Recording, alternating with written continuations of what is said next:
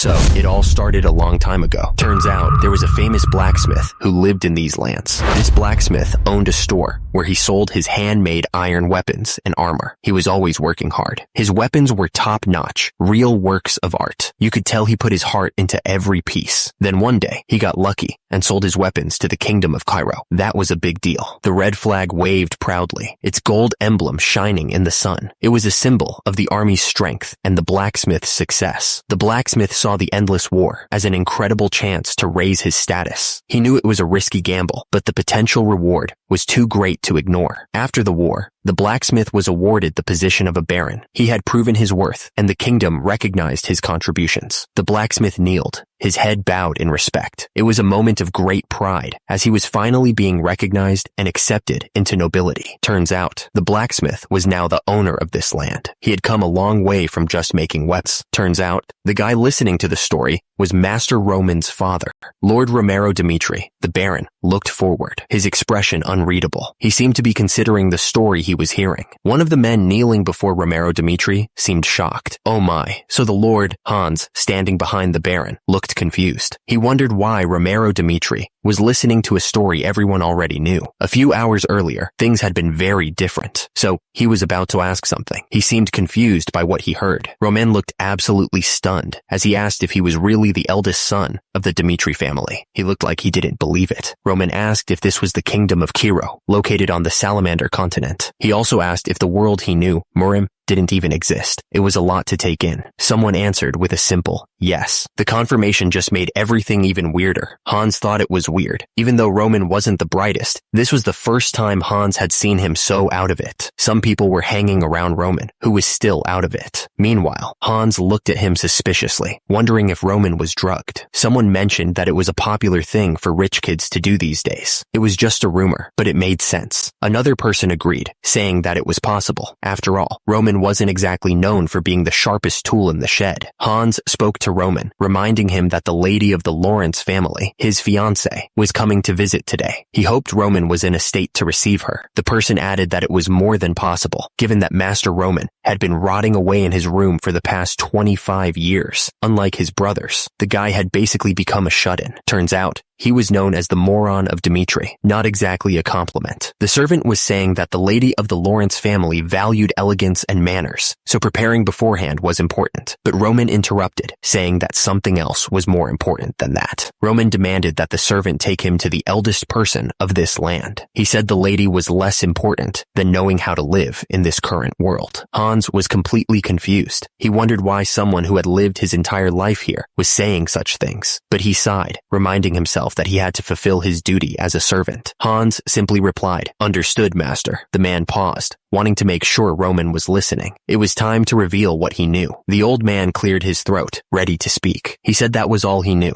A moment of silence followed as Roman absorbed the information. He thanked the man, saying it was a big help. Roman promised he would reward the man later. The old man replied that it was nothing, saying it was an honor to even be able to talk to him. The air crackled with anticipation. Roman Dimitri paused, lost in thought. He seemed to be wrestling with something. Suddenly, a realization hit him. His actual name wasn't Roman Dimitri at all, but Baek Jong-hyuk. He remembered his past life. As a person of Murim, Baek Jong-hyuk had lived a fierce life, fulfilling everything before peacefully accepting his death. But somehow, he woke up in Roman Dimitri's body. He couldn't understand how this had happened. Roman wondered if this was the will of the heavens, or maybe God's punishment for not accepting ascension. He was really confused. The man looked at Roman, clearly confused by what he was saying. Roman just stared back, lost in his own thoughts. Suddenly, a voice echoed, filled with pure rage. "You bastard!" the voice screamed. Kevin had his foot on the guy's face, grinding it into the dirt. "Just die already!" Kevin yelled. The guy collapsed to the ground, not moving. The people nearby just watched, frozen in shock at what they had just witnessed. Blood dripped down Kevin's face, but he didn't seem to care. He just stood there, breathing heavily. The man sneered down at Roman, calling him a filthy brat. He looked absolutely furious. Kevin didn't let up, continuing to beat the guy mercilessly. The victim was taking a serious beating. Hans appeared, watching the beatdown with a strange look on his face. He commented that he was just passing through for a moment. Hans's eyes widened as he looked closer. He noticed a tattoo on the victim's arm and gasped. "Ah," he said, recognizing the tattoo. "That tattoo of fangs is..." Someone nearby asked what the tattoo was. Hans looked nervous, sweating a bit. Someone shouted, calling him master. The voice was full of urgency. Roman turned his head, trying to figure out who was calling him. He looked a little surprised. Hans pointed out that it seemed like the Bloodfangs were involved. Roman looked confused and asked what the Bloodfangs were. Hans explained that they were a group that made money by lending it out at crazy high prices, not just in Dimitri, but in other places nearby too. Hans looked worried, saying it seemed like the kid owed the Bloodfangs a lot of money. He added that they were going too far. Hans was about to say they should pretend they didn't see anything, that getting involved wouldn't be good, but he stopped himself, unsure. Suddenly, a voice echoed with authority. It was a single, powerful word. Stop. The three men froze, their faces etched with confusion and surprise. They all looked up, trying to figure out who had given the order. Someone in the crowd shouted, "Master!" It was clear they recognized the voice and were surprised by it. Roman stood with a serious expression. His eyes narrowed, a clear sign that he wasn't going to let this go. One of the men stepped forward, his face hard. He looked right at Roman and asked if he was really Roman Dimitri. The man grinned, clearly not intimidated. There was a strange confidence in his eyes. The man started laughing like a maniac. He mocked Roman, saying he only stepped up because he was nobility. He kept going, making fun of Roman for even trying to stop them. He said Roman was just saying stuff like "stop it." The man dismissed Roman's authority completely. He said that Sir Dimitri could get lost since this was their business and they didn't need anyone interfering. Hans was getting really worried. He blurted out that they had to leave immediately because the Bloodfangs were vicious. He even called Roman Master Roman out of respect. Roman wasn't listening to Hans's warnings. Instead, he said he didn't know much about the laws of this place and demanded an explanation. Roman looked absolutely furious. He asked who had broken the law there and what punishment would be fitting for them. Hans looked up, completely stunned. He clearly wasn't expecting Roman to take things so seriously. The man explained that since the boy was in debt and couldn't pay it back on time, he was in the wrong. But the Bloodfangs didn't have permission to take care of it themselves, so they were also in the wrong. Hans continued, explaining that what was even more important was that they had disrespected Roman, the eldest son of the Dimitri family. He emphasized that disrespecting the eldest son was a crime worth their lives. Hans added that, according to the law of the land, it wouldn't be odd for them to receive capital punishment for what they did. The two men standing before Roman looked nervous, but also defiant. Meanwhile, Hans was sweating bullets, realizing how serious the situation had become. Roman stared down at the Bloodfangs and asked if they had heard what Hans said. They had broken the law of the land. He raised his hand, holding the stick high. Thus, Roman stared down at the Bloodfangs with a cold glare. He declared that as the eldest son of Lord Romero Dimitri, he would punish them all, right there and then. The air crackled with anticipation. One of the Bloodfangs stepped forward, trying to reason with Roman. He admitted that he understood that Roman was a noble who didn't know how the world worked, but he was putting them in a really tight spot. The Bloodfangs were starting to sweat, realizing they had messed with the wrong person.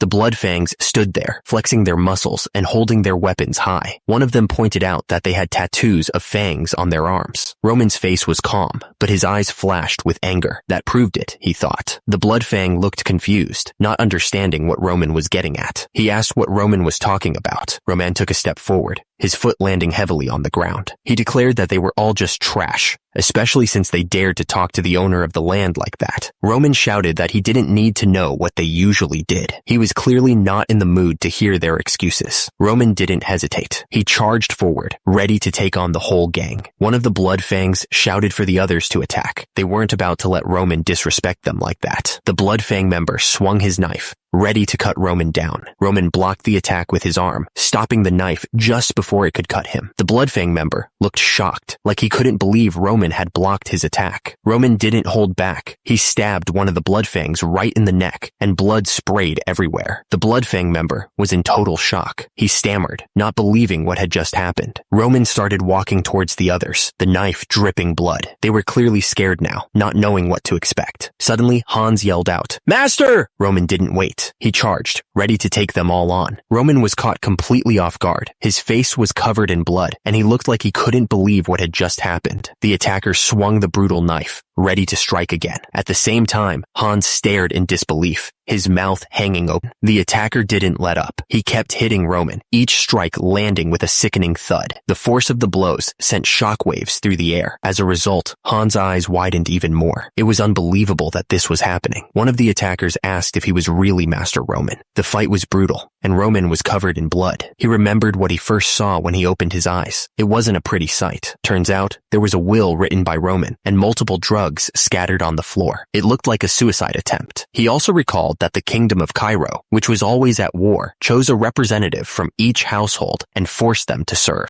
He held the document in his hands, feeling the weight of it. What did it all mean? The story went that Roman, the guy who was supposed to represent the family in the army, ended up killing himself because he was too scared. What a loser. It was a pathetic life, alright? But whatever life Roman lived, it was over now. Turns out, the current owner of that body was Baek Jung-hyuk, the leader of the Heavenly Demon sect. That's quite a change. As long as Baek Jung-hyuk had taken over that body, he was gonna live things his way. No more pathetic suicide attempts. He stood there, covered in blood, bodies scattered around him. He wasn't gonna let this new life go to waste. Roman was covered in blood, looking like a total mess. At the same time, someone shouted that he was a monster. A man saw Roman standing there, covered in blood, and screamed, running away as fast as he could. He was clearly terrified. The man gasped, struggling to breathe. He felt like he was choking. The man begged to be let go, his voice cracking. He was desperately trying to pull the hands off his neck. With a final gasp, the man fell to the ground. He was out cold. Roman spoke, declaring that for any group to function right, they needed to respect the law. He was laying down the rules. Even though Roman's sword dripped with blood, he promised he wouldn't kill them. He was showing a little mercy, at least for now. But Roman warned that they'd still pay the price for talking so ruthlessly. The man screamed as Roman's grip tightened. The man dropped to the ground, defeated. He wasn't moving. Roman then announced to everyone that his name was Roman Dmitri. He wanted to make sure they all knew who was in charge now. Roman spoke loud enough for everyone to hear, making it clear that if anyone had a problem with how he handled things, they could come find him. He stood there, covered in blood, the image of someone who wasn't afraid to get his hands dirty. The air around him felt heavy, like a storm was brewing. Roman finished what he was saying, letting everyone know that he was ready for whatever came next. He wasn't backing down from anyone. Suddenly, the name Baek Jung-hyuk appeared, surrounded by streaks of light. It felt like a name that carried a lot of weight.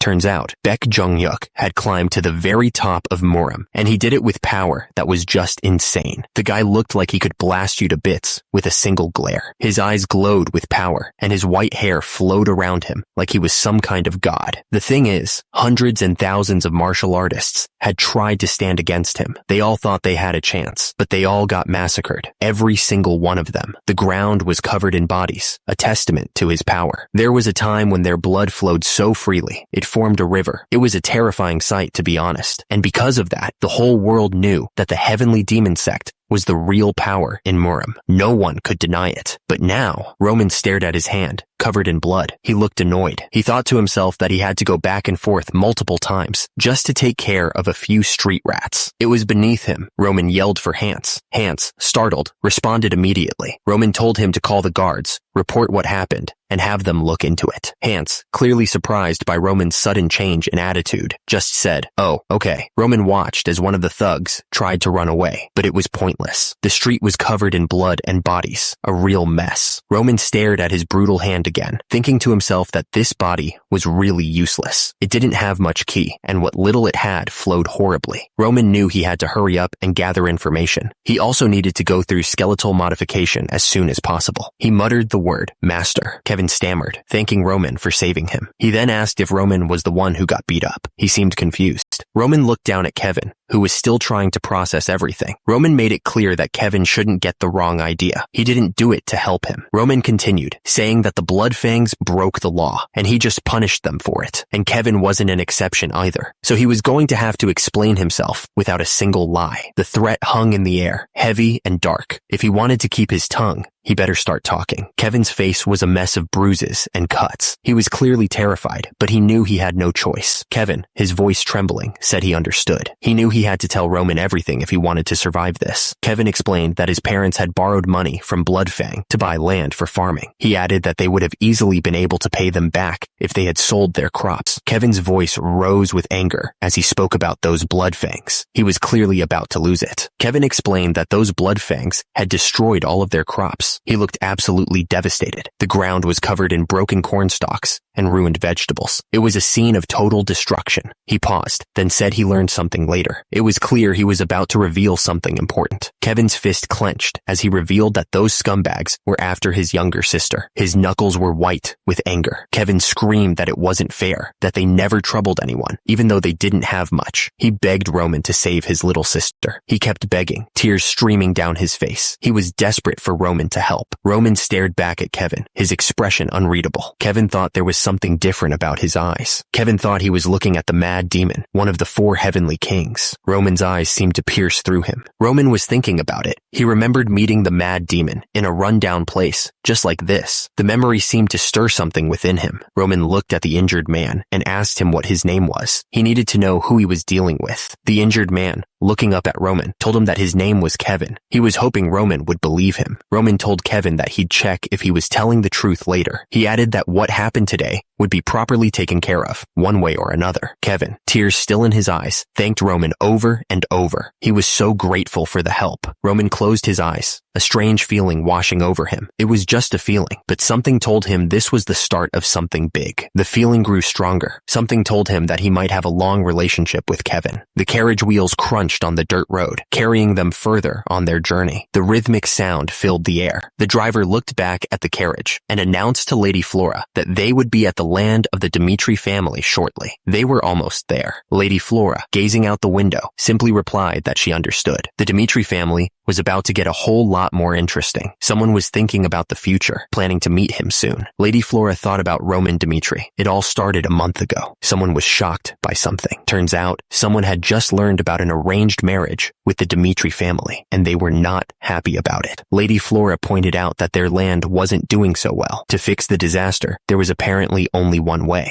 She was saying that the only way to overcome the disaster was. Lady Flora looked absolutely shocked. Her marriage had been decided just like that, and it was with the Dimitri family. She was going to have to spend the rest of her life like this. Lady Flora was absolutely horrified. She couldn't believe she was being forced to marry into the Dimitri family, a family full of minors. The man tried to calm her down, calling her name, but Flora was too shocked to listen. The man apologized, clearly feeling guilty about the situation. He explained that it wasn't his fault. It was his pathetic father who had made the decision. Meanwhile, Lady Flora's carriage came to a stop. A voice announced, "Miss, we are here." Lady Flora was complaining that she was supposed to marry the second son, who had a bright future ahead of him. She stepped out of the carriage, taking the hand of the attendant. She continued, saying that even that was ruined. She looked like she was about to explode with anger. She said it all went wrong when the eldest son, Roman Dimitri, got involved. Roman looked back, clearly confused by what he was hearing. He cocked his head to the side, trying to understand. Her voice echoed with rage as she accused Roman of forcing her to marry him instead. She was making a real scene. The nerve of that guy. She was going on about how she was forced to marry. Apparently, she'd heard that Roman Dimitri was nothing but a moron who only cared about luxury and having fun. She griped about how much perfume he used. She admitted that she knew about the situation with their land, but she was getting more and more upset. She turned to the attendant and said that Roman was really not it. She looked determined. It was clear she was going to tell Roman exactly what she thought of him, right then and there. Lady Flora took a deep breath, ready to say what was on her mind. She started speaking, addressing Sir Dimitri. Lady Flora was serious as she finished what she had to say. She wanted Roman to forget about this marriage. Roman didn't even let her finish before he responded. He said he was fine with it. Lady Flora looked completely surprised by his quick agreement. She didn't expect that at all. Roman explained that he'd heard about the marriage too. He added that the moron of the Dimitris wouldn't dare marry someone like her, so he believed it was right to cancel it. Lady Flora was completely thrown off by Roman's reaction. She couldn't believe he was agreeing so easily. She wondered what was up with him and if he was being serious. Since this was an important matter, Lady Flora said she was going to go tell her father immediately, but Roman told her to wait a second, stopping her from leaving. Roman asked if there was a problem. He pointed out that he'd heard she really wanted this marriage. Roman was willing to cancel the marriage without any conditions, so he was a bit confused. He then asked Lady Flora if she even wanted to marry him.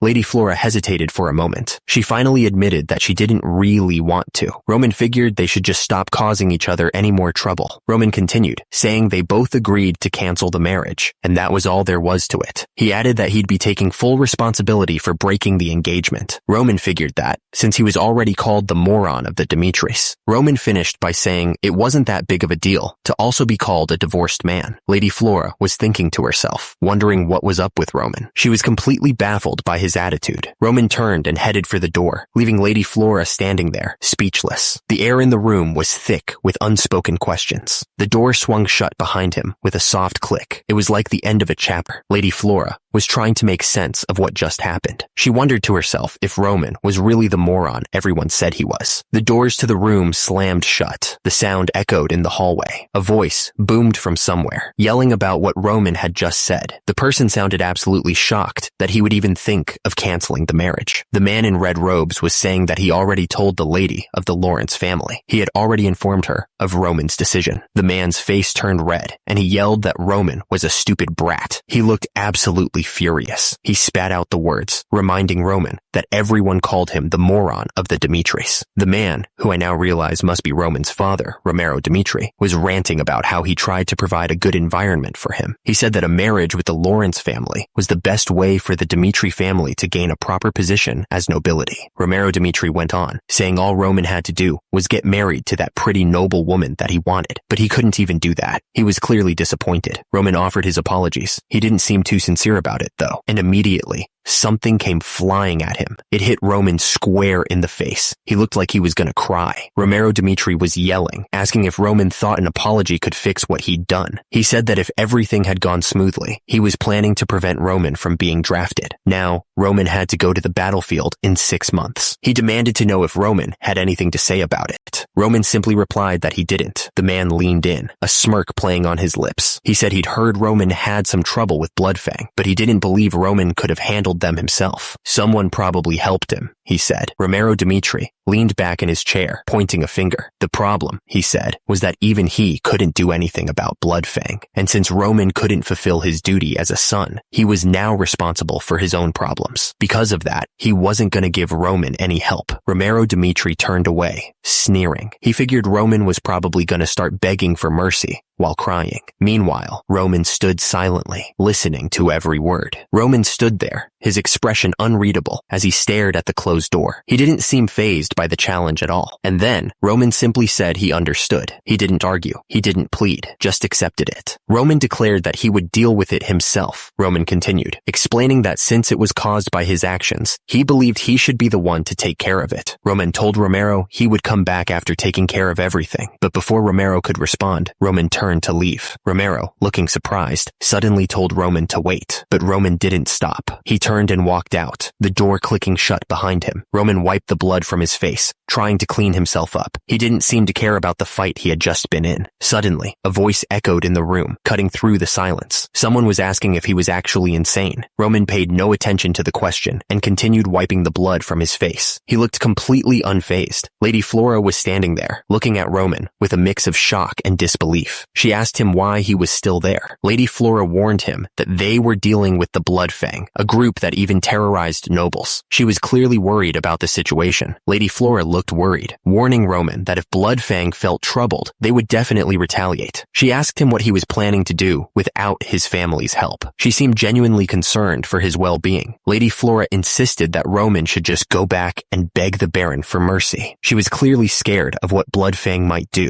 She probably thought he was in way over his head. Roman suddenly asked why he should do that. Lady Flora started to explain, but he didn't seem interested in hearing it. He looked like he was ready to double down on whatever he was planning. Roman cut her off, his tone suddenly hard. He just said her name, but it was enough to silence her. Roman told Lady Flora that she really didn't know her place. He was done listening to her. He looked absolutely furious. Roman was clearly taken aback by something. He didn't expect whatever was coming next. He just stood there, mouth open, and asked what was going on. The smell was awful, like something had died in the room. He tried to cover it up with perfume, but it wasn't working. The smell of blood had soaked into his skin, and this outfit felt way too tight. Roman tugged at the collar, looking uncomfortable. Hans just stood there, holding the perfume. He was reminded that this was his first meeting with his fiancée, the Lady of Lawrence. He had to show his respects. It was expected of him. Marriage, huh? He wasn't thrilled about the idea. Roman thought to himself that he's barely getting used to this world, and marriage would only make things harder for him. Roman said they'd be arriving soon. He figured they should wait for them downstairs. He admitted Hans was right about some things, though. Roman thought there was no reason to be disrespectful to the Lady of Lawrence. She hadn't caused him any trouble. He just needed to break this engagement, but he wanted to do it without making her angry. That was the plan anyway. At least, that's what he was hoping to do. But it seemed that Flora, this woman, was starting to understand the situation. She looked a bit worried, actually. But then, Flora's expression hardened. She thought to herself that he never planned to show any respect towards her. That just gave him even less of a reason to show her any respect, he thought. He was getting tired of this. Roman looked directly at her. He told Miss Flora that she was quite an arrogant person, wasn't she? Roman continued, explaining that he understood where she was coming from. She probably didn't consider his circumstances when he brought up breaking the engagement, he said. Roman seemed pretty pleased with himself. He was clearly enjoying this conversation way too much. Roman pointed out that when he said he'd take full responsibility for breaking off the engagement, Flora started to get anxious. Flora tried to come up with a response, stumbling over her words. Roman's eyes narrowed, focusing on Flora. He wasn't going to let her off the hook that easily. Flora finally spoke, telling Roman that he had no right to interfere with her decision. Flora looked down at Roman, standing tall and proud. Roman just stared back up at her, not backing down an inch. He declared that they would go their separate ways from now on and mind their own business. Roman continued, explaining that the reason he said he'd take full responsibility was to prevent any marriage talks that might happen after he broke the engagement. He added that it was also because he didn't want to be involved with Flora anymore. Roman paused, taking a breath. Then, he spoke Flora's name, getting ready to say what he really felt. Flora didn't say a word. She just turned around and walked away, leaving Roman standing there alone. It was over. Roman's voice echoed with finality, declaring that this would be the first and last time they ever met. Someone spoke, their voice laced with concern. They said that the other person was drinking too much. Night had fallen. The mansion loomed in the darkness, a silent witness to the events unfolding within its walls. Someone suggested that they should stop drinking for the day. He sighed, confessing to Lahana that he had used violence against Roman again. He thought back to when they were commoners, admitting that he used to beat Roman up pretty often, and after they became nobles, he promised himself that he wouldn't let his child go through that experience again. Romero Dimitri admitted that thanks to that promise, their other children grew up well. His wife agreed that was true, but then Romero Dimitri wondered, what about Roman? He was the only child who went through the hard times with him. He didn't know how he should treat Roman.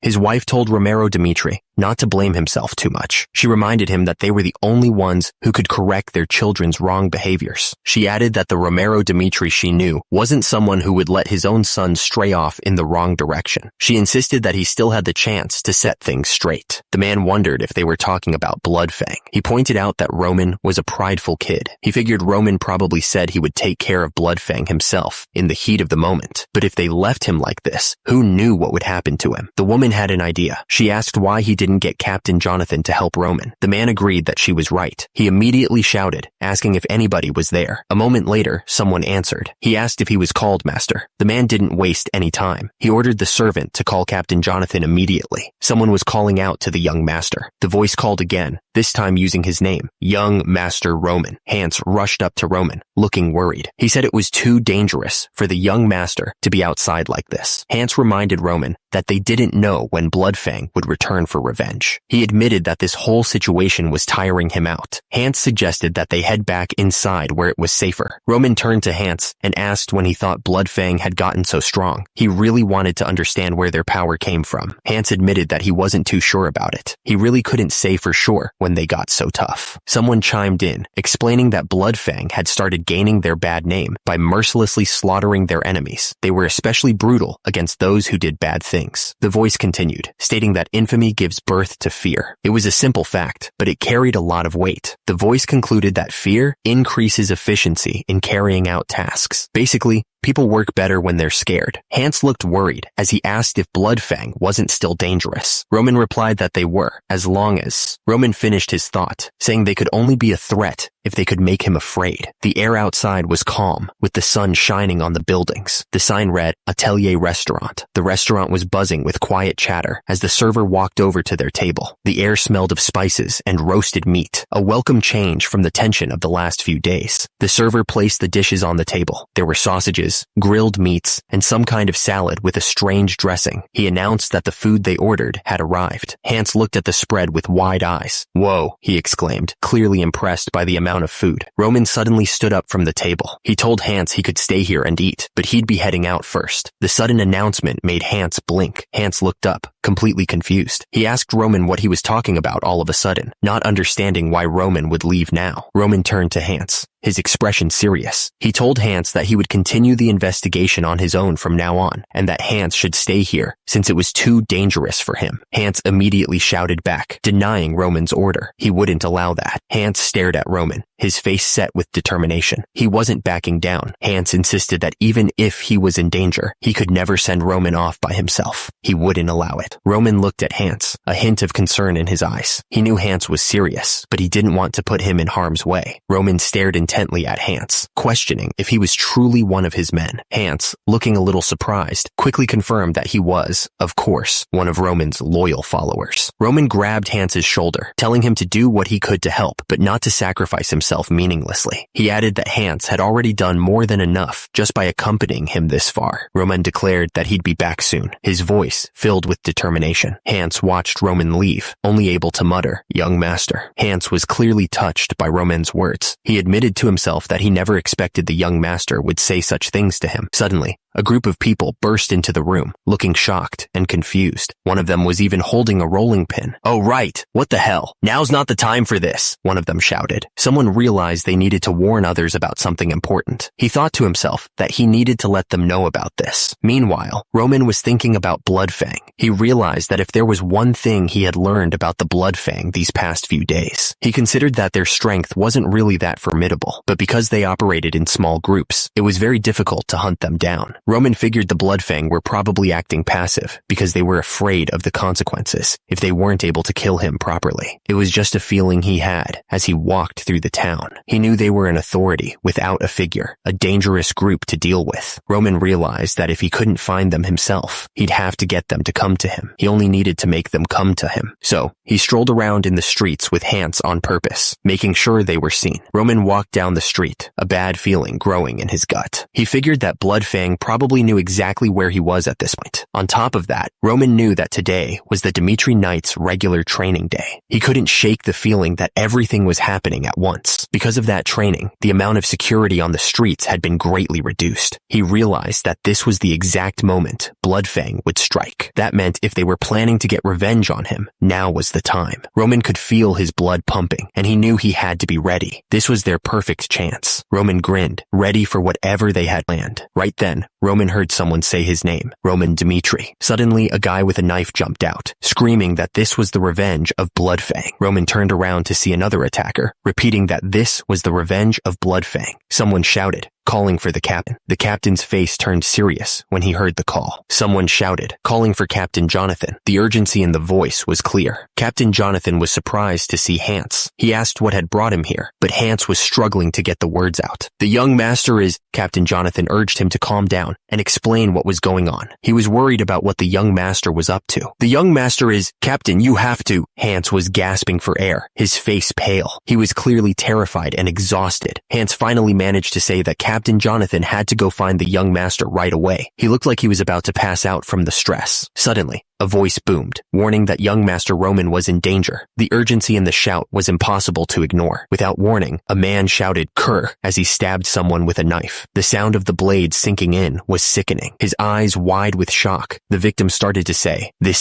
scumbag." He looked absolutely furious. The attacker's hand tightened around the knife, his knuckles white. The weapon was covered in blood. The hand holding the knife trembled slightly, but the grip remained firm. The air was thick with the smell of blood. The man gasped, clutching clutching at his chest as blood bloomed across his shirt. His eyes widened in disbelief as he realized what had just happened. The attacker stared down at the brutal knife in his hand, his expression blank. He didn't seem to feel anything about what he had just done. The attacker stood over the body, the blood pooling on the cobblestones around them. The scene was silent, except for the faint sound of dripping blood. A voice echoed through the alley, filled with disbelief and horror. Someone had just stumbled upon the gruesome scene. Two men hurried into the alley, their faces grim as they took in the sight of the body. They clearly hadn't expected to find this. Two men arrived at the scene, and they looked absolutely shocked. They couldn't believe what they were seeing. One of them said that this wasn't what they had been told to expect. The man with blood staining his shirt grinned. He asked the newcomers what they thought they were doing, his voice calm despite the blood.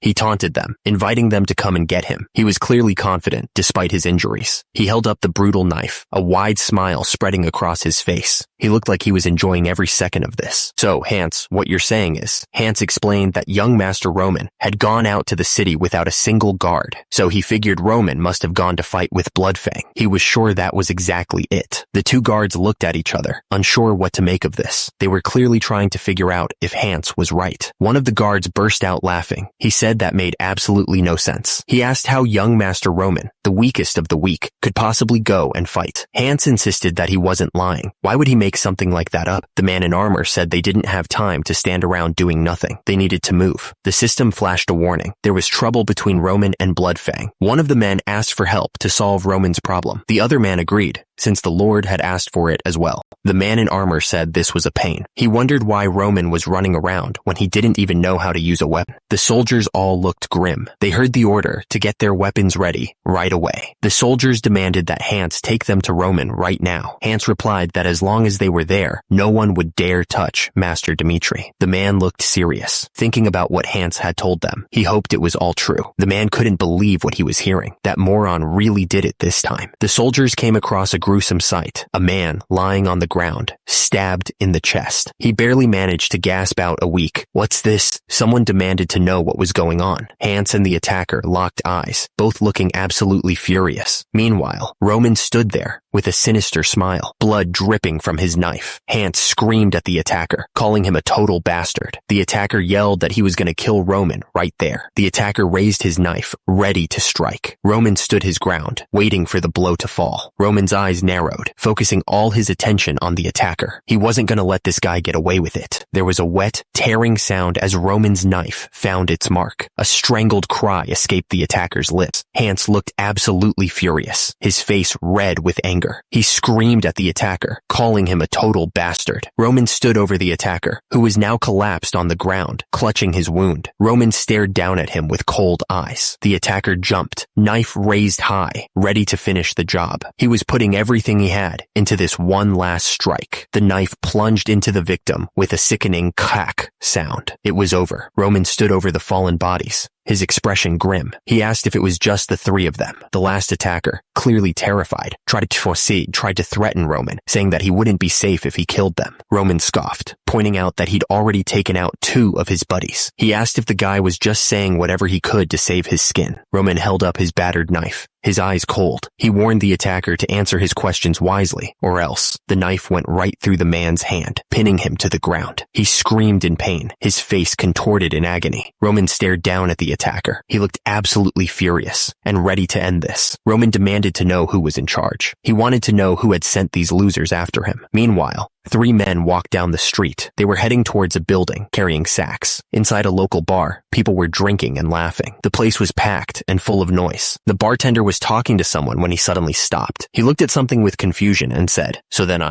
Roman stood at the bar, his back to the bartender. The bar became quiet, like everyone was holding their breath. One of the bar employees started to say something, but stopped. He was clearly shocked by what he saw. The bar employee stepped forward nervously and greeted Roman. "Hello, young master." "Hello." The bar patrons started whispering amongst themselves. "It's Roman? Why did he suddenly come here? Why does he look like that?" Roman stood at the bar and asked the bartender, "What will it be?" "Tear of the Dawn, one from the 20s. The bartender apologized, saying that the bar didn't have anything like that. He asked if he should recommend something else, but Roman just said that was fine. Roman simply told him to get him something strong. Roman explained that he had something to do in the morning, so he was going to need to be a bit drunk, Roman said. The words "dew of the dawn" appeared in the air, almost like a question hanging in the balance. Turns out, it was a pub right in the middle of the street. Apparently, that's where they got their tasks from. Hans asked what the special code was, the one they needed to say to get the tasks. The code phrases floated in the air: tear of the dawn, something strong, and work in the morning. It was important to say all of those phrases, and in the right order too. The bar was crowded, filled with people drinking and talking. It was a normal enough place, but the air felt thick with tension. Suddenly, Hans's voice boomed through the room. He yelled for everyone's attention.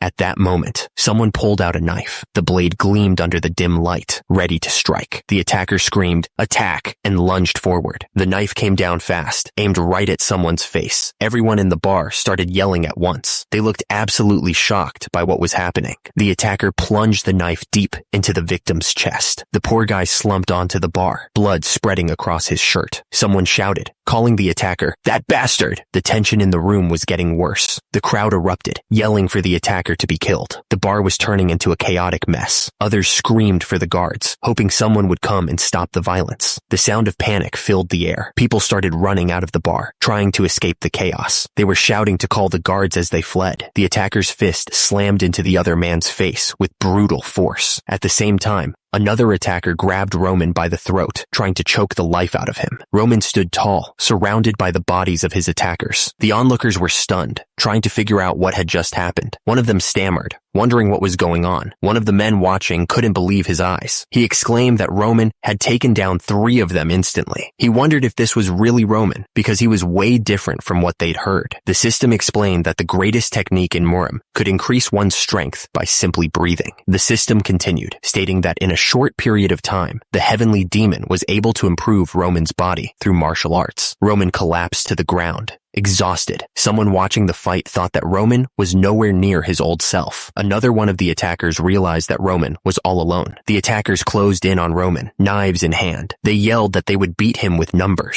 Despite being surrounded, Roman smirked slightly. He wasn't worried at all. Roman thought to himself that these guys were nothing but nuisances. Someone was struggling to pull themselves up, grabbing onto the edge of something with a grunt. A man looked up, shocked by what he was seeing. He said that someone had made it just in time, narrowly avoiding something bad. The man said he was just about to finish up. He then asked Roman why he was doing this. Roman replied that it was a useless question, since the man was the one who attacked him. Besides, it was just the 2 of them now. Roman stared at the man, his expression unreadable. He admitted that he had something he was curious about, his eyes gleaming. Roman suggested that they have a little chat, his tone hinting at something more than just a friendly conversation. The man's eyes widened, his mouth hanging open slightly. He was clearly shocked by what he was seeing. Another man was lying on the floor, barely conscious. He looked terrified, like he couldn't believe what was happening. Another man lay still on the floor, a knife beside him. It looked like something young Master Roman had done, which was hard to believe. Someone shouted for the captain, their voice filled with panic. The captain asked what was going on. The survivor from the 2nd floor said that young Master Roman had gone to Lawrence. The man looked up, clearly confused by the news. He asked why young Master Roman would go to Lawrence. The reason was simple. Bloodfang's main base was located at Lawrence, which was really bad news. It all started an hour before. Something was definitely about to happen. In Lawrence, the building stood tall against the sky. It was a place where secrets hid in every shadow. Suddenly, someone called out, "Hey, owner!" The interrogator spoke, suggesting they could both benefit from talking things through. The guy looked up, sweat dripping down his face, clearly terrified. The interrogator mentioned that the guy had already lost 2 fingers, but the guy spat back that he should get lost and that he had nothing to say. The prisoner screamed that Roman would pay for this. Bloodfang, he said, would definitely get their revenge. Roman responded that the man should have acted like that in the first place. He admitted he liked people like him. Roman continued, explaining that those who don't talk, even after torture, and aren't afraid of death, usually have the most valuable information. The prisoner insisted it was a waste of time and begged Roman to just kill him. Roman paused, wondering if that was really true. Roman stared at the prisoner, his purple eyes intense. He was thinking about what the guy had just said. Roman figured it was time to test the prisoner. He wanted to see if the man would keep his mouth shut, no matter what he did. Roman produced produced a photo. He said he was going to use it as an example. Roman held up the photo so the prisoner could see it. He wondered what would happen if he said, Roman threatened to find and kill the prisoner's son, the one in the picture. The prisoner's eyes widened in terror. The prisoner denied everything. He insisted he didn't know what Roman was talking about and that the kid wasn't his son. Roman fired back immediately, saying he was full of it because the kid looked exactly like him. The prisoner's teeth were clenched so hard they looked like they might crack. He was absolutely furious. The prisoner exploded with rage. He shouted that it was insane for a noble like Roman to threaten his family. Roman held up the photo of the prisoner's son. He happened to have learned something interesting about Bloodfang recently. The guys in Bloodfang even sacrificed their lives for the sake of getting revenge. Roman continued, explaining that he had found one common thing among those guys. It's that they were heavily in debt to the Bloodfang, and they weren't originally bad people. Roman finished his thought, but they ended up turning into devils. Roman explained that Bloodfang doesn't hesitate when committing crimes just to make people owe them money, and turning the debtor's family into slaves is easy for them. That, he said, was the truth about Bloodfang. The prisoner explained that they push a person to the edge of a cliff, and they hold their family hostage and use them as a threat. He asked if Roman didn't think that was a reasonable guess as to how they operated. The prisoner's face was bruised and swollen. He said that nothing changes even if you know the truth. Roman told him that Bloodfang would definitely get there. He interrupted himself, telling the guy to think about it carefully. He added that the prisoner had to be careful when choosing where to bet his money. Roman stared down at the prisoner. He was serious, he said, when he said he'd kill his son. Roman swore by his name, Roman Dmitri, that he would get revenge. Roman said he would make the soldiers look for him. The picture of the prisoner's son was now broken. He said he would kill him, very slowly and very painfully. Roman's foot came down hard, smashing the picture frame and the image of the prisoner's son beneath it. But before he did that, Roman told him he'd give him another chance. The prisoner's eyes darted around, sweat beading on his forehead. Roman asked if he would rather keep his mouth shut for the sake of Bloodfang and let his son die while suffering, or would he give him the information he needed to properly take care of Bloodfang? Roman's words hung in the air like a threat. The choice was his. Far from the interrogation room, the town of Lawrence was quiet. The only sound was the wind whistling through the buildings. Deep inside a building, an unknown person asked if something was really true, sounding unsure. Another person confirmed that Roman Dmitri himself had defeated an entire division. It was a shocking claim. The men started to panic. If the Dmitri Knights took action, they knew they'd be in serious danger. The man looked furious. He shouted, "Damn it!" He refused to believe what he was hearing. There was no way. The man sitting on the throne couldn't believe Roman was capable of such a feat. He thought Roman was just a weakling. He glared, realizing they had messed up big time. He admitted that they had intended to show everyone how powerful they were by taking out Dmitri. The news was unbelievable. How could someone who couldn't even get in the Royal Swordsmanship Academy defeat an entire division by himself? The leader sat on his throne and asked where Roman was at that moment. He figured that Roman had just left the Dmitri region. He wondered if Roman had gotten information from the Morning Dew. The leader asked if Roman was all by himself. The other person confirmed that he was. The leader looked absolutely furious. He said that Roman dared to attack their headquarters all by himself, like they were nothing. The leader immediately ordered his forces to gather. He wasn't going to let Roman get away with this. One of the subordinates told the leader that they would kill Roman before the Dmitri Knights could even get there. They had to take care of that arrogant brat. The attacker's eyes burned with rage. He screamed that Roman Dmitri dared to put his hands on Bloodfang,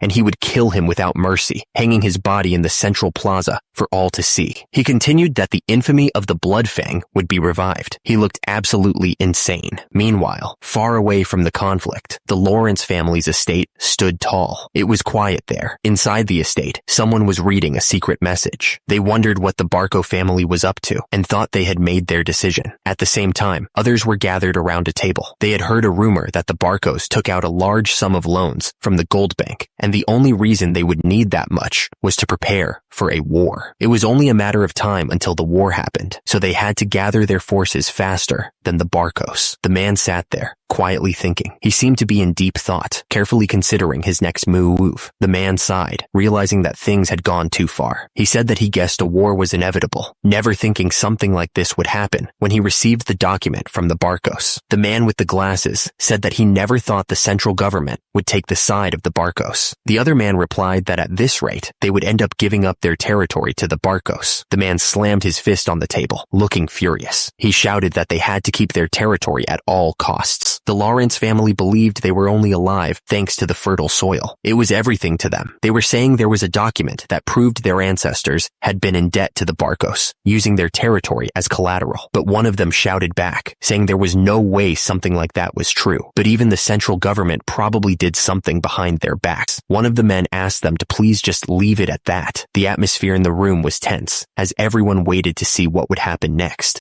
One of the men said that no matter what happened, they must not give away their territory. He warned that families from all around would come at them like hyenas if that were to happen. Since the Barcos didn't seem to want to compromise with them, they had to resist to the best of their abilities. The man then said that was right, and that was why they had arranged a marriage with the Dimitris. Another man chimed in, agreeing that they had the Dimitris. He added that although they were originally commoners, weren't they one of the wealthiest in the northeastern region? One of the men said that no matter how much the Barcos borrowed, they wouldn't be wealthier than the Dimitris. He seemed pretty confident about it, like he knew something the others didn't. The Lord hoped that was the case. That's why he had sent his only daughter to that idiot in the Dimitri family. After all, the advisor chimed in, saying it was all for the sake of Lawrence. He assured the Lord that he had made the right choice and shouldn't blame himself too much. The Lord simply said, all right. He seemed to accept what the advisor was saying, but there was still a hint of worry in his voice. Meanwhile, Flora looked uneasy. She seemed to be in distress, and a bead of sweat trickled down her face. The gears turned in her head. What should she even tell them? She was clearly struggling to figure out how to break the news. Flora looked down, her face etched with worry. She was clearly starting to feel the weight of what she had done. Flora was pacing back and forth, conflicted. She thought to herself that now that she had broken off the engagement, she couldn't even face her father. But then she shook her head, telling herself that this was her life, and she wasn't going to get sold off to some guy. Still, she worried about her father's plan and the family's future. With newfound resolve, Flora decided she was going to tell him. She steeled herself, ready to face whatever came next. Flora declared that she couldn't marry someone who she didn't have feelings for. She would tell her lord that she couldn't go through with it. Flora's face was a mask of worry as she stood there. In the background, a knight was running towards her, his face etched with panic. Flora's eyes widened slightly, a bead of sweat trickling down her temple. She looked completely confused, unsure of what was happening. The knight finally reached Flora, panting heavily. He managed to sputter out a greeting, addressing her formally. The knight then shouted that it was an emergency. His voice was full of dread. Flora's eyes darted around, her face pale with shock. She was clearly caught off guard by the knight's sudden announcement. The attacker was right outside, banging on the door. He yelled for them to open up, calling them every name in the book. One of the guards shouted back, demanding that they drop their weapons and follow protocol. He warned that young Master Roman was in danger. The guard continued to yell that if anything happened to young Master Roman, he wouldn't forgive them. Below, a group of knights rode up to the scene, ready for a fight. Another guard ran up, shouting to his captain that there was big trouble. He looked completely panicked. The captain asked if it was true, and the guard confirmed that the Lawrence Plaza was a total mess right now. Things were going from bad to worse. Kevin looked absolutely shocked, like he had just realized something terrible. He stammered, not wanting to believe what was happening. The attacker didn't care about their warnings. He shouted that he was going to break down the door, calling them scumbags. The streets were quiet, and the sky was clear above Lawrence. But that peace wasn't going to last for long. People were screaming, asking what the hell was going on, and immediately they looked down and saw a pair of brutal legs hanging from above. The victim looked up, his face covered in blood. He begged for mercy, but it was probably too late. The victim begged the attacker to spare his life, pleading with him, but the attacker didn't seem to care at all, holding him tightly by the hair. It was simple, they thought. Someone was walking up the steps, ready to attack. The attacker thought that the opponent was a moron noble. They were waiting outside the door, ready to strike. Just one person. It wasn't even work, they thought. They were looking at the building, thinking it was going to be easy. They had multiple armed men. The attackers stood together, confident in their numbers. There was no way they could have lost. No. It was impossible, the attacker thought, looking determined. The attacker was starting to realize something wasn't right. It should have been easy. The man's eyes widened in disbelief, his face pale with shock. He was clearly not expecting this.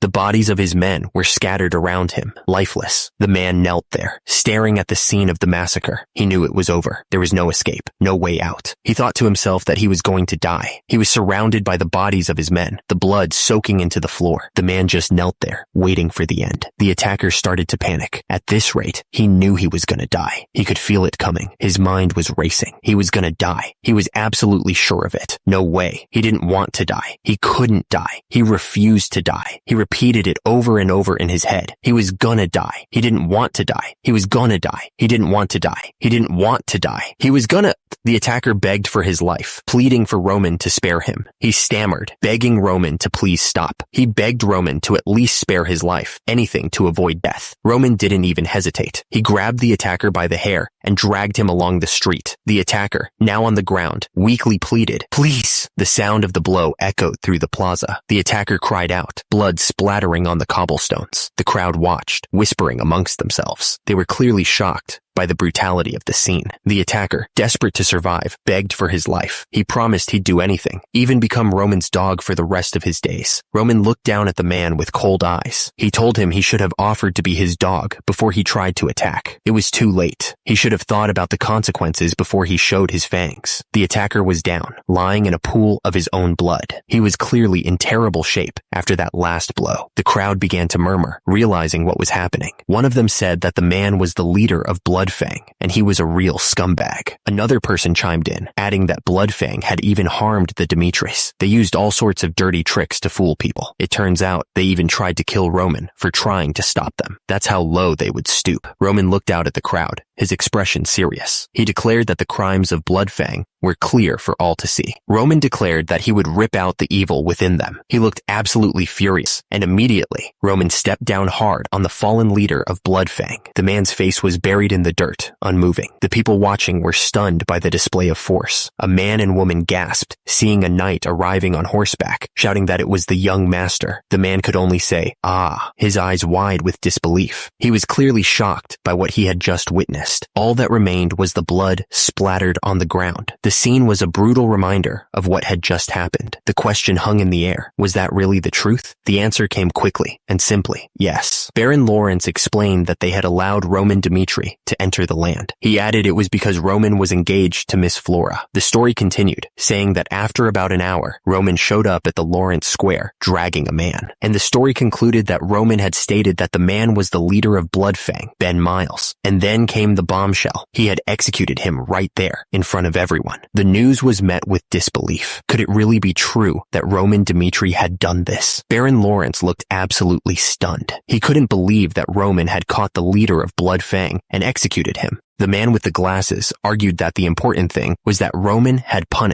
murdered someone without the Lord's permission. It was a matter that couldn't be ignored. Baron Lawrence cut him off, saying that permission and the timing of it all wasn't what truly mattered. The question hung in the air, thick with disbelief. Had the person who was supposed to marry his daughter really taken care of Bloodfang? Baron Lawrence didn't waste a second. He ordered them to summon Roman Dimitri immediately. Baron Lawrence made it clear he wanted to hear about it from Roman himself. The sound of boots echoed through the halls, getting closer and closer. And then, the door swung open, revealing the person who had been summoned. 3 figures approached, their footsteps echoing in the hall. Leading the way was a man in a simple white shirt, flanked by 2 knights. Captain Jonathan was surprised. It turned out that the Dimitri Knights were involved in the events at Lawrence Plaza. Roman Dimitri stepped forward, greeting Baron Lawrence with a polite nod. Baron Lawrence didn't waste any time with pleasantries. He demanded that Roman get to the point and explain why he came all the way to Lawrence to commit such a violent act. Roman explained that it all started a few days ago. Bloodfang was assaulting an innocent citizen, so he executed them right then and there. And Flora watched the closed door, wondering what was happening behind it. Suddenly, a man called out to Flora, trying to get her attention. "Hey, over here, lady." He asked if the person she brought with her was Roman Dimitri. He demanded to know why Roman was here and why he had gone into his father's office. Flora looked concerned. It seemed like she didn't know what was going on. Someone asked what he was talking about. The question hung in the air, unanswered. Roman explained that he couldn't just leave them alone. So, he went to their main base and killed their leader. Roman said that was the summary of the whole thing. He looked around the table, waiting for a response. Baron Lawrence spoke up, looking mad. He pointed out that Roman didn't have the authority to execute someone in Lawrence. Roman admitted that he knew he was stepping out of line, but he was skeptical if Lawrence would really take care of Bloodfang. Baron Lawrence explained that the leader of Bloodfang wasn't some mysterious figure. The guy was actually pretty popular in Lawrence, known for his crimes, and always getting bailed out. Roman said that's why he took care of him himself this time. He wasn't going to wait around for something to happen. Roman stated bluntly that he didn't trust the Lawrences. He had to do what he thought was right. Baron Lawrence looked absolutely furious. He shouted, asking Roman how he dared say such a thing. Someone yelled out, calling for the young master. It was probably one of the guards, I figured. Roman wiped his face with a handkerchief, looking a bit annoyed. He said he was honestly a bit disappointed that he didn't get any praise. He had to get blood on his hands, because Lawrence was ignoring the problem after all. He paused for a moment before continuing. He wanted to ask Baron Lawrence something. Roman wanted to know if he had really done something wrong. Roman stared at Baron Lawrence. He asked if he knew about Ben Miles. He knew the guy was a criminal, but he didn't realize he was the leader of Bloodfang. At the same time, Lawrence looked nervous. Baron Lawrence said that they wouldn't discuss the case any longer. He added that the situation wouldn't have happened in the first place if he had taken better care of things. Baron Lawrence told Roman that he would reward him later. He then told him that he could leave for now and asked if he understood. The door creaked as it closed, leaving a heavy silence in the room. Back in the meeting room, Baron Lawrence and another man sat at a long table. The atmosphere was tense. One of the subordinates approached Baron Lawrence, looking nervous. Then he started laughing like a maniac, saying, "My lord?" Baron Lawrence was surprised by Roman's power. He realized that Roman Dmitri had truly gotten him. The subordinate told Baron Lawrence that they still couldn't let things slip like this, but the Baron brushed it off, saying that of course they could, since Roman was going to be Flora's husband. He added that you needed insides like those to make great accomplishments. The Baron didn't want to hear it. He couldn't believe that Roman was fit for Flora. He said he was very happy and told them to bring him Flora immediately. He wanted to tell Flora all about it. Away from the building, the sun was setting over a peaceful landscape. The sound of hooves echoed on the stone road. It was the sound of soldiers arriving. One of the men riding with Roman was worried. He asked Roman if he really had to taunt the Baron. He said that they may have gotten away with it, but what if the Baron got angry? Roman replied that the Lawrence family wasn't taking responsibility for what happened. He added that all he did was show them that it was because of their carelessness. The man continued, saying that it looked like the Baron didn't know about the cancellation. He figured the Baron wasn't going to punish his daughter's fiancé. He said the Baron had it all planned out. The man wondered just what had happened. He thought about the person who was in front of him.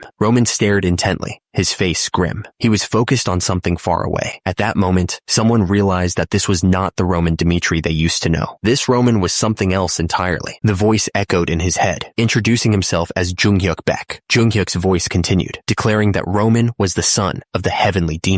Roman stared up in disbelief, hearing those words. He continued, questioning if Roman really had what it took to take his place. Junghyuk demanded that Roman prove himself worthy. Starting from the very bottom, he had to survive the trials ahead. At the same time, high above, Junghyuk showed no emotion. He was completely detached. The voice continued, saying that his death meant nothing. Even if all 12 of his children died, he could just make more. Junghyuk's voice echoed in Roman's mind, telling him to remember. Junghyuk continued, emphasizing that the only way to prove himself worthy was to reign over all. Roman found himself kneeling in a dark cave, surrounded by people he didn't recognize. He didn't know what was going to happen next, but he knew it wouldn't be good. Suddenly, Roman was struck hard, blood splattering as he fell to the ground. He hadn't even seen the attack coming. The tormentor stood over Roman, laughing. He said he thought Roman would have something special because he was the son of the heavenly demon, but it turned out he was nothing more than an arrogant little brat. The tormentor loomed over Roman, who was struggling to get up. The air crackled with tension as Roman glared back, anger burning in his eyes. The tormentor didn't waste any time. He punched Roman right in the face, the force of the blow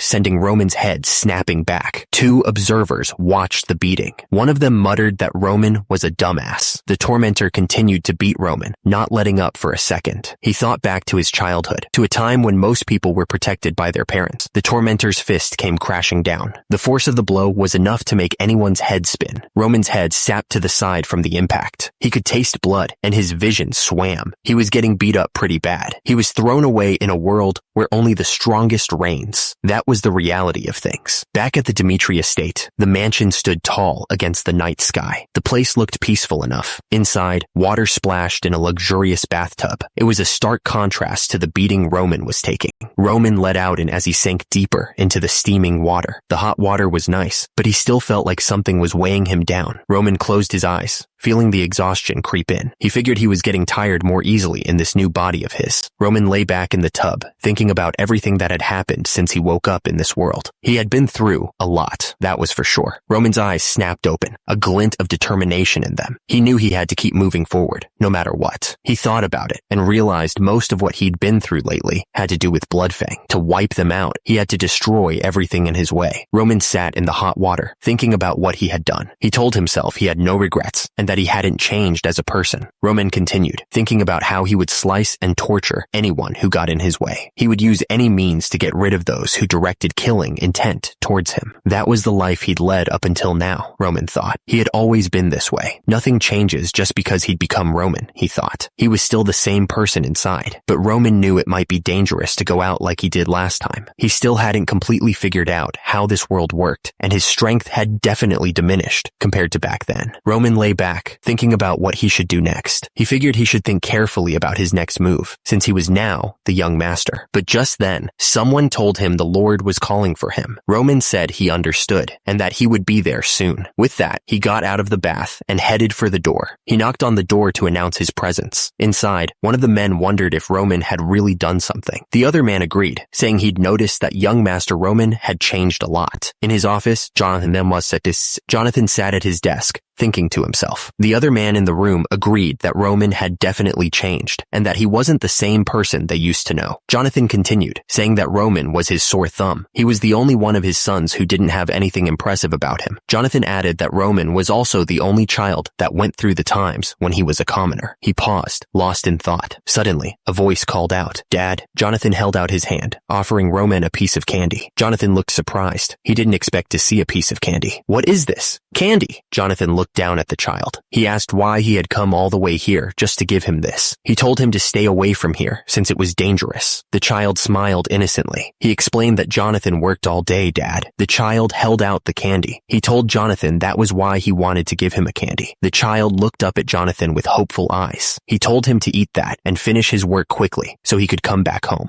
Hans looked absolutely stunned, his eyes wide with disbelief. He couldn't believe what he was hearing. Jonathan looked up, his expression full of regret. He wished for Roman to be happy. Jonathan clenched his fist, his voice heavy with guilt. That's why he favored Roman, giving him a lot of allowance so he wouldn't be made fun of for being poor. But he never thought that it would trigger the start of him veering in the wrong direction. Jonathan looked down, his face etched with sadness. A part of him had already given up on Roman. My lord. But after hearing that Roman destroyed Bloodfang, Jonathan was filled with hope once again. He really wanted to believe in his son. There was a knock on the door. One of the men announced, introducing someone. "Father, this is Roman." The man acknowledged that no matter what methods Roman used to defeat Bloodfang, Jonathan told him to come on in. He added that if Roman really accomplished something of his own will, at that moment, a foot stepped inside the room. Jonathan declared that he was prepared to do anything for Roman. Roman thought to himself that his father was trying to make up for being a lacking father. He could see it in his eyes. Jonathan nodded, confirming that he was listening to Roman. He was giving him his full attention. Jonathan asked Roman if he had really taken down Bloodfang all by himself. He looked at Roman with anticipation. Roman glanced at Baron Romero. He knew that the Baron had high hopes for what he was about to say. Jonathan considered telling the truth, but he knew that if he did, his father would see him in a completely new light. He wasn't sure if he was ready for that. Turns out, achievements that are bigger than expected always come back to bite you. Nothing is ever simple. Roman considered backing off right now. He figured he could earn some time for himself to grow stronger. Suddenly, someone called out his name. "Roman?" Jonathan was trying to figure out what to do. Should he tell the truth or should he hide it? He knew that hiding it was the more rational decision. However, something was holding him back. He wasn't sure what to do. The punch landed hard, snapping Roman's head to the side. He could feel the sting spreading across his face. The attacker kept hammering away at Roman, not giving him a chance to breathe.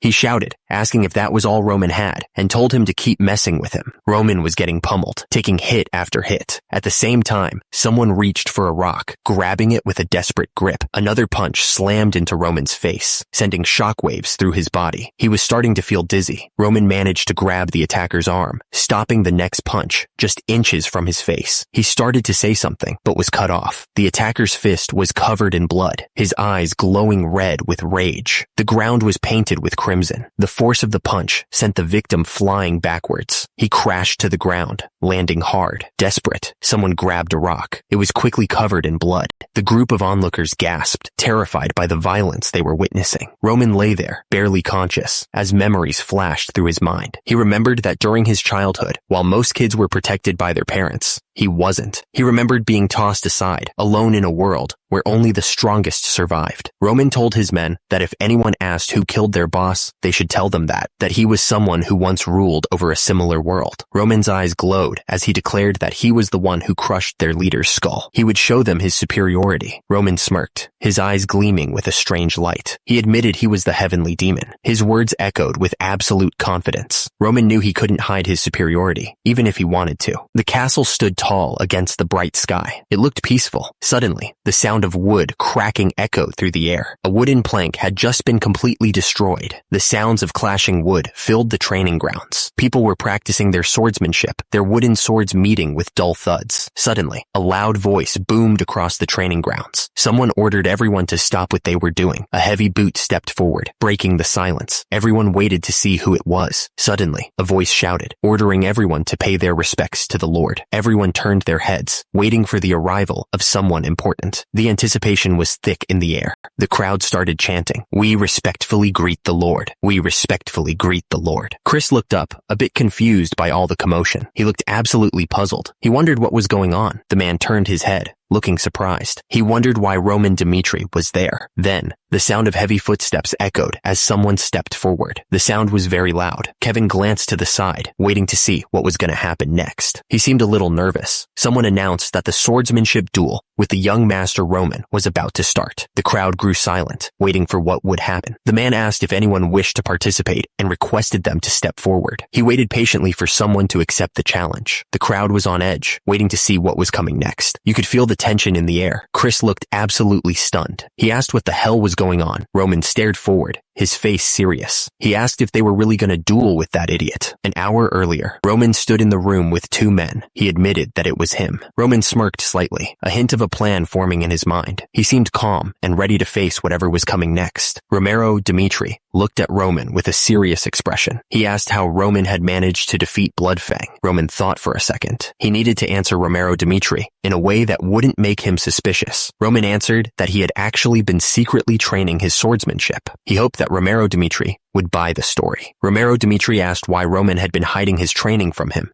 saying he would have supported him if he'd known. Roman replied that he'd spent too long wandering around on his own and needed to stop being pampered. Roman continued, explaining that he wanted to prove that even he, the so-called idiot of the Dmitri family, could achieve something independently. But he admitted that even so, there was no way he could have taught himself swordsmanship to the point where he could face Bloodfang all alone. Roman explained that Bloodfang was an organization built on illegal loans, threats, and backroom deals. He figured that if he took out their leader, the whole group would fall apart. So, he admitted, he'd baited out Ben Miles, their leader, with fake information and then hid him away. The other man was shocked. He asked if Roman had really baited out the leader of Bloodfang. Romero Dmitri looked concerned. He pointed out that Bloodfang always went after the weaker nobles who couldn't defend themselves. Roman replied that that was exactly why he had used himself as bait. Romero Dmitri was clearly upset. He exclaimed that what Roman had done was way too dangerous. Romero Dmitri continued, explaining that if Bloodfang really wanted revenge, Romero Dmitri stressed that they could have just ignored their leader and killed Roman instead. However, Roman interrupted, explaining that he was sure that a group held together by threats and pressure wouldn't risk their lives to save their leader when they had a chance to regain their freedom. Roman concluded, stating that that's exactly what had happened. Roman stood in the room with Romero Dmitri and Hans. The air felt heavy, like they were about to discuss something important. Romero Dmitri was thinking about Roman's plan. He thought to himself that it took careful decision-making, planning, and the courage to carry it out. Romero Dmitri continued to think about what Roman had done. He was impressed and thought that impressive was an understatement for what was accomplished. He couldn't believe Roman was the one who had done all that. It was hard to imagine the fool of the Dmitri family could have pulled it off. Romero Dmitri looked at Roman. He asked if he could ask him one favor and told him to please go ahead. Suddenly, a voice echoed through the room. room, declaring that he wanted to see Roman's swordsmanship with his own eyes. Romero Dimitri stepped forward, admitting that he wanted to see just how much his son had changed. The voice sounded again, almost desperate, saying he was dying to see just how much Roman had changed. Romero Dimitri looked absolutely shocked by something. He was sweating a bit too. Then the voice spoke again, asking if there were no volunteers. The men standing nearby looked down, avoiding eye contact. Chris was saying that, of course, no one wanted to volunteer. They wouldn't gain anything if they won.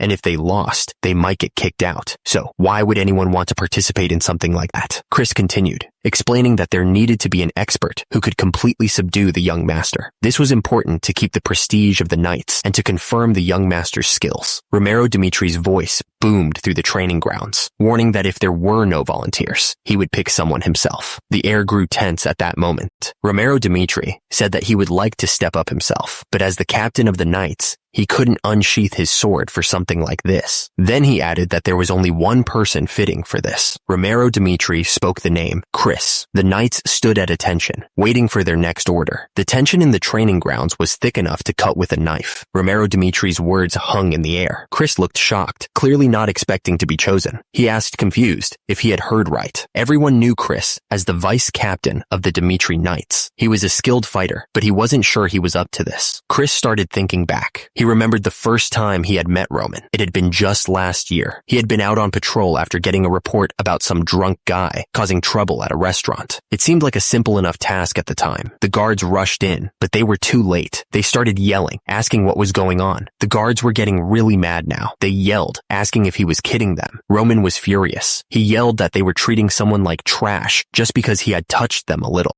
Roman didn't stop there. He kept going, asking if they really wanted their restaurant to go out of business as of today. The restaurant staff immediately started apologizing, saying they didn't mean it that way, but Roman didn't want to hear it. He told them to shut up. His face twisted in anger. Roman was losing it. He yelled at the staff, telling them not to talk back to him like that, since they were just lowlifes. He was absolutely furious. Roman kept shouting, telling them to get over there again. One of the staff tried to calm Roman down, stammering that he should chill out, but Roman didn't want to hear it, so he punched the guy, telling him to get over there when he called. Another man stepped in, telling Roman he thought that was enough. He demanded to know who they were and told them to get out of there. The man grabbed Roman's wrist, warning that if he caused any more trouble, even if he was the young master, he would be in trouble. Chris's face stung from the slap. The red marks on his cheek were a clear sign of the force he'd just endured. The knight, absolutely livid, shouted at Chris, demanding how those lowly knights dared to lay their hands on him. He looked absolutely furious. Chris glared back, thinking how he knew from the moment he got slapped in the face. He was starting to realize something. Chris realized that this guy had never trained his entire life. The knight's weakness was becoming obvious. Chris thought that the knight had the strength of an average, no, below average adult man. He was pathetically weak. The thought echoed with a sting of disgust. It was hard to believe what was happening. The knight looked absolutely shocked. He couldn't believe that such a pathetic human being was the son of a lord. Another knight chimed in, admitting he had always considered Roman as trash, someone who would be better off dead. He was clearly not impressed. The knight was furious. He couldn't believe that he was being asked to duel with that same Roman. Are you kidding me? Chris looked absolutely stunned. He'd clearly been caught off guard by all of this. Then he heard his name being called. Chris, come forth. The man insisted that Chris should be the one to duel Roman. He explained that Roman was an expert who had faced Bloodfang all by himself, and it was only right for Chris to step up for a fair match. Chris looked unsure, but he was interrupted as someone called his name. He looked up, clearly not wanting to get involved. Chris nodded, a look of understanding washing over his face. It seemed he had no choice in the matter. The two men stood facing each other on the training ground, swords drawn.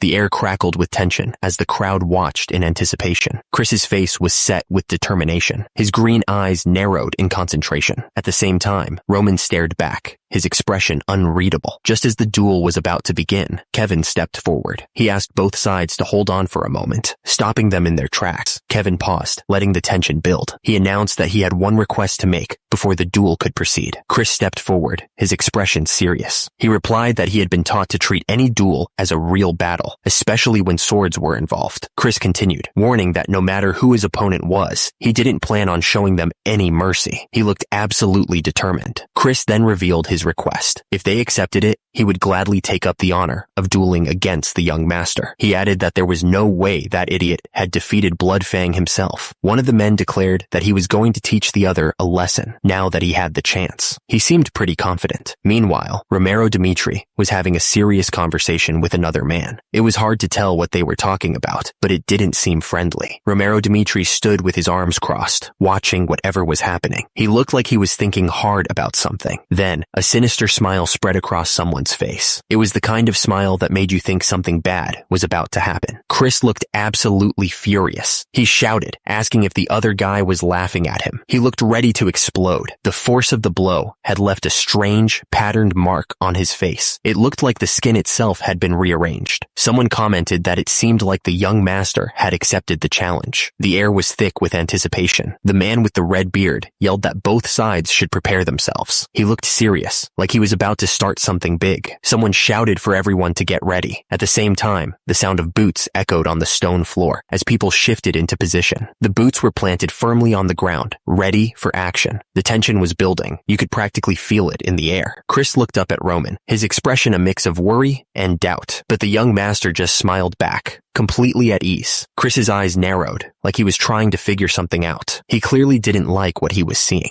Roman's gaze was steady, a touch of purple shining in his eyes. He seemed ready for anything. And then, the signal. It was time to begin the duel. Chris yelled out to both sides, telling them to get ready. The crowd started to murmur, excited to see what was about to happen. You could hear the sound of boots hitting the ground, both fighters getting ready to throw down. The air was thick with anticipation. Chris stared down at Roman, a serious look on his face. On the other side, Roman just smirked, not showing any sign of nervousness. Chris's eyes narrowed, focusing on Roman's every move. He was determined not to lose, especially not in front of all these people. Roman's purple eyes shone with confidence. He wasn't worried at all, like he already knew how this was gonna end. Roman's purple eyes narrowed, focusing on the upcoming fight. He was ready to see what Chris had to offer. And with that, the signal was given. It was time to begin. The first move was made, the sound of a foot hitting the ground echoing through the area. The fight had officially begun. Chris didn't waste any time. He swung his wooden sword at Roman, trying to catch him off guard, but Roman was ready. He blocked Chris's strike, the sound of wood on wood ringing out. Those watching the fight were getting excited. One of them pointed out that Chris was really fast and was giving it his all. Kevin's eyes widened as he watched the fight unfold. He was definitely surprised by what he was seeing. The two swords met with a loud crash. One of the fighters couldn't believe his attack had been blocked like that. Chris's eye twitched, his mind reeling. Roman had actually blocked his strike? He didn't think that was possible. Chris took a step back, reassessing his opponent. Roman stood his ground, ready for whatever came next. The tension in the air was thick. Chris gripped his sword tightly, his mind racing. He was trying to understand the repulsive force he could feel coming from Roman's hands. Chris continued to analyze Roman's movements. Roman's defensive pose was incredibly stabilized, making Chris wonder if it was just a lucky coincidence. Chris's eyes narrowed, his determination hardening. He thought to himself that even though Roman wasn't how he expected, he would only be satisfied by beating Roman to a pulp. Chris lunged forward, his sword raised high. He was going to beat that guy to a pulp, no matter what it took. The clash of their swords echoed through the training yard. The force of the impact sent sparks flying as they both fought for dominance. Chris's eyes burned with determination, his focus narrowing to the task at hand. He wasn't going to lose this fight. Chris moved with blinding speed, his sword aimed at Roman. The force of their clash sent a shockwave through the air. Roman watched Chris's movements carefully, his expression calm. He wasn't fazed at all. Chris kept pushing forward, his sword constantly attacking, but Roman was able to block all of his attacks. Chris gritted his teeth, his eyes blazing with intensity. This was it. He was going to give it everything he had. Chris swung his sword down with incredible speed, but Roman was ready and ducked just in time, narrowly avoiding the strike. Chris's eyes widened in disbelief. He couldn't believe Roman had dodged that. He was sure he had him. Roman stood tall, watching Chris lose his balance and fall to the ground. The tables had turned, just like that. Roman looked down at Chris, who was sprawled out on the ground, completely defeated. He had won. Chris stared up at Roman, his face pale. He thought to himself that things just got way too dangerous. The crowd couldn't believe what they were seeing. One of the men watching the fight said it was impossible. Another one asked if they were kidding him, because Roman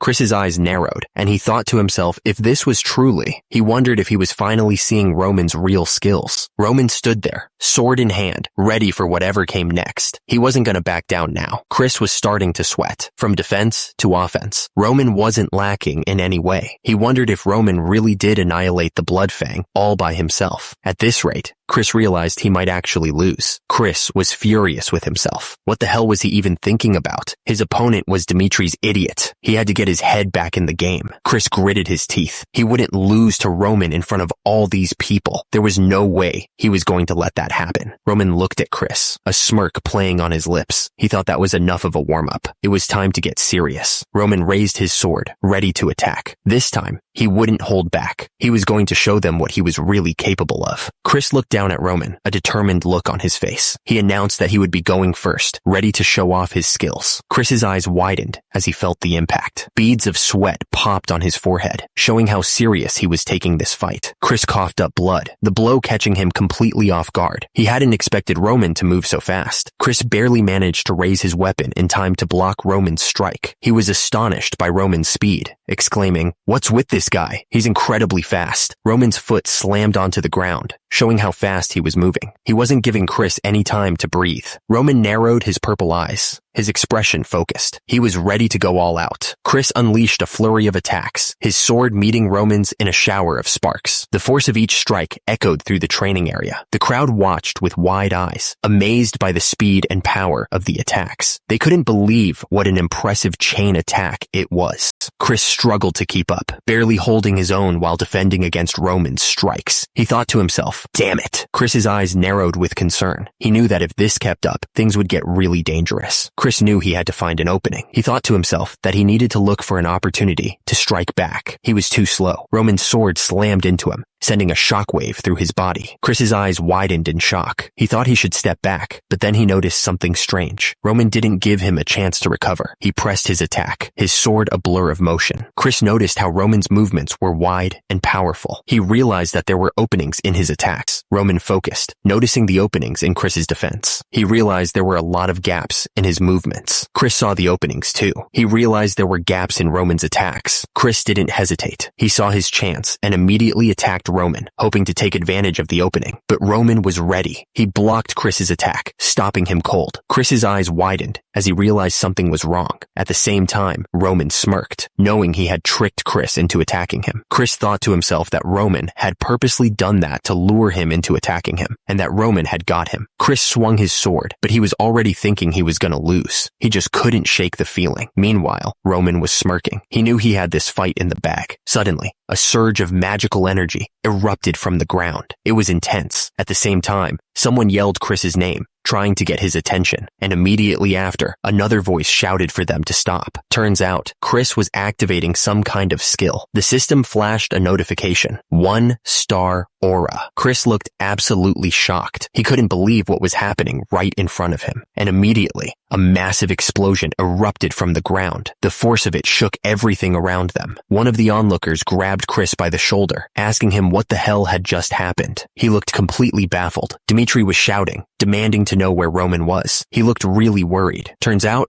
Roman was all right. He let out an of relief. Roman watched the fight below with a piercing gaze. He was absolutely focused on every detail. The impact of their fight was sending energy blasts everywhere. The floor was tearing apart with each strike. Chris and Roman clashed, their swords meeting with incredible force. The air crackled with energy as they fought. Chris looked absolutely stunned. He couldn't believe what he was seeing. The force of the impact sent Chris flying backwards. He was completely helpless in the air. The people watching the fight couldn't believe their eyes. They were completely shocked by the power they were seeing. The crowd was absolutely stunned by what was happening, and immediately, Roman stood over Chris, his sword pointed down. Roman looked down at his opponent with cold eyes. He wasn't going to show any mercy. The question hung in the air. Who was the person that got picked as the new Deputy Knight Commander? The question was met with another question. Did the person not even know? Meanwhile, two men were talking about the new Deputy Knight Commander. He was the commander's apprentice, and seemed pretty young, one of them said. The other man replied that even then, He's a 2-star aura knight. It was quite an achievement. He's a 2-star at that age? The question showed the surprise they felt about his skills. The rumors about the new deputy knight commander were spreading like wildfire. They were saying that he felt mana after only half a year of training, which was unheard of. The man with green hair looked shocked. It only took him 3.5 years before he became a 1-star aura knight. That's insane, he thought. And the rumors didn't stop there. Apparently, his sword skills are incredible too.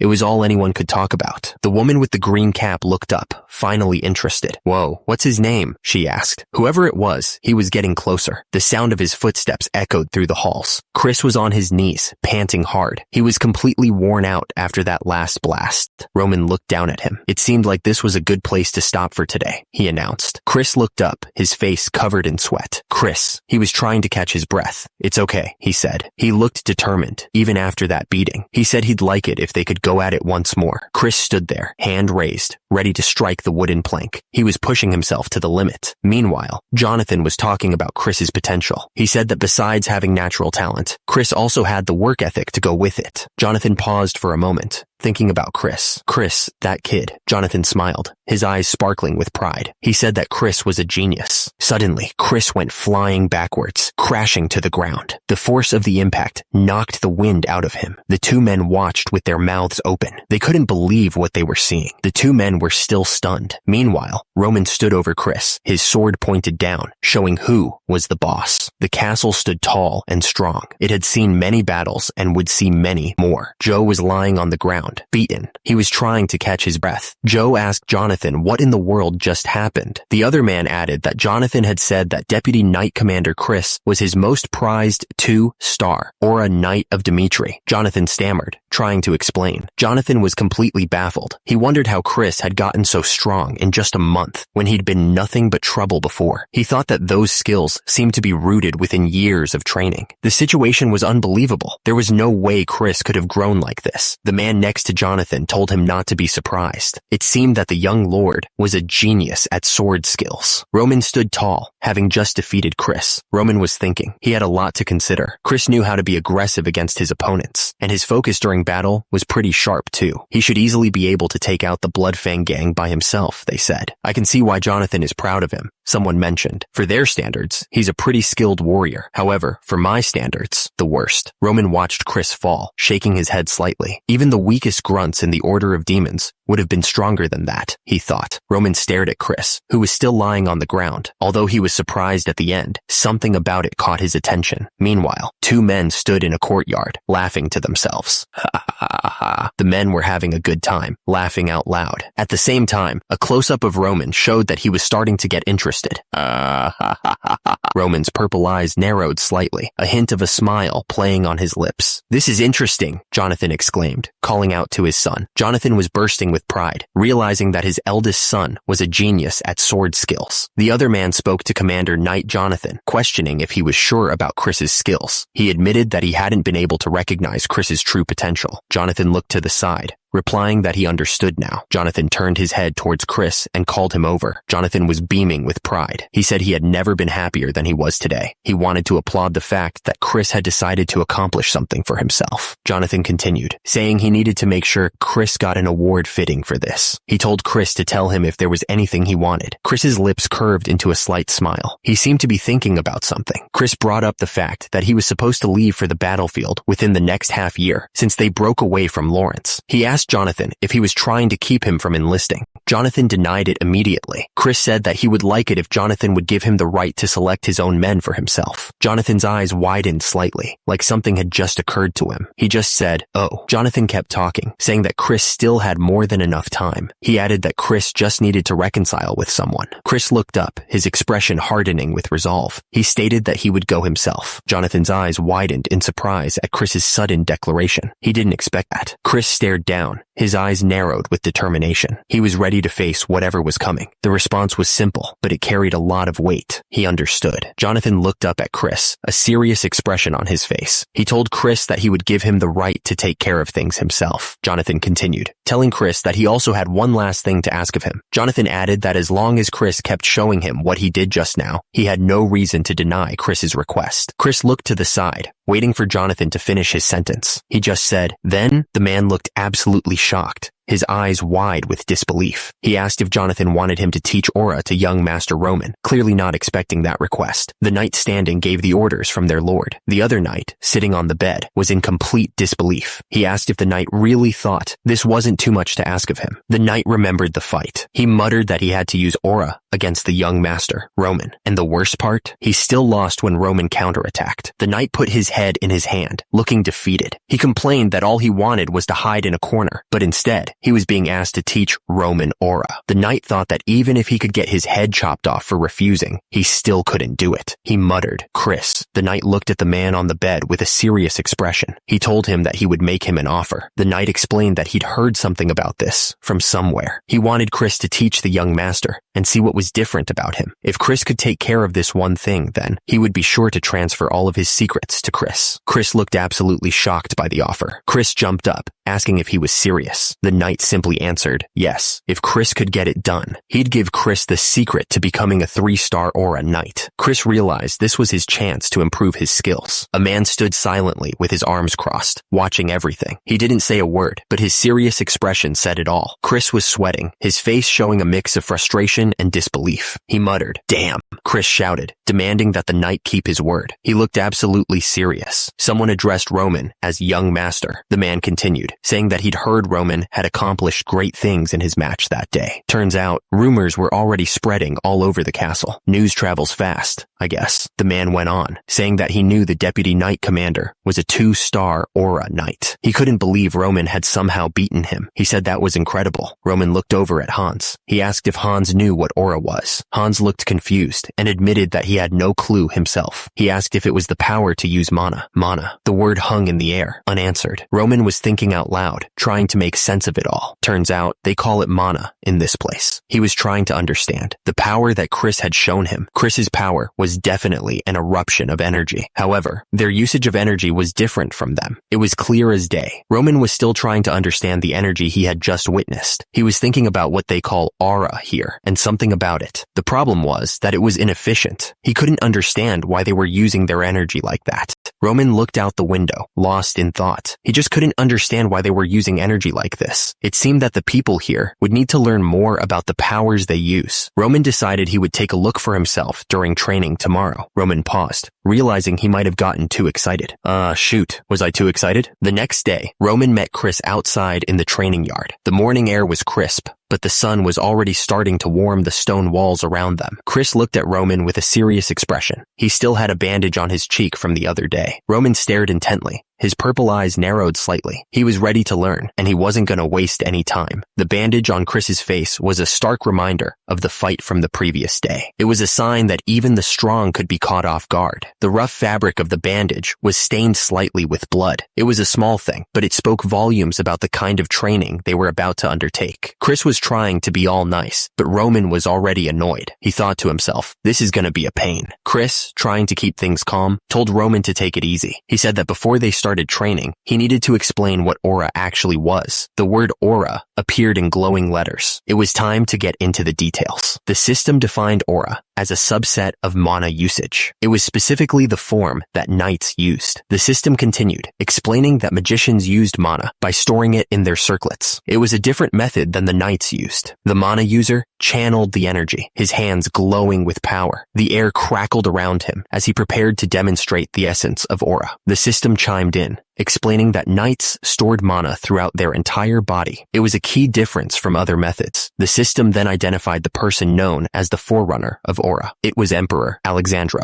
Emperor Alexandro had a stern look on his face, as if he was judging everyone. His eyes were like daggers. The system continued, explaining that unlike magicians who stored mana in objects, Emperor Alexandro was the first to figure out that storing mana throughout the body could strengthen a person's physical form. It was a revolutionary idea. The diagram showed the flow of mana through the body. It highlighted the pathways where the energy circulated. Aura, he explained, was basically erupting all that stored mana outward. It was like a release of built-up power power. Normally, mana was spread all over the body, like a network of energy. But, he continued, it was possible to get a huge spike in power by focusing and then erupting that mana. It was like a sudden burst of strength. Chris explained that knowing all the history of mana wasn't really important. The thing is, only a few people could even use mana like this anyway. Turns out, only about 1 in 1,000 guys even pick the path of an aura knight, and even fewer, like 1 in 10,000, can become a magician. The most important thing, he said, was figuring out if you even have a connection to mana. If you don't have that, you're already done for. Chris explained that the bare minimum to even call yourself an aura knight is being able to sense mana, and that's where most people fail, he added. Chris then said that it took him about half a year to even sense mana. He said it's not unusual for people to take over a year to even get a feel for it. That's where natural talent comes in, he said. Basically, some people just have it easier than others. Chris looked at Roman and said they should start with trying to sense mana. He asked Roman to explain how he went about it. Roman replied that he would, of course. Chris thought to himself that Roman Dmitri must be full of pride after winning against him. Chris thought that, unfortunately, it wasn't going to be as easy as Roman thought. Chris finished his thought, saying that talent in swordsmanship and talent in mana were two completely different things. The air crackled with a warning. Someone was about to learn a harsh lesson about reality. The voice echoed, declaring that the whole idea behind the training was completely wrong. The voice continued, explaining that he already knew how to sense mana. Roman Dmitri's body glowed with power. He admitted that, thanks to the heavenly demon magician, he had been able to store a small amount of mana. Roman Dmitri realized that only doing what he already knew would lead to failure. Roman Dmitri knew that even if he couldn't understand why others did things a certain way, he needed to learn how they proceeded first. He had to adapt. Chris told Roman to focus on the rhythm of his breathing, and concentrate. He explained that it was important to feel everything that was in contact with his body. Chris continued, explaining that once Roman got used to utilizing mana, that's when he'd be able to manifest aura. He told him to try to focus the mana spread throughout his body into a single point, because that's how you manifest aura. He heard that once you succeeded in manifesting aura, it meant that you'd become a 1-star aura knight. It was a huge step.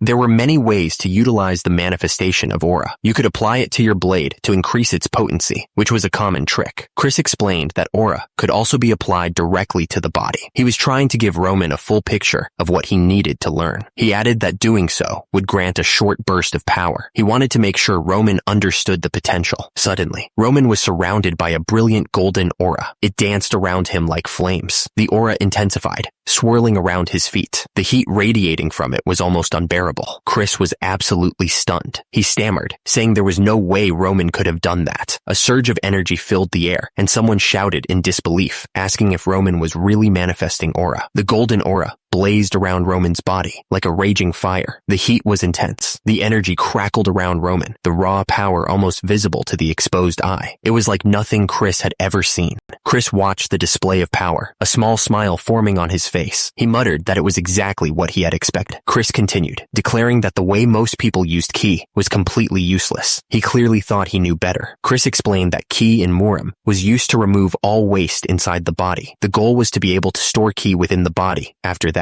the man sat in a meditative pose, a ball of swirling purple energy forming in his hands. Lightning crackled around him as he focused on gathering more power. Chris then said that things were different in this world. The rules he knew were about to change. Chris continued, saying that in this world, people gathered mana and hoped it would spread throughout their bodies. They didn't have to restrict it at all. Chris explained that if the key of Murim was barren, yet strong, this world was something else entirely. He seemed to be setting up a contrast between the two. The air crackled with energy, a visible storm of power. On one side, dark lightning surged, while on the other, a soft pink glow pulsed gently. The thing is, the mana in this world was full, but also light. It was like trying to hold water in your hands. It just slipped away. Turns out, that made it harder to control. Chris held a ball of energy in his hand, looking thoughtful. He figured that if he had to make a guess, the way they used aura here was similar to the external arts back in Murim, but not even close. He explained that while those arts could make someone stronger, they didn't help at all with storing mana inside the body. The problem, Chris explained, was that they just let the stored mana explode out of them. That was why it was so inefficient, like throwing away half your meal. Chris's eyes narrowed. He was thinking that using these methods, he wouldn't be able to reach reach the top, even if he trained for hundreds of years. He looked absolutely furious. The knight just stared, completely speechless. He couldn't believe what he was seeing. He finally managed to stammer out a question, wondering how Roman had pulled that off. It just didn't make any sense. Chris looked at Roman with wide eyes, trying to figure out what he had just witnessed. He asked if that had been aura just now. Chris was getting frustrated. He told Roman that he should be able to tell by himself, and that's why he was asking. Chris explained that it had taken him years to even manifest aura. Chris looked absolutely furious, his face red with anger. He demanded that Roman tell him the truth, accusing him of playing dumb and pretending he didn't know how to use mana. Chris's eyes widened as everything clicked into place. He exclaimed that it all made sense now, finally understanding what was going on. Chris wondered why he had even lost to Roman in the first place. He questioned that if Roman had this power 2 years ago, why didn't he use it then? Chris looked at Roman, explaining that he was misunderstanding everything. He denied hiding his power, asking that if that wasn't true, how would anything make sense? Chris reminded Roman that it had taken him over 10 years to become a 2-star knight. Roman just smirked, finding Chris's frustration amusing. Chris looked confused and asked Roman what was so funny. He was clearly missing something. Roman clenched his fist, his face turning red with anger. He asked if Chris was laughing at his efforts. Chris looked directly at Roman, his expression serious. He asked Roman if, while he was climbing for that goal, he had ever questioned the training methods that he was using. Chris's words hung in the air, a challenge to everything Roman thought he knew. He was pushing Roman to think differently. Chris's eyes burned with a strange intensity, the air around him seeming to crackle with energy. He was dead serious. Roman looked confused, trying to grasp what Chris was getting at. He stammered, asking what Chris was trying to say, adding that it's common for people to take things for granted. The words echoed in the air, emphasizing the unquestioned belief that the old ways were the only right ways. It was like everyone just accepted that an old training method was the best way to do things. Chris looked around at the trainees, his expression thoughtful. He explained that while he was learning aura, he had a thought. Chris continued, wondering why everyone was so stuck on this method, especially when it had some pretty obvious problems. He was really starting to question the whole system. Chris asked if they didn't know about the problems with the method, or if their faith in Captain Jonathan was just too strong. He paused, then said the reason was simple. The words hung in the air, revealing the simple truth. Turns out, it was just easier to teach it that way, even if it wasn't the best. The unyielding belief in old methods was a problem. Chris figured that if they only taught what they had learned, there wouldn't be people that would be met with loss or criticism. Chris looked at Roman and admitted that he didn't dismiss the fact that the 10 years of training were important. He was trying to be respectful, but he had a point to make. Chris's words cut deep as he pointed out that the fact that he didn't even question their methods once was the reason why he was laughing at him. He was trying to get Roman to think critically. Chris continued, explaining that there is nothing such as a perfect answer in the world. He added that even the methods that he decided to follow were all created due to a single person's worries for their successors. Roman stared ahead, absorbing the lesson. Those worries, he realized, were what caused pain in life. It was a lot to think about. Life throws problems and issues at you. That's a given. And when you fail, it's gonna hurt. Chris looked at Roman and the others, his expression serious. He told them that's when they have to deal with the criticism of others and their own despair. However, even if all that is true, change is still necessary. You can't stay stuck in the same place forever. It's just like how Chris dismissed his father's teachings to create his own path. You have to be willing to break away from tradition. Chris looked at Roman, his expression softening. He said that they should finish training there for the day. Chris's face was still bruised and bandaged, a reminder of the hard lessons he had learned. He trailed off, lost in thought. Roman watched Chris carefully. Something was clearly on Chris's mind, and Roman was starting to get worried. Chris turned back to Roman, his eyes pleading. He asked Roman to please tell him what he should do. Chris was desperate for guidance. He asked what he should do from there on out. Nearby, a hand lay on the ground, covered in blood. It was a sign of the pain and desperation that was all around them. They were both down, covered in dirt and blood. Roman was breathing hard, but the other guy wasn't moving much. He was the clear loser in this fight. A voice echoed, asking if he was going to keep fighting. The loser admitted that he had lost. The voice announced that the Blood Demon sect would now follow Baek Jong-hyuk of the Heavenly Demon sect. Someone shouted for everyone to wait. The defeated fighter stared at his broken sword, lying useless on the ground. He admitted that he had never seen anyone as strong as Roman Dmitri, and wanted to know what he needed to do to reach that level. The defeated fighter was willing to give everything. He declared that he would dedicate his body to Roman Dmitri. Kneeling in the dirt, the defeated fighter argued that it would help both of them if he became stronger. He was ready to do anything. The defeated fighter looked up, his face desperate. He was ready to start right now. He demanded to be told what to do. Chris, who was watching all this, looked pretty annoyed by the outburst. He didn't expect this guy to be so dramatic and shout about what he should do from now on.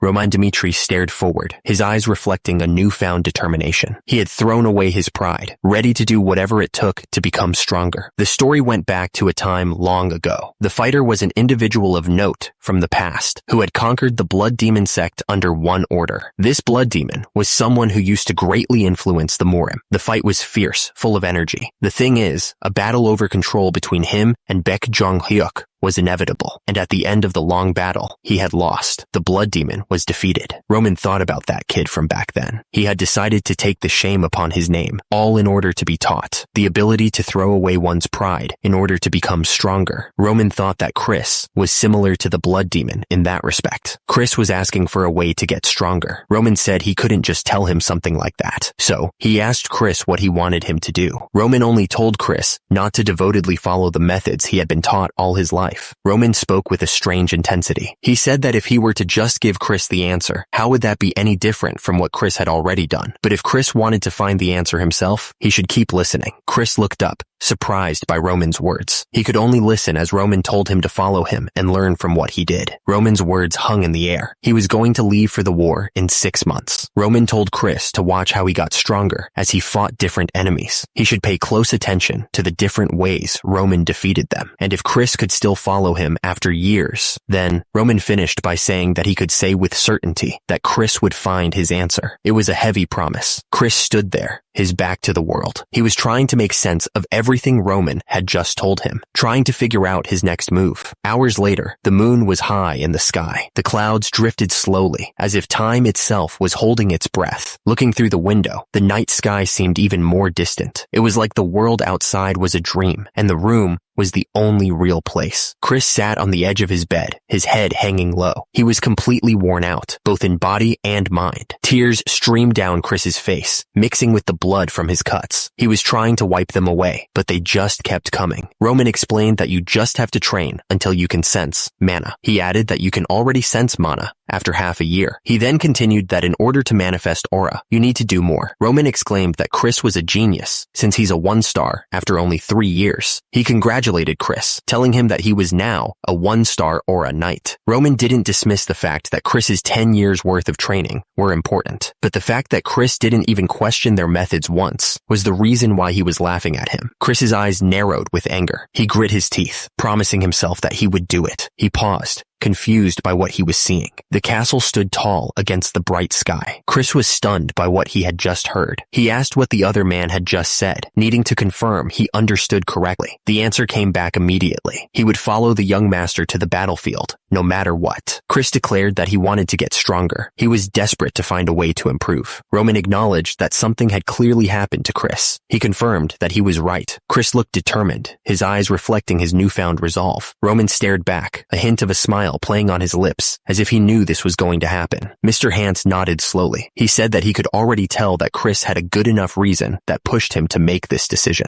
Mr. Hans sat there, looking at the desk. The air in the room was thick with unspoken words, the weight of the decision hanging heavy. Mr. Hans stated that from now on, Chris was no longer a part of the Knights of Dmitri. Whatever happened, he hoped that Chris would be able to protect the young master as he pursued his goal. Chris just said, "Thank you." He looked relieved, but also a little sad.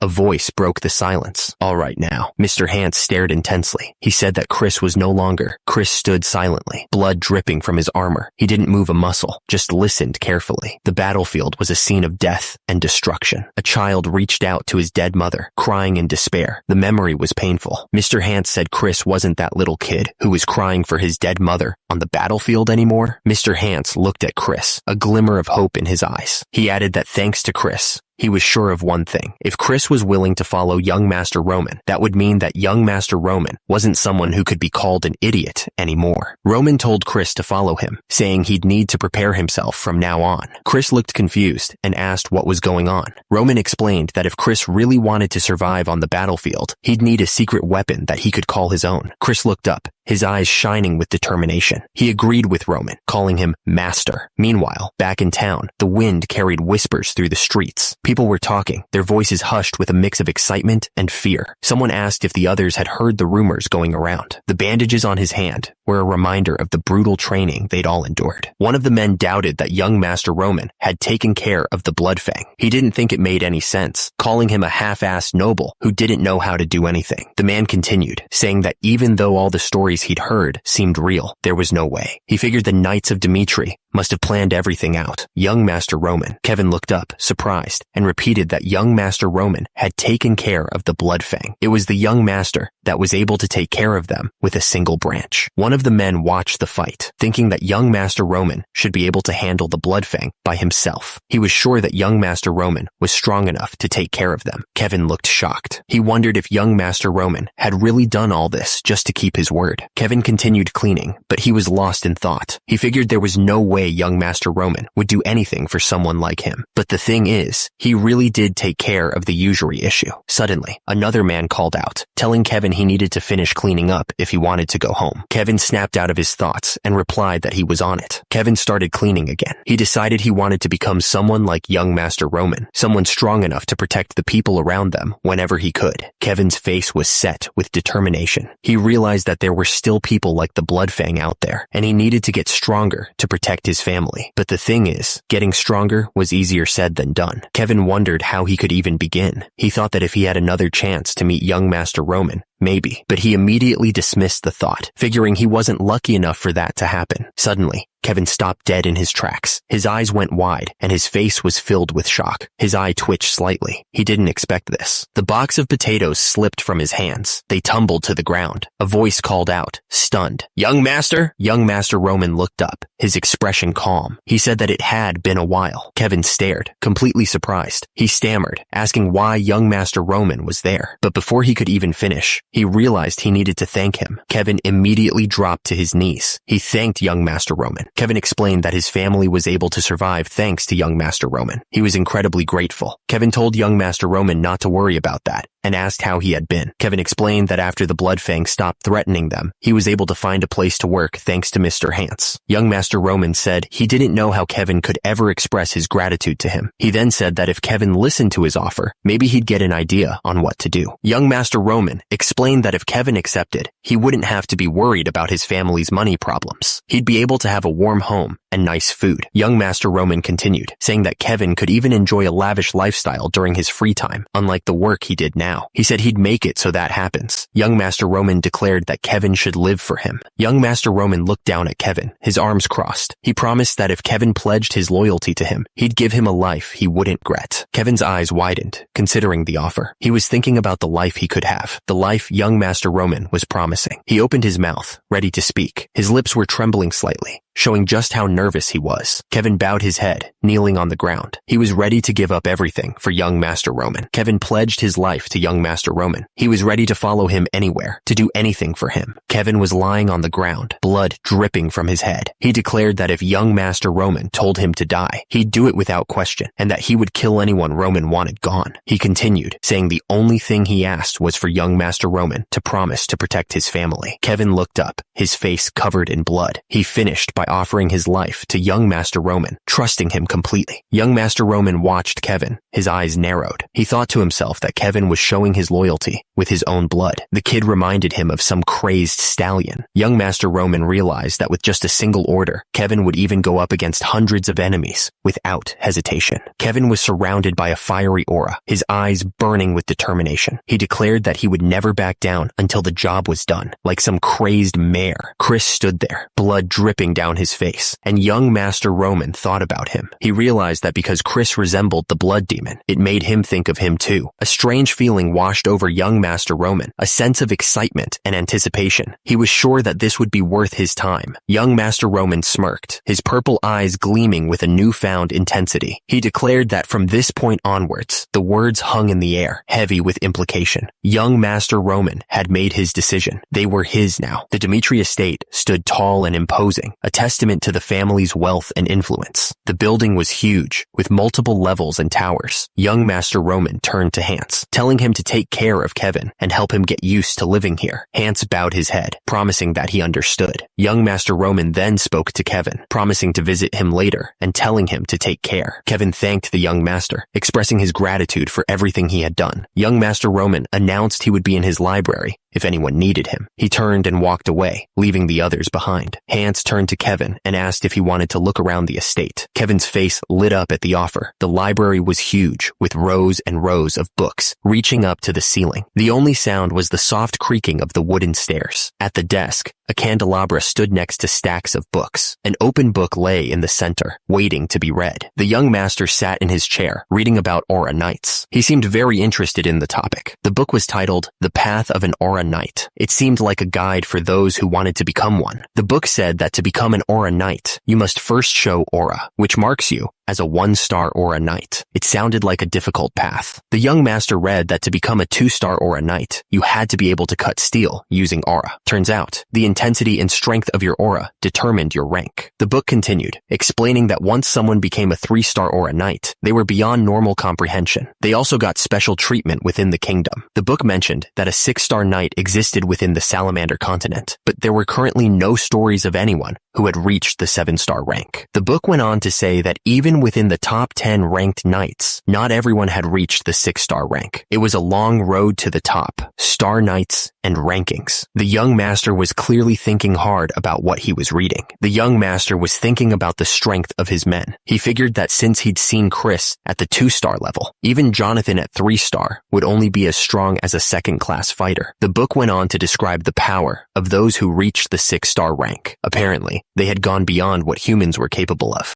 The flames they could make with their swords could reach for tens of meters, which was pretty wild. And the impact of those flames? The book said it was something else entirely. Turns out, there were only 12 people known to have reached star rank. And get this, they were treated like royalty, no matter where they came from. They were called the 12 Blades of the Continent. The young master was still thinking about the 12 Blades of the Continent. Or so they say, Roman muttered. Even from the information I have gotten, they seem strong. Roman continued to think about the 12 Blades. The fact they were able to reach this point with inefficient usage of Cake Yuan must mean that they are talented, the young master said to himself. Roman turned another page in the book, then thought out loud. And then there are the magicians. The book described the Archmage, a title of great power. The book explained that individuals who had reached the 7-circle rank were given the title Archmage. The image in the book showed an Archmage surrounded by roaring flames. The book described magicians as beings considered half man, half god, walking disasters waiting to strike. They were beings to be feared. The text continued, explaining that a single spell could level the earth and cloud the skies. The power they held was insane. A massive explosion of fire erupted, showing the scale of destruction that magicians could cause. The heat seemed to radiate from the book itself. The book warned that when magicians were dealt with in numbers, they were more dangerous than 6-star Aura Knights. The thought was terrifying. Roman's eyes narrowed as he read about magic, abilities that didn't exist within Murim. He realized he had a pretty good idea of what to do now, a plan forming in his mind. He placed his hand on the book, a sense of unease washing over him. He knew he wouldn't know when he'd be facing these beings. He thought about the odds of his father, Dmitri, doing something reckless. It was rare, but not impossible. Roman leaned back in his chair, his expression serious. The fact that he couldn't predict what might happen was what made this so dangerous. He was different from the others, though. He was never meant to stay in one place. He turned, his white hair catching the light. He was ready to leave and face whatever was coming. He realized he needed to gain experience and make sure he could live a life that he'd be happy with. He knew he had to do things his way. The young master's purple eyes gleamed with anticipation. This was going to be exciting. Roman figured it was time to get ready. He had a lot to do. The room was silent, waiting for the next move. Roman opened the door and stepped out, ready to face whatever was coming. The young master looked around, taking in the surroundings. This is it. What was this place used for? Hans answered. It was a workshop used by the old baron. Hans continued to explain as they walked toward the building. He made sure that outsiders were strictly prohibited and that even air couldn't pass through. Roman's eyes narrowed as he considered the possibilities. This will be perfect for training.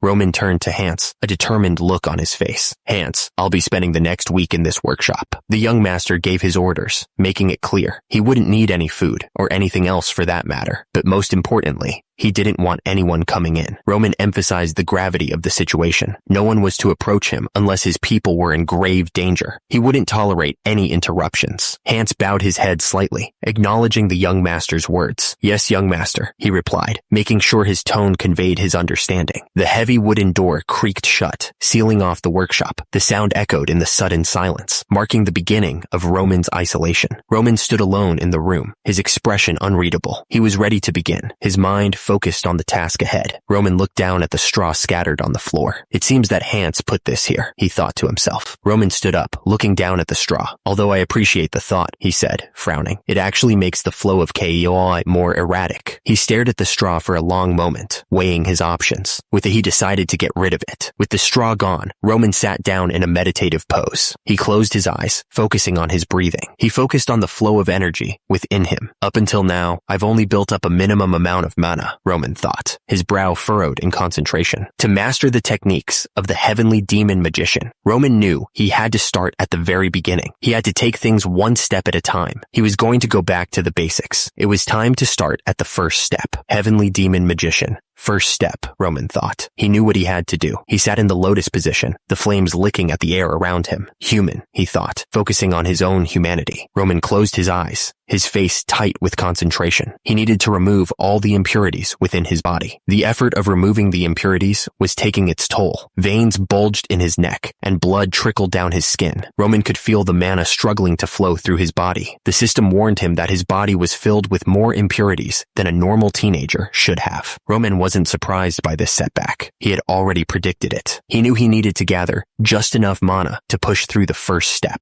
The desire to regain his original strength burned in his mind. He needed to get back to the power he once had. Tears mixed with blood streamed from Roman's eye. He had decided to make this world his home, and he would need the power to protect the people he cared about. Roman sat cross-legged on the floor, light streaming in around him. He was entering a new stage of power, a new level of existence. He could feel the shift inside him. The system seemed to be telling him that this transformation was just the start. It was a long road ahead, but he was ready for it. 1 week later, the workshop was still off limits to everyone. The sound of footsteps echoed down the hall. Someone was coming, and they were in a hurry. The workshop door swung open with a click. It seemed someone had broken the young master's orders. The man assured them that he'd be back in a moment. He was going to get some tea and snacks, he said. He clarified who he was addressing, Viscount Lawrence and Ms. Flora. Viscount Lawrence and Flora stood there, waiting. The room was quiet, and they seemed to be expecting someone. Flora looked around, a bit impatient. Viscount Lawrence remained calm, but you could tell he was also curious about what was going on. Then, the silence was broken. It seemed like someone was about to say something important. Viscount Lawrence sighed, realizing they weren't exactly being welcomed with open arms. Even though he had decided to visit on a whim, it was clear they weren't wanted there. Viscount Lawrence decided they would just have to wait. He told Flora to take a seat and relax. Viscount Lawrence called out to Flora. She simply responded, "Yes, father." Viscount Lawrence told Flora that he had decided to come there to apologize for their mistake. He warned her to be careful about what she said. Suddenly, a voice boomed, asking if they had already announced their disengagement. The news hit like a thunderclap. Flora explained that she had decided to share her thoughts during her last visit. She added that she wanted to follow Viscount Lawrence's orders as well, trying to justify her actions. There was a pause, hanging in the air like a threat.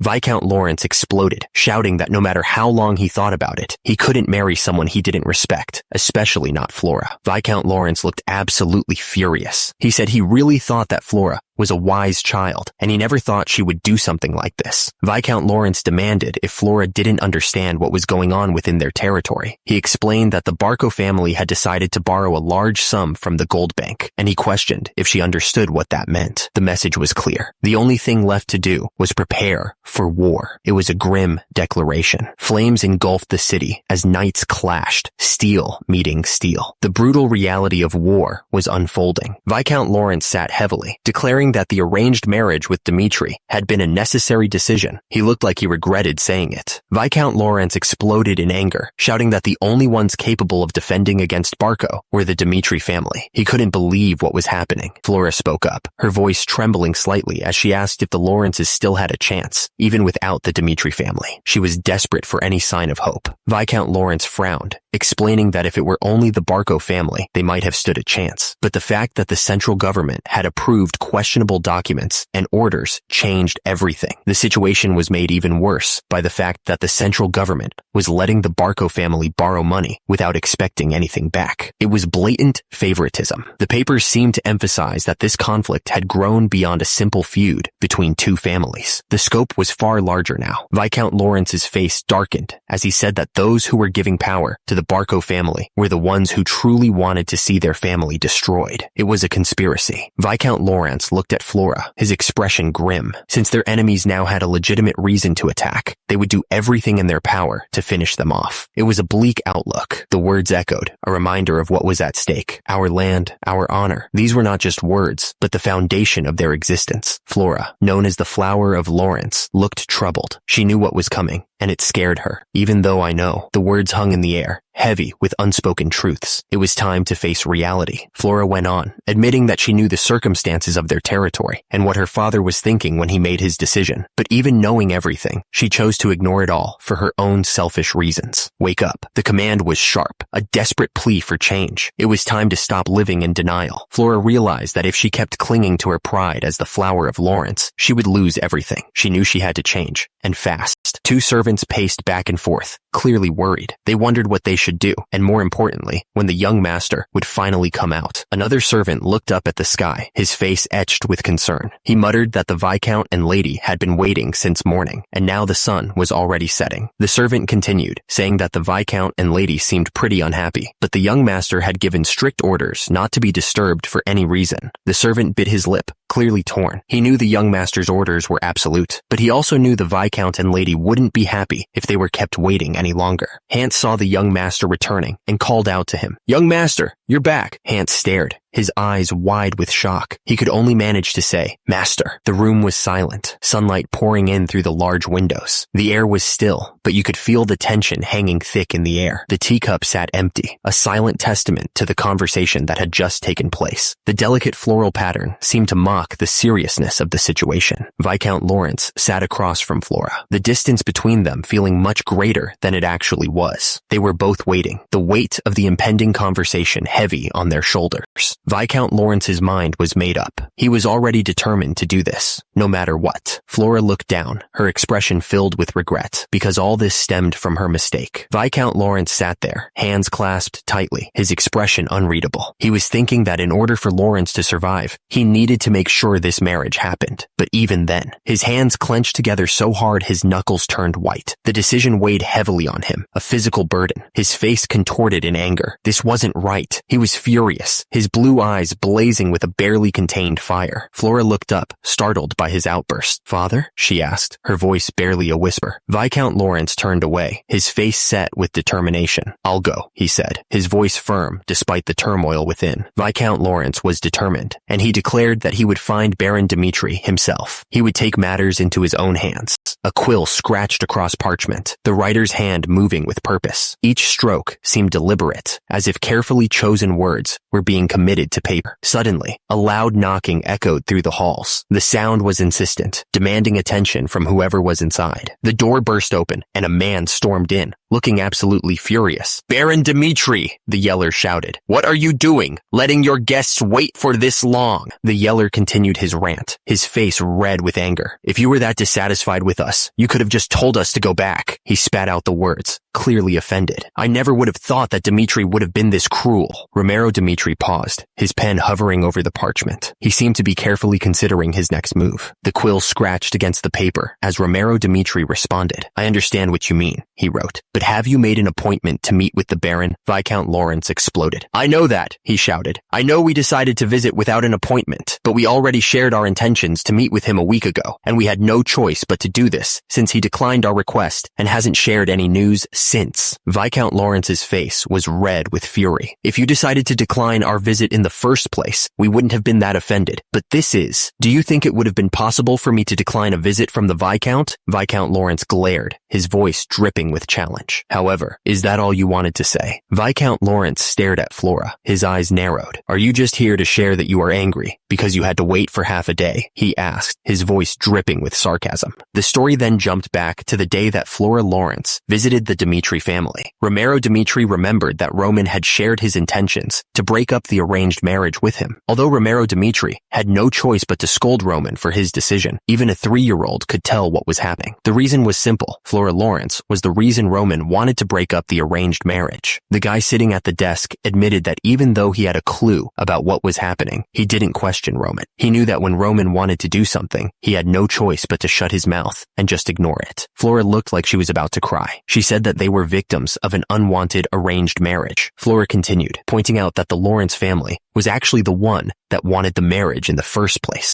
The Viscount of Lawrence clenched his fist, his knuckles turning white. He argued that he still thought his anger was justified just because he had to wait a little too long. The Viscount of Lawrence's voice rose as he reminded Flora that they didn't even want to meet in the first place. He accused her of being oblivious to her own mistakes. Viscount Lawrence slammed his fist on the desk, shaking everything on its surface. He was absolutely furious. Viscount Lawrence continued to rage, his voice booming. "And yet you still decided to come to me and complain." The room was silent for a moment, the tension thick enough to cut with a knife. The Viscount of Lawrence took a breath, ready to drop another bomb. The Viscount of Lawrence explained, "About a month ago, we received contact from the Barco family. If we decided to move forward with an arranged marriage with the Barco family instead of the Lawrence family," the Viscount of Lawrence continued, stating that the Barco family would give them a chance to make connections with the central government. They would also give them part of the Lawrence territory. The speaker paused, the ink from the quill shimmering in the light. He then asked, "Even then, I still decided to decline the Barco family's offer. Do you know the reason why I decided to do that, Viscount?" Viscount Lawrence looked confused, sweat trickling down his brow. He asked, "Why did you decline that offer? It should have been more advantageous for you to take Barco's offer from your perspective." The speaker paused for dramatic effect. The reason was simple. Since Dimitri already had power, the speaker leaned forward, emphasizing his next words. "I decided to choose the option that we personally liked." The speaker finished his explanation. "Just because the eldest son of the Dimitris had an adoration for the flower of Lawrence," the man at the table declared. "Because of that sole reason, we decided to be faced with a war against the Barco family." He looked at them with a serious expression. The words echoed in his mind. This was a mistake. The weight of that realization hit him hard. Lawrence looked absolutely distraught. He thought to himself, "I should have stayed calm, but I made a big mistake because of my anger. What should I do? The flower of Lawrence and the fool of Dimitri." The man with the beard spoke sternly. "We know that the two of you are not the greatest pairing for each other. However, you should have remembered what the Dimitri family is all about." He emphasized the importance of their family. The Dimitri family crest glowed with power. Once the Dimitri family name was added to the end of Roman's name, his value changed. The weight of that name was now his burden to carry. The man declared, "On top of that, the ones desperate for this marriage," Viscount Lawrence continued, "isn't us, but in fact you, the Lawrence family." Viscount Lawrence paused, then asked, "Am I wrong?" Flora looked down, a clear worry washing over her face. Suddenly, a memory flashed in his mind, taking him back to when he was just a kid. Flora remembered her days back when she was still in the academy. The memory was so vivid, it felt like she was right back there. The system described the academy as a place where the children of royal families came to build their knowledge. It was a place of learning and connection. Inside the academy, students filled the classroom, listening to the instructor. They were all trying to build their knowledge and relationships, hoping to secure a better future for themselves. There was one family so small that their very right to exist was questioned. The system said that they only existed in name. The system identified him as the child of the Joel family. He was a reminder of a family that had fallen from grace. Joel sat at his desk, reading. He seemed lost in his own world, separate from the other students. Most of the kids there thought they were special, like treasures the world was lucky to have. They were all so stuck up, but Joel was different. He didn't act like he was better than everyone else. Then one day, everything changed for him. Joel made a small mistake. A vase lay shattered on the floor, water and flowers scattered around it. Turns out, while the children of the other named families didn't have much happen to them when they messed up, for Joel, they opened a whole punishment committee. He stood there, looking small and scared, as the teachers glared down at him. As the teachers kept scolding Joel for his mistake, a man who seemed to be his father showed up and immediately started apologizing. He asked them to forgive Joel, promising he'd teach his son better. He looked desperate, hoping they would show some mercy. During all of that, as I was watching from the back, I had one thought in my head. I couldn't help but feel sorry for Joel. Back then, I thought it was so sad. But now, when I think about it now, It seems so funny to me. I can't help but laugh a little. Flora, as the head of the Lawrence family, admitted she had nothing she could say. Hans scoffed, asking who was feeling sorry for who. He pointed out that his daughter, Flora, had made a huge mistake. Hans admitted that Joel was weak back then, and that Lawrence was in the same boat now. He said he should have apologized in the first place, and hoped they could forgive his ignorance and understand him. This world was simple, really. It was a world where the weak had to bow down to the strong, no questions asked. Flora looked down, feeling humiliated. She swallowed her pride and apologized, saying, "Baron Dmitri, I'm sorry to—" "My lord." The apology hung in the air, unfinished, but the weight of the words was heavy. The room was filled with tension. Flora, Hans, and Lawrence sat together, the silence broken only by the weight of their unspoken worries. Suddenly, a voice announced, "Young Master Roman has arrived." The heavy doors swung open. Flora's eyes widened, her expression shifting from concern to dawning comprehension. Something had finally clicked into place. That's when she realized the truth. But it was already too late. Heavy footsteps echoed in the room as someone approached. The sound was slow and deliberate. Roman walked in with a calm expression, his presence immediately commanding attention. He looked completely unfazed by the tension in the air. Roman's eyes narrowed slightly, a hint of amusement playing on his lips. He was ready to deal with whatever was about to happen. Roman Dmitri walked into the room, his voice echoing slightly. He announced, "Roman Dmitri, I have come to see you, father." Baron Dmitri looked up, his expression serious. "Are you done with your training?" he asked. He waited for Roman's answer. Baron Dmitri nodded slowly. "All right," he said, his gaze meeting Roman's. "We can talk about what happened to you later." Roman heard his father's words, his expression hardening slightly. The Baron stated, "The Lawrence family has come to talk about the arranged marriage issue." Baron Dmitri paused, his voice taking on a heavier tone. "Since all of this started due to your decision in the first place, I'll follow your decision, as the head of Dmitri, and as your father," he said. Roman listened to Flora, his expression thoughtful. He knew what she was trying to say, and he was willing to consider her point of view. Roman understood the implications of an union between their families. He knew the potential benefits and the possible drawbacks. Roman closed his eyes, taking a moment to consider everything that had been said. He was weighing the options carefully. Lawrence explained that if the Barco family were to threaten them, the influence of the Dmitri family would be crucial for their survival. He emphasized the strategic value of the marriage. Lawrence looked at Roman, a hint of confusion in his eyes. He asked, "And yet you still want the marriage to proceed?" "At the time, I thought that there was value in making that decision. But after I first met her, and she told me what she thought about the arranged marriage, my own thoughts changed as well. I started to see things differently. She must have heard the rumors about the fool of Dmitri, so Flora probably thought she couldn't marry someone like that. The rumor Roman Dmitri had made up his mind. He started to explain, "That's why."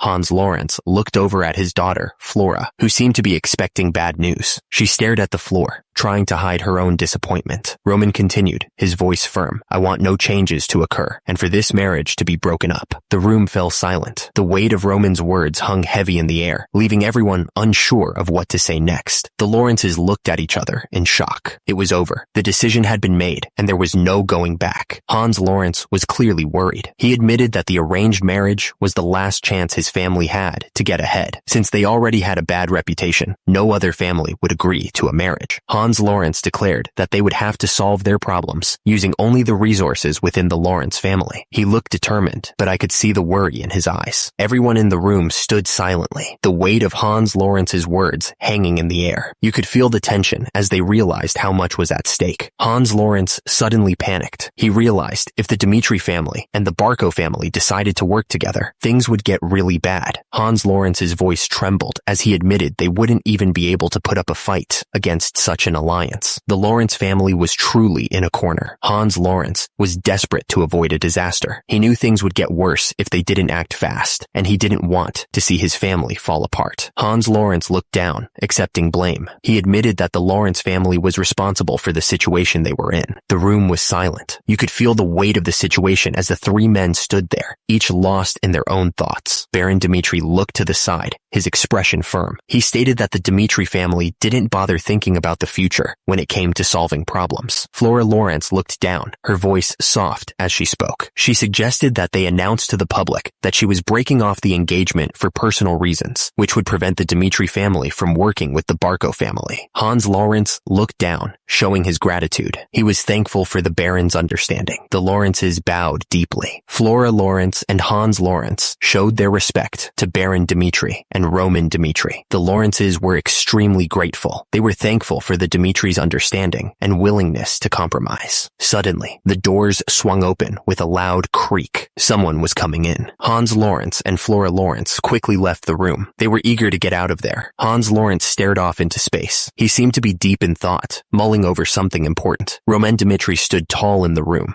facing his father. Baron Dimitri sat behind his large desk, his expression unreadable. Roman Dimitri's face was set. He was about to say something important. Hans Lawrence spoke, his voice filled with regret. "If I was aware of your true worth," Hans Lawrence continued, admitting his error, "I would have been more careful when telling Flora to not make any sudden decisions." Hans Lawrence turned away, his shoulders slumped. The man admitted, "I too have made a huge mistake." The heavy door clicked shut. The sound echoed in the silent room as Hans Lawrence left. Back in the office, Roman Dimitri stood across from his father. The tension in the room was thick enough to cut with a knife. Roman Dimitri's expression was hard to read. He simply replied, "Yes." Baron Dimitri leaned forward, studying his son. He asked, "What has happened to you over the past week?" A week passed. It was a long week. Roman Dimitri had spent that week locked inside the shed. The training had been brutal, leaving him covered in blood and sweat. Roman Dimitri was focused on training his body, trying to remove all the impurities within it. His goal was to reach the human stage. Roman Dimitri knew that within the human stage, there were steps to prepare his body to become a heavenly demon magician. While it wasn't considered impressive by Miram standards, he was determined. The thing is, given the sheer amount of mana that exists in nature in this world, he figured it was worth a shot. The amount of impurities inside Roman Dimitri's body was insane. He could feel the heat burning away at his skin, pushing him to his absolute limit. Preparing even the foundation of the body was essential. It was the only way to ensure that he could reach the human stage. Roman Dimitri closed his eyes, focusing all of his energy. The flames around him roared as he tried to push past his limits. The training had a significant effect. He could feel his body changing, adapting to the strain. Roman Dimitri opened his eyes, a new fire burning within them. "The changes in my physical appearance is proof that I've become a completely different person than before." Romero Dimitri began to explain, but he admitted it was difficult to put into words. He had somehow managed to open his mind during his training, though he couldn't recall the specifics of how he did it. Romero Dimitri continued, stating that he believed mana had begun to circulate throughout his body. The Baron looked utterly shocked, his eyes widening. The system defined mana circulation as a phenomenon that draws mana from nature into the body, improving one's physical capabilities. The Baron stared up at his son, clearly stunned. He thought to himself that mana circulation was something that should only happen to a select few. The system seemed to echo the Baron's thoughts, reminding him of Roman, the fool of Dimitri. It was almost impossible to believe. Roman Dimitri stood there, listening intently. He was told to complete incredible tasks, including taking out Bloodfang. It was a heavy burden to bear. The system seemed to be in awe. It stated that he had begun to grow beyond human comprehension. It was almost unbelievable. Romero Dimitri looked determined. Even with all that had happened, it still didn't change the fact that Roman was his son. He wouldn't abandon him. Romero Dimitri continued, telling his son to be aware of something. As his father, he would be sure to lend him a hand whenever he needed it. He meant every word. The system seemed to emphasize something important. It stated to not forget the fact that his name was Roman Dimitri and that his father was Romero Dimitri. It was a bond that couldn't be broken. Romero Dimitri looked at his son, his face a mask of resolve. He knew the challenges ahead were immense, but he wouldn't let Roman face them alone. Roman Dimitri listened to his father's words. He knew Romero would always support him from behind, no matter what. The moment he was alone, Roman's expression shifted. He gripped the hilt of his sword, his eyes narrowing with determination. Roman Dimitri knelt before the man, his posture showing respect. He was ready to accept whatever task was given to him, no matter how difficult. The man towered over Roman, his face unreadable. His gaze was intense, as if he were peering into Roman's very soul. The voice echoed, laced with contempt. It dismissed him as a foolish kid. Roman's eyes narrowed, a flicker of something akin to understanding crossing his face. He was starting to see things differently. Romero Dimitri sat there, thinking to himself. He was a father who wasn't cold or ruthless, but supported his son without any hidden motives. Roman's expression softened, a rare moment of vulnerability showing on his face. He was genuinely moved. A wave of gratitude washed over Roman. He spoke softly. "Thank you, father." Roman looked at her, a slight smile playing on his lips. "It's not bad," he admitted. Roman paused for a moment, considering what to say next.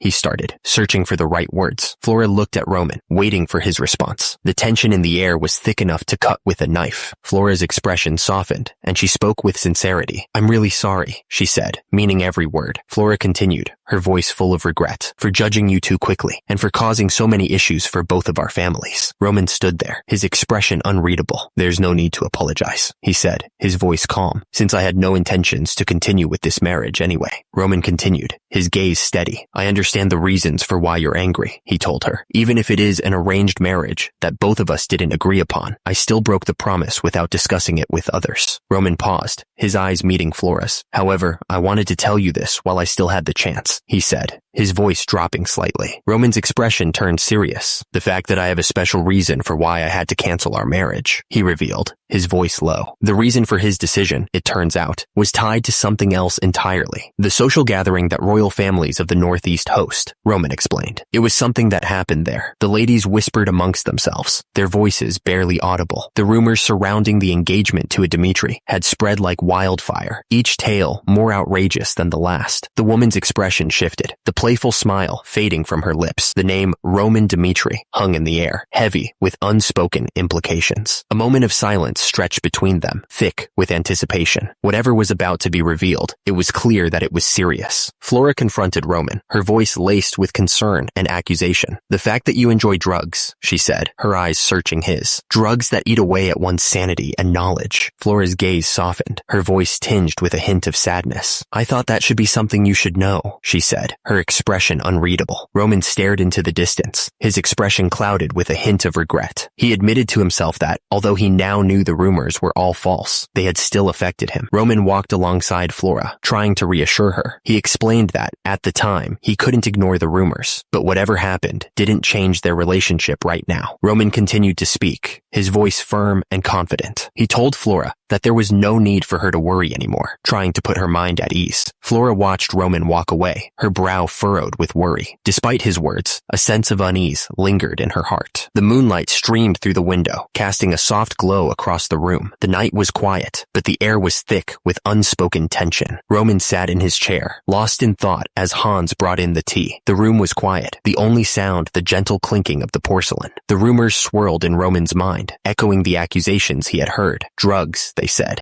Roman considered the accusation, but he couldn't sense any trace of drugs in his body. Roman picked up the teacup. Although there had been signs of medicine when he tried to end his life, it had completely left his system after his training. Roman looked up at Hans. Hans looked absolutely shocked. "Have you ever seen me enjoying drugs, or been in any situation where you suspected that I was using drugs?" "What?" Hans asked, clearly taken aback by the question. Roman looked at Hans calmly. "I'm not trying to mess with you, or anything," Roman explained. "I'm just trying to use this time to look back at the life choices I've made until now." Roman continued, explaining that he wasn't using his own memories, but trying to see things from an outside perspective. He added, "If you want to go that far." Hans hesitated for a moment. "About that," he said, pausing, "although I've never seen it with my own two eyes." Hans continued, admitting, "There were times when I thought your actions were a bit odd." Roman leaned forward slightly. "And when was that?" he asked. "About a month before all this. Things had been different. It's important to understand what happened back then, to understand what's happening now." Hans recalled that Roman had just returned from a social party. He looked like he was dressed the part, wearing a nice suit. Hans continued, saying the party itself wasn't a big deal, but he remembered that when Roman came back, Hans paused, trying to recall the right words. Roman, he said, had seemed to be in a very odd state. Roman's eyes were wide with confusion. He was sweating like crazy too. Hans explained that soon after, it was like Roman just gave up on life. He shut himself away in his room, refusing to come out. And every single night, Hans continued, Roman was asking for more and more alcohol. That's when things got really worrying. Hans admitted that he'd started to suspect Roman might have gotten his hands on drugs at that party. Hans looked at Roman, saying he couldn't believe he would do drugs, but he had to admit it seemed pretty far-fetched now.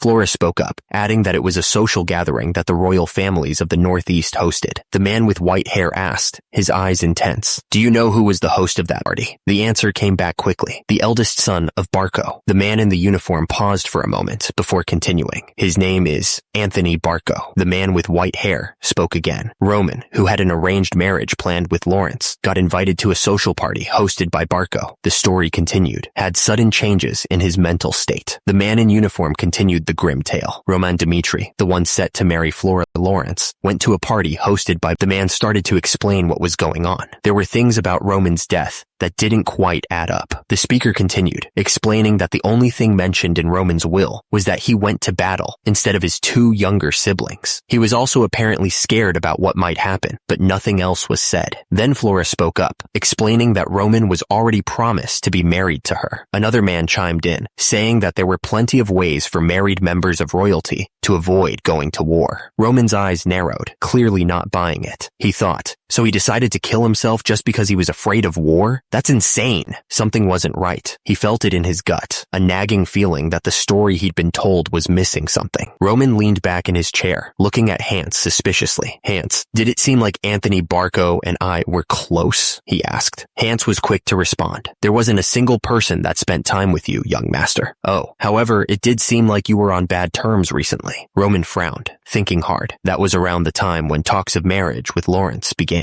The arranged marriage between Dmitri and Lawrence was a big political matter. The Barco family wanted nothing more than to take control over the land owned by Lawrence. The arranged marriage was a big obstacle for them. The easiest way to solve that problem? Stop the marriage before it even happened. The idea hung in the air, heavy with implication. They must have done everything they could to Roman. The thought sent a chill down his spine, and that's what led Roman to kill himself. It was a grim conclusion, but it made a terrible kind of sense.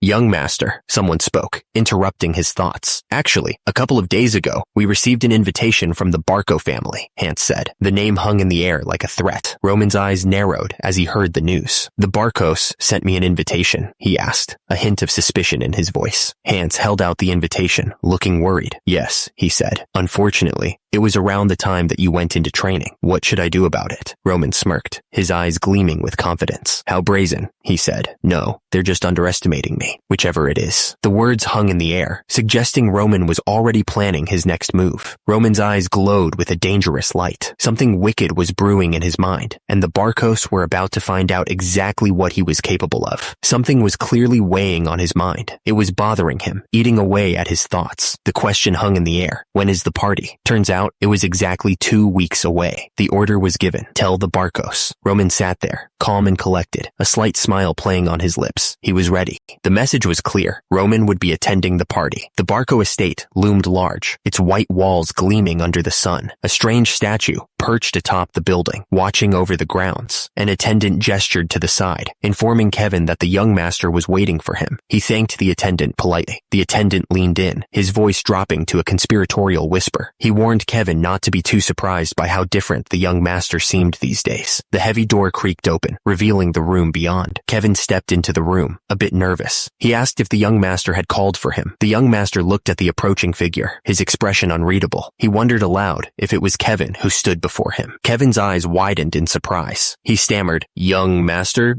He realized this must be what the attendant meant about the change in atmosphere. Roman stood in the training hall, a sword loosely held in his hand. He casually asked Kevin how he had been recently. Kevin replied quickly, "Oh, yes, young master. I've been getting used to things, all thanks to Hans helping around." But Kevin trailed off, his brow furrowed with worry. He started to say something, but stopped himself. He didn't know what to say. Kevin was thinking about his place in all of this. He had been wondering what his role was going to be. Kevin looked down, his face etched with doubt. He wasn't sure if he could actually do anything for the young master. Kevin continued, a hint of desperation in his voice. He admitted that he didn't understand how someone as ordinary as him could actually be useful. He wanted to know if there was anything he could really do. Roman paused, his purple eyes fixed on Kevin. He was about to tell him what his role would be. Roman declared his intentions, his voice firm and unwavering. He intended to use Kevin as his sword. Kevin stood there, a look of total surprise on his face. The news that he was to be Roman's sword had hit him hard. Kevin's face was a mix of shock and confusion. "Your sword?" he asked, not quite believing what he was hearing. Roman gestured with his hand, his expression serious. "However, figuring out what you're good at isn't something someone else decides. That's why I'll give you 3 paths that you can choose yourself. Roman continued, his voice calm and steady. The first is to give up your use as a sword. If holding a sword and bloodshed is what you're afraid of, you don't have to be my sword, but my hands and feet. Roman gestured towards Hans, who stood nearby. You can learn by following Hans and do as he tells you to do so. That would be what your role would be, Roman explained. Roman held up the sword, the metal glinting in the light. He told Kevin that the second path was to become his sword, to protect him and stand by his side. Kevin looked surprised, his eyes wide. He stammered, telling Roman that he'd never even touched a sword before in his life. Roman nodded, acknowledging Kevin's worry, and said that's exactly why, if Kevin chose this path, things would get intense. Roman's voice turned serious as he spoke of telling Kevin's will. He warned him that he would use methods that would cause excruciating pain.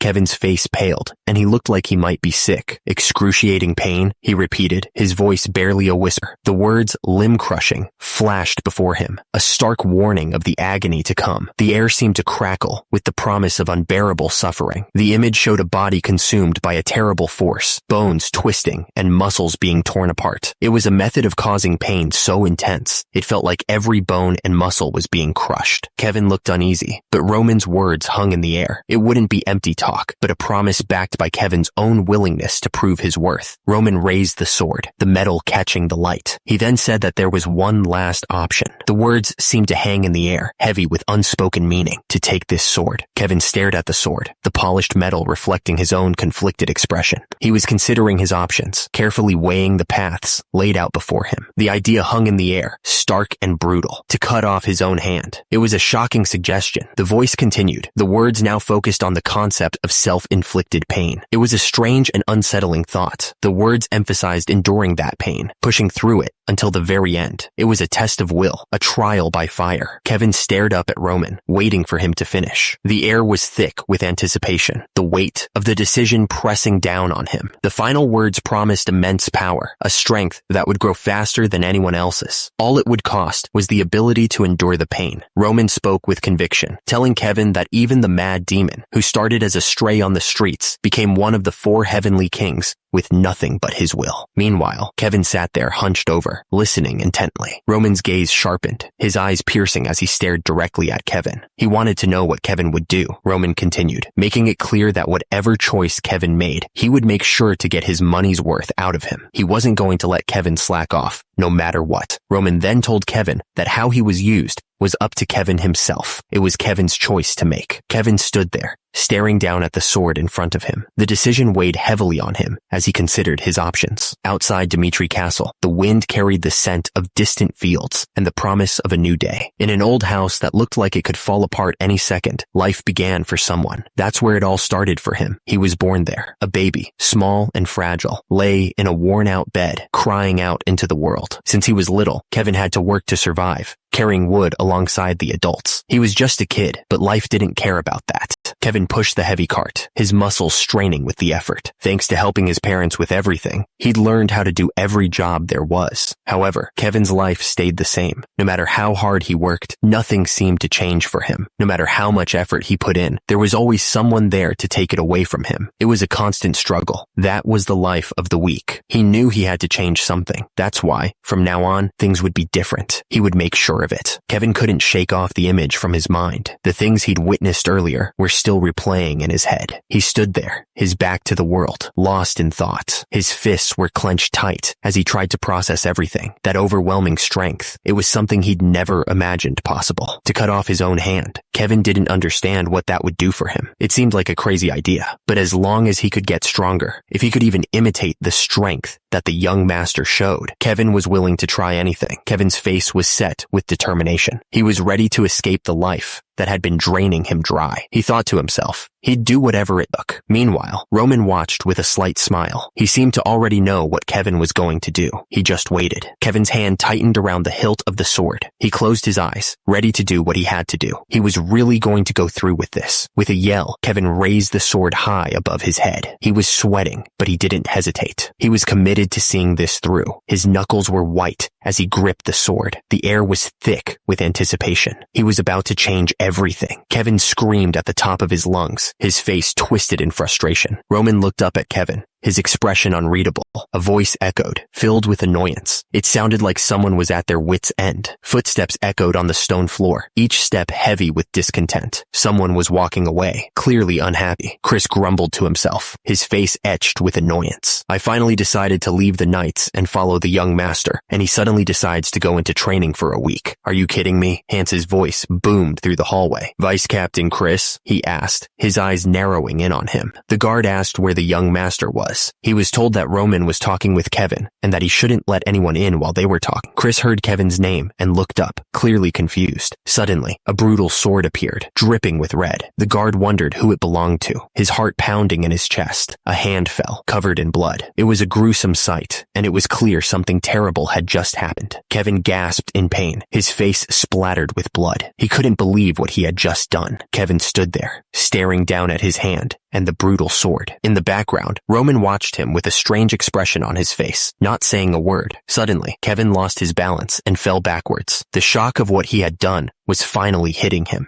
Roman stood over Kevin, looking down at him. He didn't seem surprised or concerned, just observant. Lying on the ground, Kevin stared up at Roman, his eyes wide with a mix of pain and disbelief. He was starting to realize just how serious this was. Suddenly, the door burst open, and someone shouted, "Wait! Young master!" Hans rushed in, spotting the blood on the sword. "When did you get hurt? There's blood all over the blade," he asked, clearly worried. Roman stood behind Hans, sickled, looking unfazed. "It's nothing to worry about," he said calmly, "but it's fine." Roman's eyes narrowed, a strange glint in them. "It's not my blood," he clarified. He then explained that at the very moment Kevin was about to cut his own hand off, Roman admitted that he had put Kevin in an illusion to stop him. Kevin stood there, a thin line of blood trickling down his wrist. He looked determined, not even flinching at the sight of the blood. Suddenly, the system flashed a message. "Charm of the illusion demon." Roman continued to explain what happened. He said that while he was trying to test Kevin by putting him in an illusion for a short period of time, Roman revealed that Kevin swung down on his wrist with the sword just before he fell into the illusion. Roman's lips curled into a slight smirk. That vicious kid, he thought to himself, clearly impressed. It was a close call, all right. If the spell had been any weaker, Kevin might have completely cut off his hand. That would have been a disaster. 2 weeks until the party. Chris lay in bed, staring up at the ceiling, lost in thought about the upcoming event. 6 months until the war. Kevin stared at his bandaged wrist, a grim reminder of the battles to come. There was so much to teach. Roman smirked, knowing the road ahead would be difficult. Roman knew he'd be getting busy soon. The pieces were set, and the game was about to begin. The entrance to the building stood silent, but the words hung heavy in the air. The upcoming technique was incredibly dangerous. Kevin looked at Roman, surprised. "You're going to teach me a mana enhancement technique?" Roman nodded. "That's right," he replied, his expression serious. Roman's purple eyes narrowed as he explained. "It's not any ordinary technique. It's actually a technique that the mad demon used. The technique was ancient, a martial art lost to time. It had been locked away in the main house's treasury for generations. The name of this dangerous technique echoed in the air, the Soul Spirit God technique. The technique was a dangerous one, Roman warned. It would eat away at the user's spirit, consuming them from the inside out. But that wasn't all. Roman continued explaining that it allowed them to show power, even when they were in terrible pain, pushing their bodies far beyond their limits. The most important thing, Roman said, was that even if all their limbs were cut off, the user could never lose their spirit. The user's face was contorted in agony, tears streaming down their face as the green energy burned through them. It was a pain that would break most people. Roman paused, then added that the mad demon had been very useful to him. He had mastered this technique under extreme pain, pushing himself to the very edge. The young master thought that if Kevin had the will to cut off his own hand, then he was capable of learning the technique. It was a brutal requirement, but necessary. The young master looked at Kevin, explaining that as this technique grew stronger and stronger, he must endure pain much greater than yesterday's. It was a constant test of his resolve. The young master continued, explaining that even with all this, there was one reason why he was teaching Kevin this technique. This was the fastest way to teach a teenager who didn't even know the basics of mana. Kevin was amazed. If he mastered this technique, he would have the strength to protect everything around him. The young master had saved him, wiped out Bloodfang, and now he was even bestowing a technique upon him. Kevin looked up, a nervous expression on his face. He hesitated for a moment before speaking.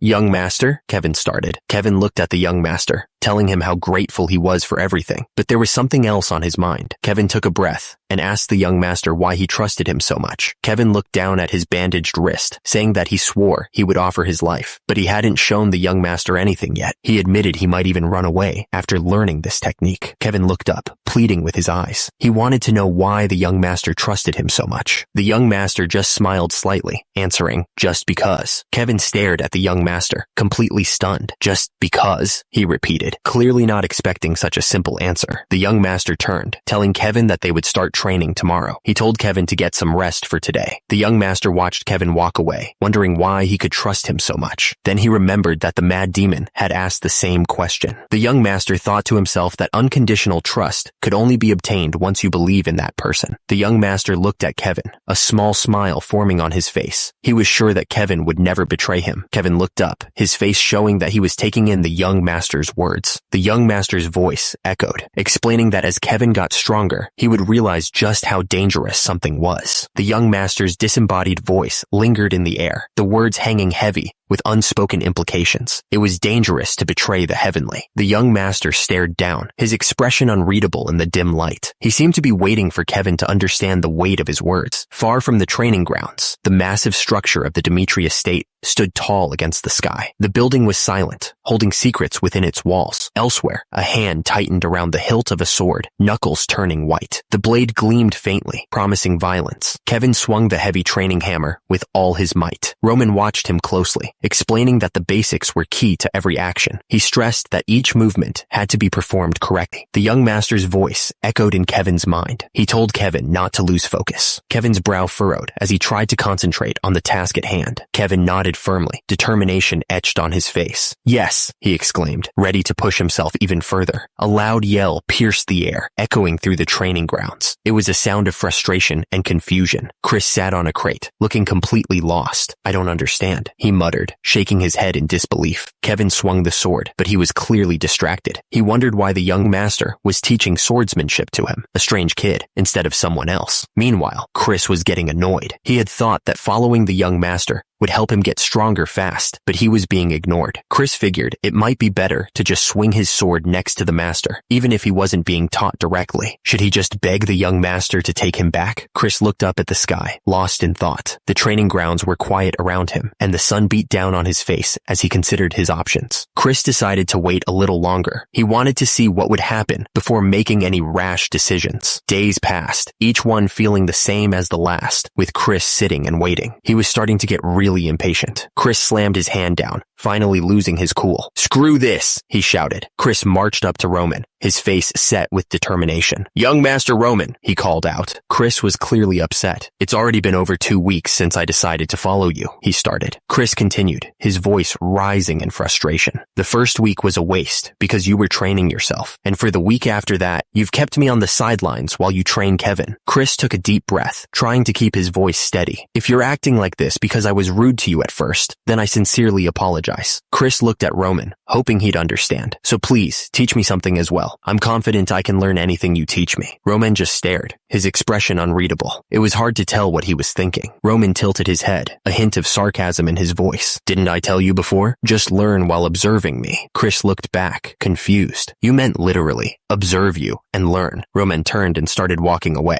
dismissing Chris's confusion. Everyone has their own way of learning. Roman looked at Kevin. Since Kevin didn't know anything, Roman believed he needed to guide him from the beginning until he reached a certain level. Roman's explanation continued, making it clear that he felt responsible for Kevin's growth. He needed to guide him every step of the way. Roman then turned his gaze to Chris. He explained that Chris was different, and no matter what he taught him, Chris would just try to force himself to learn what Roman, the person who defeated him, said. Roman continued, saying that Chris wouldn't seriously try to understand it. He would just try to force himself to learn what Roman told him. Chris looked at Roman, a bit annoyed. So, he asked if Roman wanted him to just keep observing him, but Roman simply said no. Chris looked down at the wooden sword in his hands, completely baffled. He didn't understand why Roman wanted him to use this thing. Chris stared at the wooden sword, not understanding. He asked, "What? Why a wooden sword? You need results to accept the truth." Roman wanted to see what Chris could do, so he suggested, "How about it? Have a spar with Kevin." Chris's eyes widened, surprised by the suggestion. Roman continued, "In this spar, even if Kevin is your opponent." Roman looked at Chris with confidence. He finished, "I will advise him on how to defeat you. Kevin is basically my copy." Chris Chris looked serious as he told Roman that if Roman still thought he was correct after this spar, then he would start teaching him personally. Chris was determined to show Roman what he was capable of. Kevin looked completely shocked. He couldn't believe he was being asked to spar with a knight. Kevin stammered, asking if Roman wanted him to spar with this novice. Kevin's face contorted in anger. He thought to himself, what the hell did Roman take him for? He was starting to feel insulted. Kevin paused for a moment, trying to control his anger. He finally said that he understood and agreed to do it. Kevin looked at Roman with determination. He was going to show him right here and now that he wasn't just some pushover. He would prove his worth. The sky was clear and blue, without a cloud in sight. The air was still, as if the world was holding its breath. Kevin stood in the center of the training area, sword in hand. Chris watched him from the side, his arms crossed. Roman told Kevin that sparring with a 2-star knight put him at a disadvantage, but he asked Kevin what he would lose from a defeat. Kevin's reply was simple and direct. Nothing. Roman continued, explaining that there were countless people stronger than him in this world. He said that Bloodfang,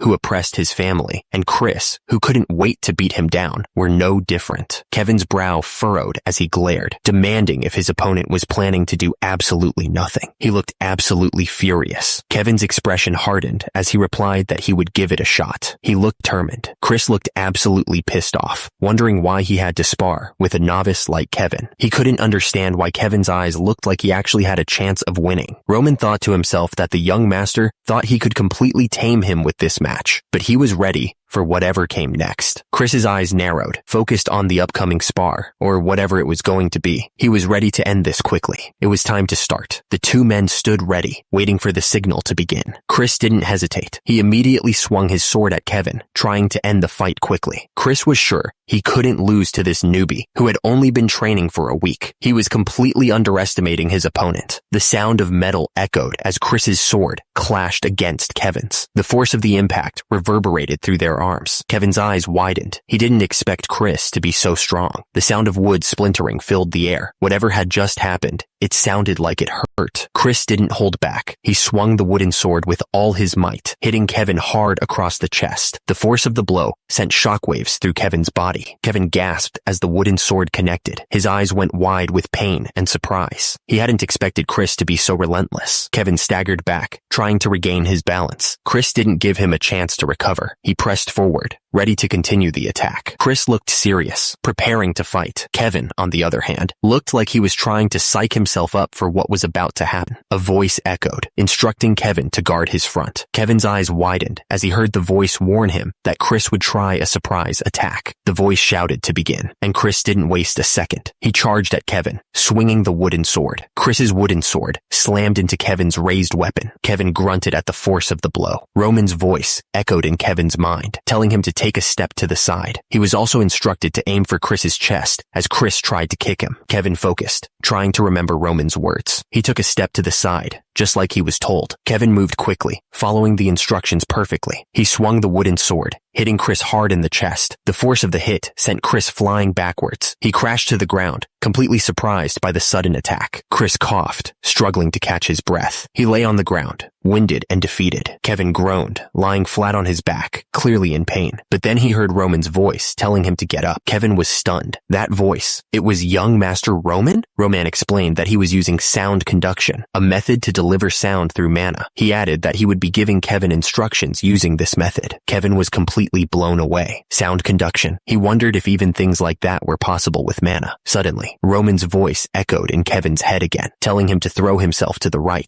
Kevin didn't waste a second. He charged at Chris, swinging the wooden sword with all his might. The force behind the blow was clear. Chris's eyes widened slightly. Then, Kevin heard Roman's voice in his head, clear as day. He was told to turn around and aim for Chris's left chest. Without hesitation, Kevin followed Roman's instructions. He spun around and swung the wooden sword, hitting Chris squarely in the back. The force of the blow sent Chris flying forward. He crashed into the ground, a look of shock on his face. Chris lay on the ground, clearly defeated. Kevin stood over him, panting slightly. The fight was over. Kevin looked down, frustrated. He had seen the opening, but he just wasn't fast enough to take advantage of it. He cursed himself for missing the chance. Suddenly, Roman's voice echoed in Kevin's mind, warning him to block above. Kevin's eyes darted upwards, trying to figure out what was coming. Before Kevin could react, Chris swung his wooden sword down with incredible speed. The air whistled as the blade hurtled towards Kevin's head. Again, Roman's voice cut through Kevin's thoughts, telling him to escape to his right. Kevin gritted his teeth, trying to process the information and react at the same time, but it was too late. The wooden sword slammed into Kevin's side, sending him flying through the air. He crashed into the ground, the impact knocking the wind out of him. Kevin grunted, blood dripping from his nose. The last hit had really done a number on him, but he was still standing. Chris looked at Kevin, surprised. He hadn't expected the kid to still be standing after that last blow. The kid was holding on better than he expected. Roman watched, his expression thoughtful. Kevin was no match for Chris at all. His body couldn't keep up with Roman's commands, but Kevin, despite the blood and pain, found himself smiling. This situation, it was kind of, Roman's lips curled into a slight smile. Amusing? Yeah,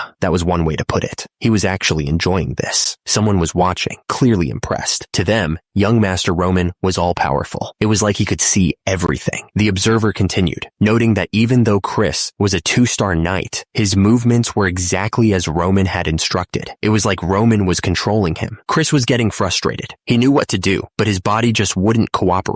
If he could just move the way Roman told him to, he'd already have won. The unseen observer doubled down, saying that Roman was just toying with Chris. It was like Roman was controlling him like a puppet on strings. Suddenly, Roman's voice cut through the air, telling Kevin to turn his body to the right. Kevin tensed, preparing to follow the new command. Chris followed Roman's instructions and charged forward to counterattack. He moved exactly as he was told, hoping to finally gain the upper hand. Kevin blocked Chris's attack with a loud clang. The force of the impact vibrated through his arms, but he held his ground. Chris was trying to strike Kevin down, but he kept narrowly avoiding critical moments and even counterattacking. He thought to himself, is it just a coincidence? The unseen observer was completely stunned. Even Chris, who's considered Dimitri's greatest genius, couldn't hold a candle to young Master Roman's true skills. This was young Master Roman's level. The observer vowed to forever serve Roman as their lord. Even if it was something that didn't logically make sense, they would blindly follow his words. The grip tightened on the sword, knuckles turning white. The fighter was determined to become a weapon for his master, and he knew that there was only one way to achieve it. Kevin raised his sword high, his face contorted in a scream. He roared that his willpower alone would carry him through. Blood dripped from his teeth, a testament to the brutal fight. The air was thick with the metallic scent of his own blood. Chris stared down at Kevin, his eyes cold and hard. He warned him that if he planned to keep fighting, he should be prepared for one of his body parts to be deformed. Roman chuckled, a sinister sound that sent chills down Flora's spine. She looked up at him, her face pale with shock, as she realized the true extent of his ruthlessness. Kevin stood there, blood dripping from his face, but he refused to back down. He declared that they would do this until the end. Chris looked absolutely furious. He called Kevin insignificant. Chris stomped his foot, ready to attack. He said if that was really Kevin's intent, then so be it. Chris raised his sword, ready to strike. He promised to give Kevin what he wanted. Chris warned Kevin that from now on, every time he looked at his deformed arm, he would regret this moment. The air was thick with tension as Chris prepared to strike. Kevin took a step forward, his foot hitting the ground with a thud. He was determined to keep going, no matter what. Kevin stepped forward, ready to fight. Chris stood in front of him, waiting for Kevin's next move. Kevin prepared to attack with everything he had. Blood dripped from his mouth as he focused on Chris. Kevin swung his wooden sword with all his might. The force of the blow echoed in the training area. To think Kevin would step forward like that, Chris wasn't done yet. Meanwhile, Roman watched with a keen eye. Kevin turned around, his expression determined. He gripped his wooden sword tightly, ready to follow Roman's instructions. Kevin didn't waste a second. He moved to attack Chris, swinging his sword down with all his might. Chris blocked the blow, the force of the impact shaking his arms. The two young men continued their spar. The sound of wood hitting wood echoed through the training grounds as they exchanged blows. Chris scoffed, a smug look on his face. "You think I'd get hit by that kind of large and slow attack?" he said. He thought Kevin was full of openings. Suddenly, Kevin's sword connected with Chris's face. The force of the blow sent Chris stumbling backward, his eyes wide with shock. Chris's opponent let out a shout as he attacked. Chris was caught off guard, blood dripping from his face. The attack was so fast that it left a trail of blue energy behind. It was clear that this wasn't a normal fight. Roman watched the fight with a calm expression, his purple eyes never leaving Chris. Chris, on the other hand, was clearly struggling. Chris looked down, his face contorted in pain. He was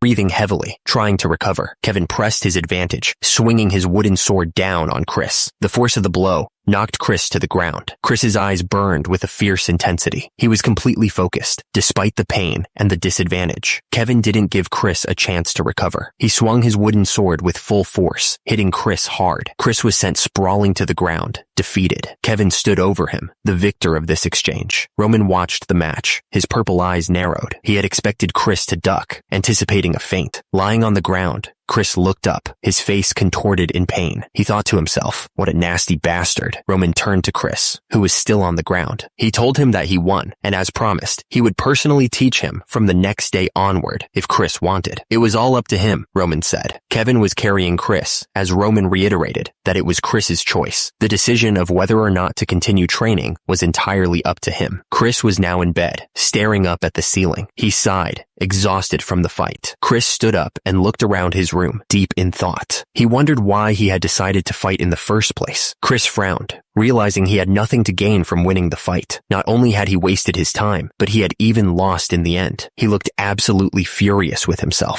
Chris stared at Kevin. That last move of Kevin's. It felt familiar. It was the same situation he was in when he sparred with Roman, he realized. The day he had gone over hundreds of times in his mind. If Chris hadn't had that experience with Roman, he wondered if he could have defeated Kevin without using aura. Chris started to laugh. He couldn't believe it. Had he really grown from just that one experience? Chris wondered. The castle loomed in the background as the question hung in the air. So what will you do? Chris paused, considering his response. He seemed unsure of himself for a moment. Chris finally spoke, his voice firm. He didn't need any teachings, he declared. He would find a way to get stronger by following Roman. Chris looked back on the spar with Kevin. Every single one of Kevin's decisions was right for the situation, he realized. He had thought that Roman hadn't given Kevin any instructions, but he was wrong. Just from trying to understand Roman's decisions, Chris realized his mind was filled with teachings. Now that he thought about it, it felt like Roman was telling him things as he was teaching Kevin. Chris was stunned. Roman. No, the young master was no longer the loser he once knew. Something had changed, and it was big. Chris continued, admitting he didn't know what had happened to Roman, but the young master had reached a level that even Captain Jonathan couldn't touch, he thought. He understood now that Roman meant for him to learn by watching. Chris looked determined. If that was the case, he thought, then until he surpassed Roman, he would watch and learn everything. Roman watched Chris, a slight smile forming on his face. He seemed pleased with Chris's decision. Roman spoke, his purple eyes gleaming. Well then, he said, let's keep training. A week went by in a flash. The castle stood tall, awaiting whatever was coming next. The day of the social gathering party, hosted by the Barcos, had finally arrived. The castle was ready for a week before the social gathering party. The air was thick with anticipation. Whispers filled the air, secrets and rumors swirling like dust devils. Someone asked if the other had heard the latest gossip. About what? Came the reply. The answer came quickly. It was about Roman Dmitri. The news spread like wildfire. Roman Dmitri's engagement with the Lawrence family had been called off. The two men sat at the table, deep in conversation. One said that the announcement blamed Flora Lawrence for the broken engagement, but the other scoffed. He thought it was just an excuse to protect the Viscount's precious daughter. The man's words hung in the air, dripping with disdain. He was talking about Roman Dmitri, the so-called moron Dmitri. Elsewhere, a woman sipped her tea, listening intently. She said that breaking off the engagement so close to the war with Barco meant the eldest son of Dmitri was even worse than she'd heard. A sudden rumor broke through the negativity. Someone had heard that Roman had even taken down Bloodfang, which was hard to believe. One of the women scoffed, telling the other to give her a break. She said that the rumor was probably just a way for the Dmitri family to save face after the broken engagement. The sound echoed through the room, a loud, drawn-out noise that seemed to fill every corner. The fancy decorations did nothing to soften the noise. The news hit hard. Someone exclaimed that they couldn't believe Roman actually broke off the engagement. The document in their hand seemed to confirm it. Another voice chimed in, saying Roman was so easy to manipulate. It seemed like they thought they knew him well. The man asked if Roman was confirmed to participate in the upcoming party. The servant confirmed that they'd received a letter of participation from Dmitri, so it was official. The man holding the glass smiled, clearly pleased. Everything was going smoothly, just as he'd planned. So, the next player entered the stage. It was Anthony Barco, the eldest son of Viscount Barco. Anthony Barco took a sip from his glass, a smirk playing on his lips. He said he was looking forward to next week. Anthony was really excited. He hadn't been this hyped for a party in a long time. The day of the social party finally arrived. The sky was clear, and the castle looked grand. Back at the Dmitri estate, Roman was in thought. He was thinking about Hans. Roman looked at the outfit with a raised eyebrow. Am I really supposed to to wear this? He wondered. It was quite the sight. The outfit practically sparkled, with gold trim and a huge seashell-looking thing around the neck. The attendant gestured dramatically at the clothes. "This is your first official gathering since your disengagement," he said. "I cannot let you wear just anything." Roman's attendant continued, explaining the situation. "For your information, to give a short explanation about these clothes, an abhorrent amount of money was spent just to create these clothes." The attendant leaned in, his voice full of conviction. "But I'm sure that you wouldn't not wear this masterpiece," he said, pointing at Roman. The attendant's eyes grew wide, practically vibrating with excitement. He was talking about the outfit, the one he'd poured his entire being into. The attendant's face was flushed with pride, like a kid showing off his best drawing. He was really proud of that outfit. Roman just smirked, clearly amused by the attendant's over-the-top reaction. He looked like he was about to burst out laughing. Roman sighed, giving in. "All right, I'll wear it," he said. The attendant was already celebrating, saying he knew Roman would. Roman started walking, each step echoing in the room. He mumbled to himself, clearly not thrilled about the situation. Someone was getting impatient. "Why is he so late?" they asked, clearly annoyed. The armored man leaned against the carriage, his expression grim. "The young master will arrive first at this rate," he muttered, clearly frustrated. A figure in armor came rushing up to the carriage, clearly out of breath. "I'm sorry," he stammered, trying to catch his breath. He struggled to adjust his helmet, looking embarrassed. "I'm still not used to putting on armor," he explained, clearly flustered by his tardiness. He fidgeted with the helmet, sweat beading on his forehead. He felt awkward and out of place, not quite used to the heavy armor. Chris looked down, sighing deeply.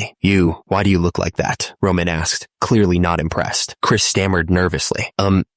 There wasn't any armor that fit me, even in the smithy." Even with the young master's help, it was clear Chris was still struggling. The clash of wooden swords echoed in the training yard. Chris was pushing himself harder than ever, determined to get stronger. Chris couldn't believe he had almost lost to someone like Kevin. He was determined to never let that happen again. Roman glanced back at Chris, still looking annoyed. Chris fidgeted with the helmet, sighing in frustration. A stern voice cut through the air, demanding attention. "Listen well." Chris looked up, listening intently. He knew that whatever was about to be said was important. The voice continued, explaining their responsibility. They were both escorts to their lord, and the very face of Dmitri. The Dmitri crest appeared, a symbol of the family's honor and the weight of their expectations. The voice warned that their actions held immense weight. It wasn't an exaggeration to say that Roman's reputation rested on their shoulders, so rash decisions were forbidden, and they had to be careful about what they said. Chris stood at attention, his eyes wide with determination. He replied that he would keep everything in mind. Chris's voice rang out, calling Roman Sir Knight with clear respect. Roman's expression softened slightly. Roman nodded, telling Chris that he could ask him if he was unsure about anything. He thanked Chris for his dedication. Roman pointed at Chris's helmet, telling him it was crooked again. It was a small thing, but he wanted everything to be perfect. The castle loomed in the distance, a grand structure against the bright sky. It was time to head to the party at the Barcos. The tables were piled high with every kind of food imaginable. It was clear that the Barco family was trying to impress everyone. The party was just getting started, and the guests were already laughing and talking. It was the kind of scene where everyone was trying to look their best. A group of noble ladies had gathered to trade rumors. They seemed surprised about something. The rumors started to spread quickly. Someone asked if it was true that Roman Dmitri was coming to the party today. Another voice chimed in, expressing disbelief. They couldn't believe Roman was actually going to show up at the Barcos party. The nobles couldn't believe Roman Dmitri would break off a political marriage that he himself pushed for, especially knowing Barco was interested in the Lawrence family. They wondered what he was thinking. One of the noble women said, "That's why people call Roman a moron. If he had any brains, he would have stuck with either the Barco or Lawrence family, but he messed it all up." The nobles continued, saying the Dmitri family's position had become quite ambiguous because of Roman. Even though Dmitri was the powerhouse of the Northeast, it was a bit greedy of them to want to maintain their relationship with Barco still. Another noble laughed, saying that at least Roman was participating to make up for his mistake. He thought Roman was a funny lad. Meanwhile, Flora Lawrence stood alone, watching the other nobles. She seemed lost in thought, far away from the laughter and chatter. The question lingered in the air, thick with curiosity and a hint of malice. What kind of man was Roman Dmitri? Really? One of the nobles, a man with reddish hair, said that Roman Dmitri left a terrible first impression. He added that Roman wasn't much to look at because of his small size. Flora Lawrence listened, her expression unreadable. The noble with green hair chimed in, scoffing at how Roman put on airs about being the eldest son of Dmitri. He went as far as to say that even he would have broken off the marriage if he were a woman. Flora Lawrence just listened, her eyes narrowing slightly. Suddenly, a man cleared his throat loudly. The sound cut through the gossip like a knife. The nobles fell silent, realizing they had been overheard. The man's words hung in the air, a clear reminder of Roman's status. The eldest son of Dmitri. The nobles turned their heads, surprised by the sudden announcement. One of them even blurted out, "What?" The announcement echoed through the hall, declaring, "Roman Dmitri is entering." A polished boot stepped confidently onto the carpet. The sound was sharp and clear, cutting through the murmurs of the crowd. Roman's face came into view, a slight smile playing on his lips. His purple eyes seemed to gleam with an unknown amusement. Roman walked into the party, his presence immediately drawing everyone's attention. The nobles stared, their expressions a mix of shock and curiosity. The nobles whispered among themselves, their voices laced with disbelief. One of them asked in shock, "That's Roman Dmitri?" Another noble stared at Roman's back, his voice rising in disbelief. "He's way too different from before. This is absolutely not possible. He used to be shorter than me." Someone else chimed in, focusing on a different detail. What happened to his hair? The blonde noblewoman watched Roman, her expression thoughtful. She seemed to be assessing him from head to toe, trying to reconcile the rumors with the man standing before them. The entire room seemed to hold its breath, every eye fixed on Roman. The air crackled with a mixture of curiosity and apprehension, as if they were all waiting for a storm to break. Roman Dmitri turned to face the newcomer, his expression carefully neutral. He inclined his head slightly, stating, "It's an honor to meet you." A blonde woman in a blue dress stepped forward, smiling gently. "I am Sophia of the Grizel family," she announced. Sophia continued, "You've probably never heard of our family. Though we are not a prominent family, my father, Baron Grizel, dedicates his life to the kingdom of Cairo." Roman's eyes widened slightly, clearly surprised by her assumption. "I am well aware of the Grizel family," he responded. Sophia looked at him, shocked. "Huh? You really know of Grizel?" Roman Dmitri's expression turned serious. "How could I not know a family with a history dating back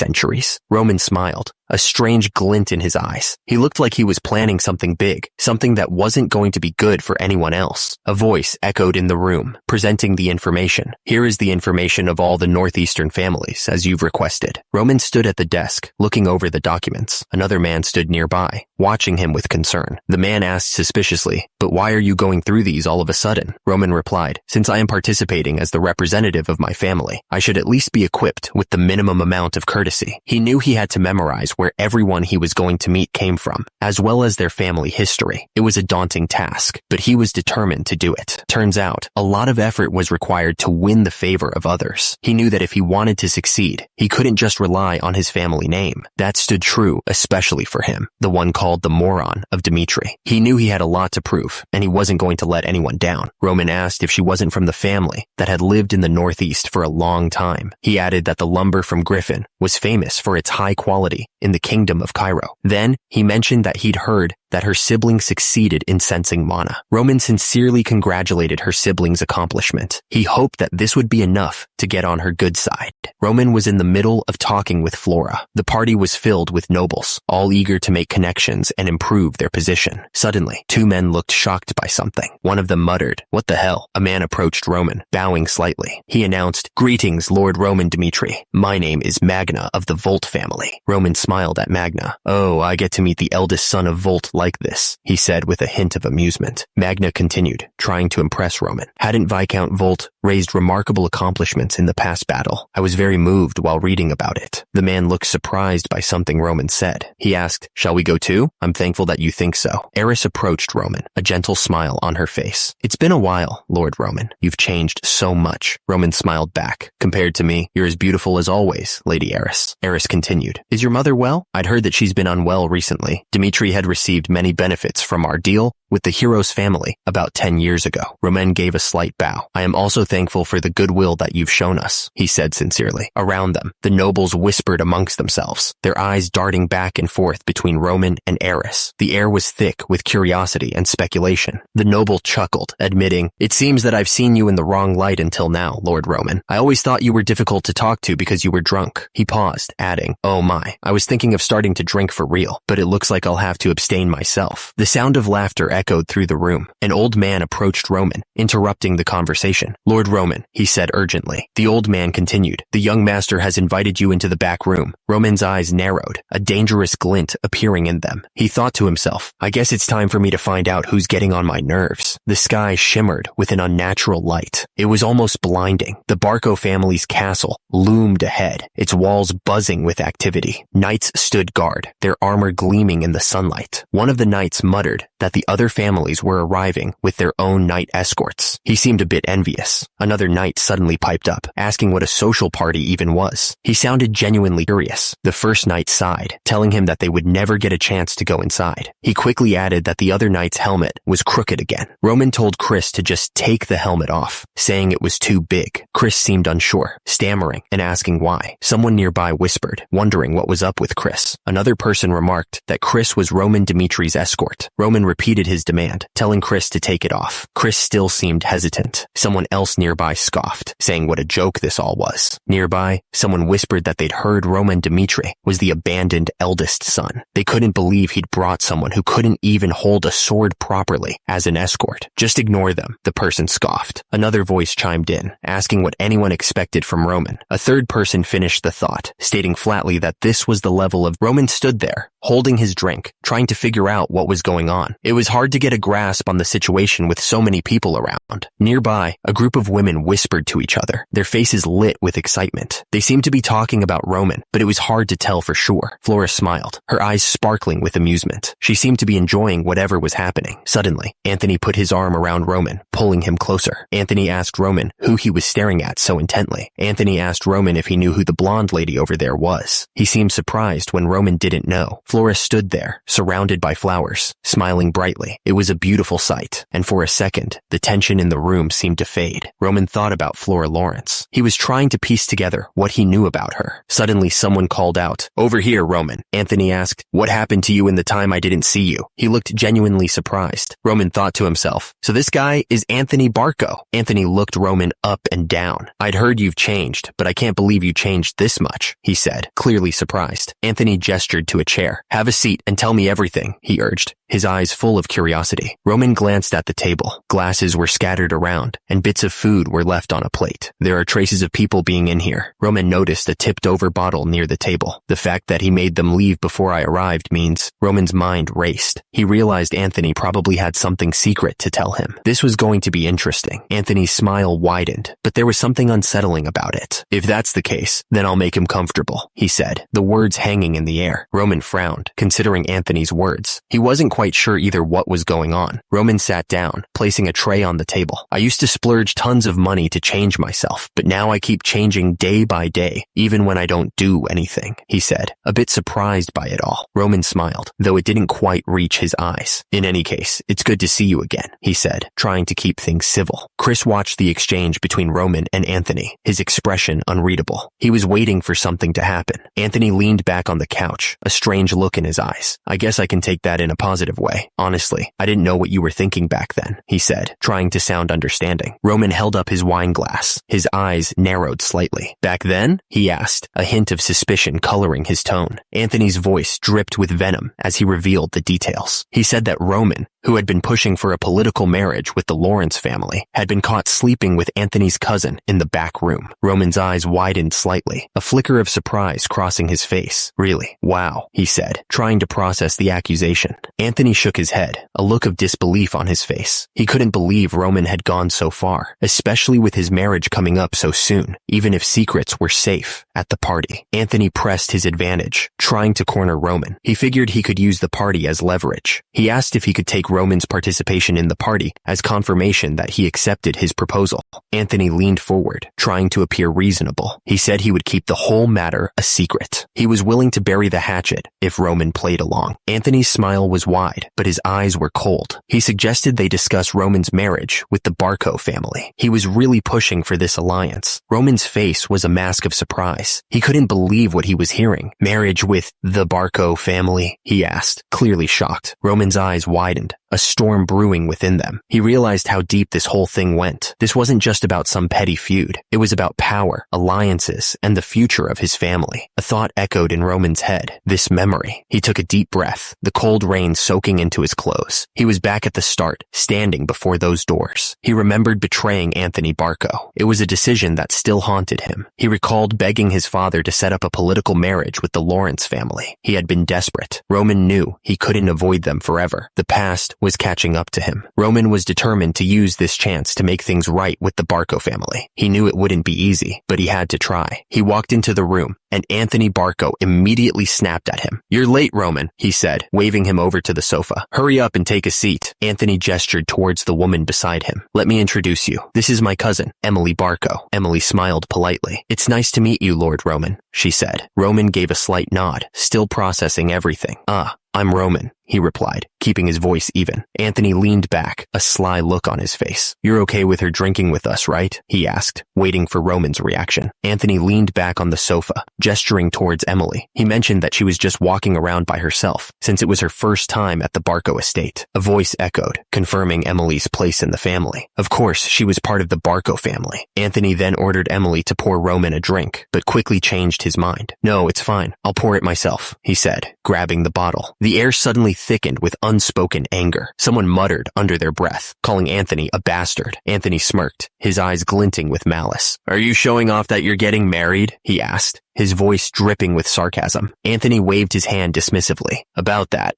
Don't worry about it," he said, brushing off whatever he had been talking about before. The words hung in the air like a declaration of war. The Barco family didn't care about the Lawrence family anymore. It was clear. Roman looked surprised. "Really?" he asked, his eyes widening slightly. Anthony laughed, trying to lighten the mood. Yeah, so don't be so stiff. Drink to your heart's content." Roman didn't say anything. He just raised his glass and took a long drink, his expression unreadable. His head was pounding. He could barely make out the blurry shape of a picture frame on the floor. This wasn't right. Where was he? Everything spun out of control. He felt like he was falling, tumbling into an endless darkness. Slowly, a flicker of recognition. Something wasn't adding up. He opened his eyes and saw two people in the bed, under the covers. He was in a room he didn't recognize. Roman sat up, his heart pounding. "No way. What the hell is going on here?" he muttered, completely lost. Suddenly, a voice echoed through the room, calling out, "Roman!" Roman gasped, his eyes widening as he sat up in the bed, completely exposed. Anthony's face was twisted in disbelief and rage. "Anthony?" he shouted. Anthony demanded, What the hell have you done?"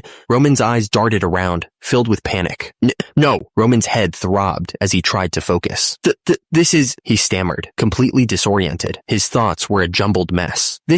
He tried to piece together the events that led to this, but his mind was blank. "I can't remember," a voice cut through the fog in his mind, clear and commanding. "Listen carefully, Roman." Anthony's voice was cold as he continued. "It's none of my business who you sleep with." Anthony's voice echoed in the room, the words hanging heavy in the air. He accused Roman of laying hands on a lady of the Barco family. Roman remained silent, his head bowed, as Anthony continued. He made it clear that he couldn't just ignore what had happened. Anthony leaned forward, his expression unreadable in the dim light. He told Roman that he would give him a choice. Anthony explained the first option. He could expose the truth, leading to Roman's one-sided disengagement. Anthony revealed the alternative, his voice dropping to a dangerous whisper. Roman could marry a direct descendant of the Barco family to restore their relationship. Anthony's smile was wide, but it didn't reach his eyes. He said that he was filled with rage because of what Roman had done, but he would forgive him if Roman became a man of Barco. A heavy silence filled the room. The rain outside continued to pour. Roman sat at the table, the light from the candle flickering in his eyes. He looked completely shocked by the offer. The question hung in the air, demanding an answer. Roman sat there, his face unreadable. He had a huge decision to make, and the fate of his family might depend on it. Roman's eyes narrowed as the pieces clicked into place in his mind. He finally understood what was going on. The full picture was now clear. Every detail, every conversation suddenly made sense. If Roman messed this up, if he even laid a hand on a Barco family member, the consequences would be severe. The honor of the Dmitri family would sink to rock bottom. Everything he had worked for would be for nothing. The speaker's face was red with anger as he said they were already getting trashed for not being real nobles. This marriage falling apart would only make things worse. It was clear that Roman was trapped. He probably didn't have the insides to face his father's anger. The old man would be absolutely furious. The air was thick with unspoken tension. Everyone was waiting to see what Roman would do next. Even so, he couldn't choose the other option either. The thing is, he really loved Flora. He must not have wanted to ruin the marriage that he had set up himself. That would make things even worse. And he definitely didn't want to ruin Flora's name in the process. That would be a total disaster for everyone. Roman looked down, the weight of everything crashing down on him. He had committed suicide when it was time to make his decision, a final act of desperation. He wished that his death would solve everything, a desperate hope in his final moments. He thought that this was the only way. Roman took a drink of the wine, the taste bitter on his tongue. He was a weak man, someone who'd never accomplished anything with his own strength, a pathetic excuse for a noble. How miserable. And the thought hung in the air, a heavy weight pressing down on him. Pathetic. That was the word that echoed in his mind, the final judgment on his life. Roman stared ahead, his expression unreadable. He was clearly thinking hard about what he should do. Anthony leaned forward, a serious look on his face. Why are you hesitating, Roman? The union of our two families is something that will flip the entire northeastern region on its head. Anthony's smile widened, but it didn't reach his eyes. No one will be able to oppose us, he said, his voice full of confidence. Anthony continued to lay it on thick, trying to sell him on the idea. And you will wield absolute power in the Northeast. There's no reason for you to be just for that. Anthony's eye twitched slightly, a sign that his patience was wearing thin. He was starting to get annoyed. Roman's mind raced, trying to process what he was hearing. He could only manage to ask, what? Anthony set his wine glass down hard, the sound echoing in the room. He stared at Roman intensely. I have to accept this political marriage for such a reason. Anthony tried to brush it off, his voice smooth. You must be misunderstanding something. Anthony pointed a finger at Roman, his expression hardening. This is not a choice. Anthony's voice dripped with menace. If you refuse, I will expose what happened in the back room to the world. What do you think will happen to the Dmitri family's reputation? Anthony leaned in, his voice low and menacing. He warned Roman to think very carefully if he didn't want to live a life with his head hung low. Anthony's eyes narrowed, boring into Roman with a cold intensity. He was dead serious. Roman crossed his arms, his voice firm as he spoke. How many times did he have to say it? The Dmitri family had no need to accept the Barco family's proposal. The words hung in the air, heavy with Roman's disdain. He thought the reason for all this was pathetic. Meanwhile, back at the party, two ladies whispered to each other, their eyes darting towards Roman and Anthony. The tension in the air was thick enough to cut with a knife. Flora watched Roman, a smile playing on her lips. She seemed to be enjoying the party. Suddenly, Flora called out, Roman! Flora looked concerned. She asked him where he had been. Roman replied that he just had something to attend to. He said that he would have to leave because of it, cutting off Flora's protest that it hadn't been long since the party started. Flora looked disappointed, saying that it was urgent. She told Lord Roman she still had so much she wanted to talk about, and that it was a shame he had to go. Roman said that he felt the same way. He suggested that they talk again when they had the chance. Roman turned and walked away, leaving the Barco family's castle. A man in a suit bowed deeply as he left. Suddenly, Roman's expression twisted into fury. He demanded that someone take back what they had said, recognizing that voice. The room went silent as everyone turned to stare at Roman. The guards looked stunned by his sudden outburst. Roman's eyes narrowed, filled with intense anger. He was ready to explode. The blade pierced straight through the armored foot with a sickening thud. The force of the blow echoed through the hall. Someone screamed, calling out, Kevin! Kevin was on the ground, surrounded by armored knights. Chris stood among them, looking down at him with a cold expression. A voice echoed through the hall, asking what anyone expected to happen. The situation had turned ugly fast. Someone declared that this was the level of Dmitri. Another voice cut through the tension, telling Kevin to just endure it. He had to bear it. Kevin, despite the agony, managed to respond with a weak, yes sir. Two armored knights watched with amusement, a sinister satisfaction on their faces. They seemed to enjoy the suffering. One of the Barco knights scoffed, wondering what Roman was thinking, bringing a brat like Kevin as an escort. Another knight joined in, saying it looked like the escort just grabbed some armor that fit and declared himself an escort. He said this was seriously a new low. Kevin responded, asking if the knights of Barco trained their sneers instead of their swords. The knight then said he was confident he could wield a sword better than this brat, even without training. A Barco knight finished the thought, saying this was why people called your liege a moron. The Barco knight stared down at Kevin, who was still on the ground, wounded. He demanded that Kevin take back what he'd said. Another knight responded with a confused.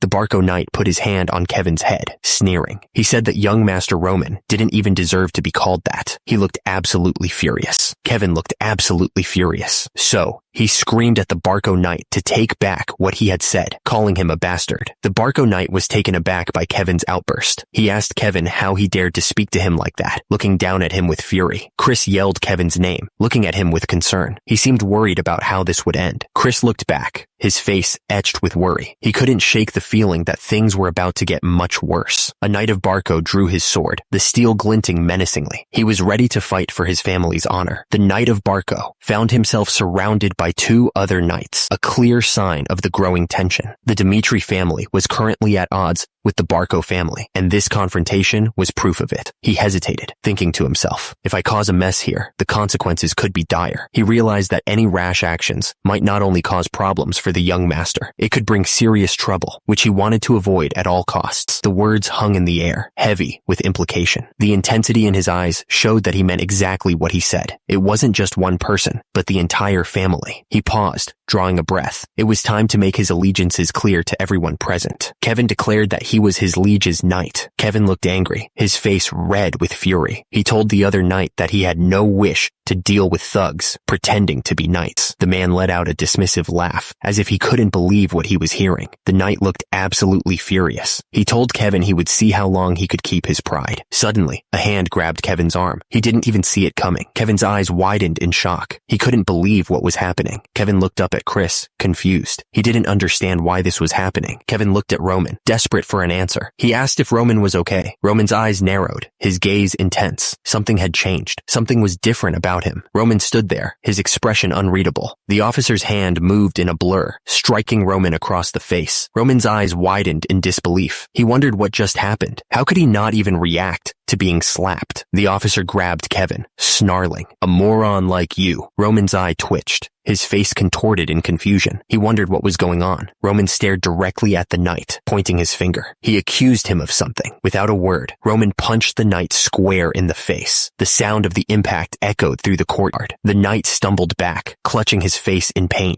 He groaned from the force of the blow. Roman didn't give him a chance to recover. He attacked again, striking with brutal efficiency. The knight groaned in pain, clutching his face. The attack had clearly hurt him. Roman stared directly at the knight, his eyes cold and commanding. Roman ordered the knight to raise his head. His voice was icy, filled with authority. Back in the castle, Kevin sat alone on a couch, looking dejected. He seemed lost in thought. Kevin looked down, his expression a mix of confusion and disbelief. He muttered, "Fuck, what the hell happened?" Suddenly, someone shouted something. Anthony Barco told Roman to take responsibility for laying his hands on a lady of his family. He added that his offer for Roman to marry a direct descendant instead of a distant relative was his last consideration. Anthony Barco warned Roman that he was making an irreversible mistake. Roman scoffed, saying he was already called a moron. He didn't think a few more rumors would change anything, since he was already treated like trash. Roman was in the middle of speaking, but he stopped. Someone interrupted him. Roman declared that he chose to end the marriage on his own terms. He made it clear that it wasn't because of their threats. Roman stood his ground, his arms crossed. His expression was unyielding, showing no sign of backing down.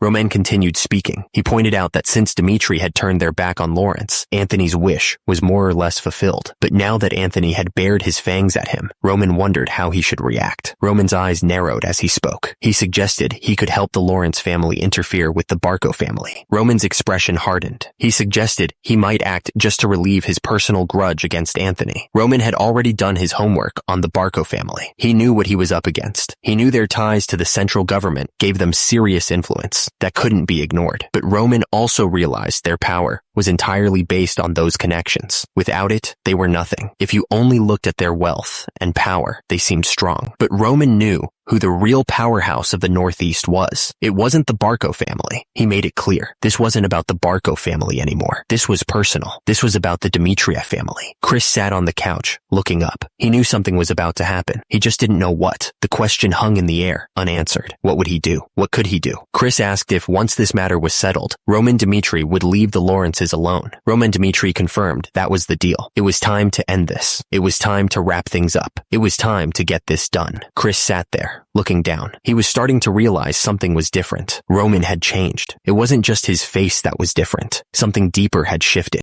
His actions, the way he looked at you, Even the way he spoke, everything was different. Roman's eyes burned with an intensity he'd never seen before. He looked absolutely serious. He commanded such pressure. It was like a wave crashing down on everyone around him. The words hung in the air, heavy with implication. He was not the same person they once knew. He was completely different. The question echoed in the darkness. Just what the hell had happened to him? What could have caused such a drastic change? Chris looked absolutely baffled. He rubbed his temples, trying to understand what was going on. This wasn't the Roman he knew. Chris snapped, telling them to leave him alone. He didn't have time for this right now. He was trying to think. Chris started to explain that Roman and his knight were currently dealing with something, but he trailed off, unsure of how to describe the situation. The Barco family's castle loomed large. It was a symbol of their wealth and power, stretching high into the sky. A wave of shock spread through the crowd. They couldn't believe what was happening. Kevin was on his knees, begging for forgiveness. He stammered, pleading with Roman to spare him. He promised he would never do it again. He begged Roman to have mercy. One of the knights shouted, calling out to his leader. He was ready to defend Roman. Chris stepped forward, trying to reason with Roman. He argued that Kevin had suffered enough and urged Roman to think about the consequences for the Barco family. The demand to end the violence hung in the air, a silent echo of the previous words. Roman's eyes narrowed, his face a mask of cold fury. He said he would decide when enough was enough, and if Kevin died, that was just the price he had to pay. Suddenly, a voice boomed out, demanding to know what was going on. A man in a green jacket strode into the area, surrounded by onlookers. His expression was unreadable, but the tension in the air was thick enough to cut with a knife. Anthony Barco exploded in anger, telling Roman that even as the eldest son of the Dimitri family, he wouldn't stand for this. He looked absolutely furious. The threat hung in the air, promising dire consequences if Roman didn't apologize immediately. It was a clear warning. Roman's face was hard as stone. He coolly asked why he should apologize for anything.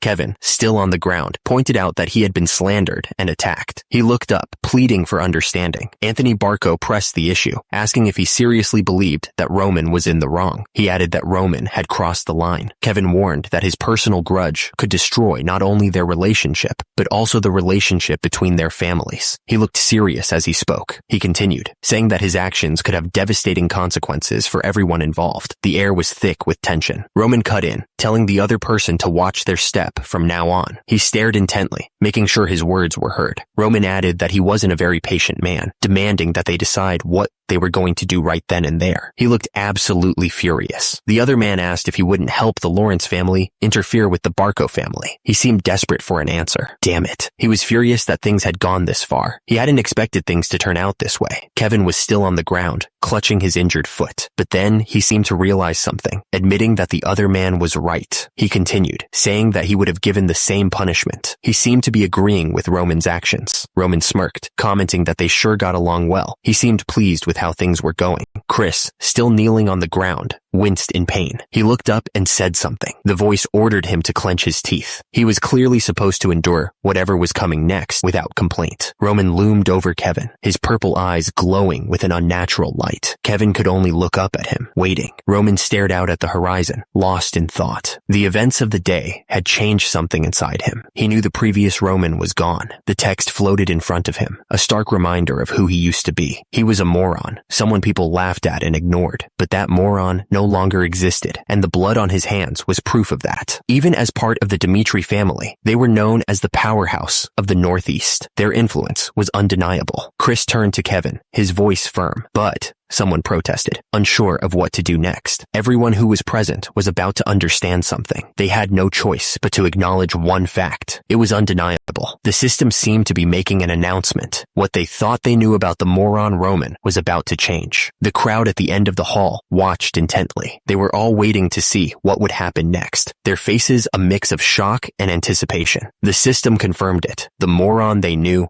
no longer existed. A new Roman was here now. The dark sky hung heavy over the forest. The moon peeked through the trees, casting long shadows across the ground. Kevin looked down, ashamed. Chris stood next to him, equally somber. Kevin spoke, his voice full of regret. He told Roman Dimitri that he was sorry because of him. Chris then spoke, looking down. He was sorry as well, because he did absolutely nothing. Chris continued, explaining that while the Dimitri name was being disgraced, Kevin was being beaten. He felt terrible about it. Roman Dimitri stood there, silent, his expression unreadable. The weight of the situation hung heavy in the air. Kevin and Chris listened intently. Roman Dmitri thanked them for bearing with everything until he arrived. Roman Dmitri continued, explaining that their decisions had prevented the worst-case scenario. Rashness, he said, always brings chaos. Roman Dmitri paused, a heavy silence filling the air. However, he was about to add something. Roman Dmitri's eyes narrowed. That, he said, was not the answer that he had wanted. The sky seemed to burn with the words, a declaration of absolute power. No one in the entire northeast of Cairo would dare to lay a hand on the Dmitri family, a statement that echoed with the weight of their influence. A carriage raced towards the Dmitri family's estate, the sun setting behind it. The estate stood tall, a testament to the family's power and influence. The words hung in the air, a chilling reminder. Even if one had to endure humiliation, it was crucial to remember the face of the person who caused it. The words were a command, a burning ember in his heart. He must never let his spite be quenched, never forget the wrongs that had been done to him. The words echoed in his mind, a driving force. He couldn't bear to see someone above him, a hunger for dominance consuming him. Roman Dmitri stared down at those before him, his gaze intense. He declared that anyone who followed him would have to live a life of standing above everyone else. He sat there silently, his arms crossed, his expression unreadable. Roman Dmitri was thinking about what he'd said, the weight of his words settling in the room. Roman Dmitri's words hung in the air as two men listened intently. He continued, stating that they must adapt to his ways if they wanted to follow him. The carriage rattled along the road, kicking up dust as it went. The rhythmic sound of the horses' hooves echoed through the quiet countryside. The Black Moon Guild had delivered the information he requested. It was all about the Barco family, their recent activities, and their plans. The man standing by the desk reported that, according to the Black Moon Guild, the Barco family's recent movements were very unusual. Roman Dmitri listened intently, absorbing the information. Roman Dmitri just stared at the document in front of him. He was thinking about what he'd just heard. The name Barco hung in the air, a silent accusation. It was time to learn more about them. Turns out, the Barco family had settled in the northeast a little over a century ago. Their influence had been slowly growing ever since. Their rise as a powerhouse in the region started when someone from the Barco family entered the central government. That was the key to their power. Roman Dmitri commented that their military strength didn't seem very impressive, just as he'd already found out. He admitted he was surprised because he thought their military would be strong since they were so powerful. Roman Dmitri continued, saying that it just showed how powerful the central government was. The map showed that the Salamander continent consisted of 2 empires and 6 kingdoms. Among them, the kingdom of Cairo was small and weak. Because powerful enemies lurked outside their borders, they had no choice but to join forces with the central government in order to survive. Due to this, the central government also naturally gained strength. The system gave the central government absolute power when it came to conscription. Their authority was undeniable. If a noble family dared to reject conscription, they were immediately branded as insurgents. Soldiers would be sent without delay. After crushing the insurgents, their land was seized and became the kingdom's property. The consequences were harsh and swift. The neighboring lords who helped with the subjugation were rewarded with a piece of the confiscated land. The rest was given to a new aristocrat loyal to the central government. This system of influence gave the Barcos an incredible amount of power because of their connection to the central government. Their strength wasn't just about soldiers, it was about influence. Hans looked surprised. He said he couldn't believe things had gone that far. Roman Dmitri explained that this was how the Barcos were able to get such a huge loan from the gold bank. They had assumed the Barcos got the loan with just a credit guarantee, without putting up anything valuable as collateral. Turns out, the money they got was used to hire the Berg Mercenary Company. The Berg Mercenary Company was made up of about 100 fighters, led by the A-rank mercenary Berg.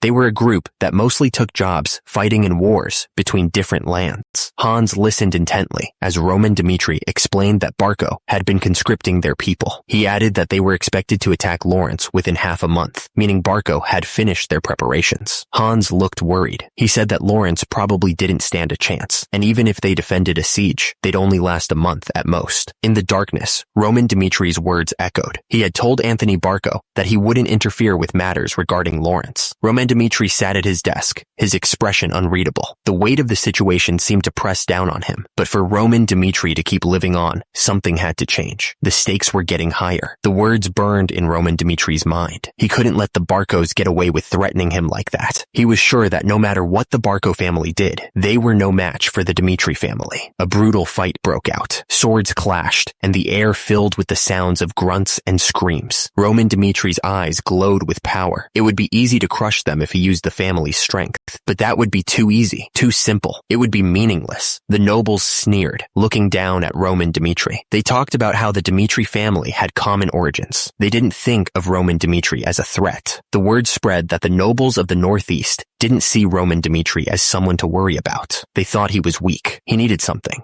more than just petty squabbles. He was thinking about what he needed right now. Roman Dmitri wanted a chance to get back on top, to be great again, like he was before. He wanted a chance to rise to a greater stage. Roman Dmitri's eyes glowed with determination as he thought about his next move. He was ready to take on whatever came his way. Hans looked up at Roman Dmitri, his expression serious. He insisted that he needed to see his father right away. Roman Dmitri's eyes narrowed as he considered his next move. He thought about finally getting what he was promised. Nearby, Flora stared at something in disbelief. Her eyes widened as she whispered something. Another man watched the scene unfold, his face pale with shock. The air was thick with tension, and something awful had clearly just happened. A knight walked through the scene, his armor stained with blood. The scene of the battle was chaotic. He held his head, breathing hard. The blood on his hands was still fresh. Nearby, someone watched him and thought that Dmitri hadn't changed at all. It was Lucas, a B-rank mercenary. The blacksmith shop was nearby. A man looked at the worn armor and commented on its terrible condition. Lucas asked if the battle had been that hard for the other guy too. He didn't even want to talk about it, saying he almost died because of some reckless idiots. He looked totally annoyed. The blacksmith looked him up and down, then commented that the quality of his gear wasn't so great. He wanted to know where Lucas had bought it from. Lucas sighed and said he'd tried a new store for the first time and almost lost his life because of it. He admitted that Dmitri's ironwork and equipment production was the best, saying he'd made a foolish mistake. The blacksmith replied that's why Lucas was there now and that he'd be in his care. He told Lucas he'd make him a full set, but it would take some time. Lucas said it didn't matter, as he was going to be resting up in Dmitri for the time being anyway. He seemed relieved to be getting new gear. Lucas looked exhausted as he admitted he was sick and tired of the battlefield. He looked like he needed a long break. He noticed a group of people gathered in the town square. They were all talking at once, creating a loud buzz in the air. Lucas wondered what they were all looking at. What were they gathering over there for? Lucas wondered if a war had broken out or something. He hadn't planned on taking any more work, but he couldn't help being curious. He couldn't help but be curious and decided to check it out. Lucas said as he pushed his way through the crowd. A few people were gathered around a poster. It was a recruitment notice, and it seemed to be drawing a lot of attention. The system showed the details of the recruitment. To join, you had to be healthy and want to become stronger. The notice said they were looking for 30 recruits, and the wage was 8 silver per month. The man reading the notice did some quick math in his head. He figured the monthly cost of living for a family of 4 was about 5 silvers, so the offer wasn't too bad, especially considering the risks. But then he noticed something else. There was a special condition, and it gave him pause. What was the catch? The system revealed the special condition. It stated that recruits would belong only to Roman Dmitri, not the Dmitri family. The notice stressed to keep that fact in mind. The message was clear. Apply only if you were willing to give your life for Roman Dmitri. There was no room for doubt. 2 men stood near the recruitment poster. One of them scoffed, saying that you shouldn't even think about applying. The man continued, saying that hundreds of people must have already applied for the job, but the other man wasn't impressed. He scoffed, declaring that he was a BR-rank mercenary. The BR-rank mercenary said that he needed at least 50 silvers a month to even think about pledging his loyalty to a noble. The recruitment wage was way too low. Roman Dmitri's eyes narrowed. He needed to stop the other man from leaving. He said something. He couldn't believe what he was hearing. Had he understood correctly? He wondered if hundreds of people had really applied. The B-rank mercenary confirmed that he was right. Hundreds of people had applied, but he wondered if it was really worth it. He continued to question if the conditions were really that good. After all, wasn't this Roman Dmitri, the moron of Dmitri? Roman Dmitri listened to the man's words. He looked absolutely furious. The man leaned in, his voice low. He warned her about the potential hardships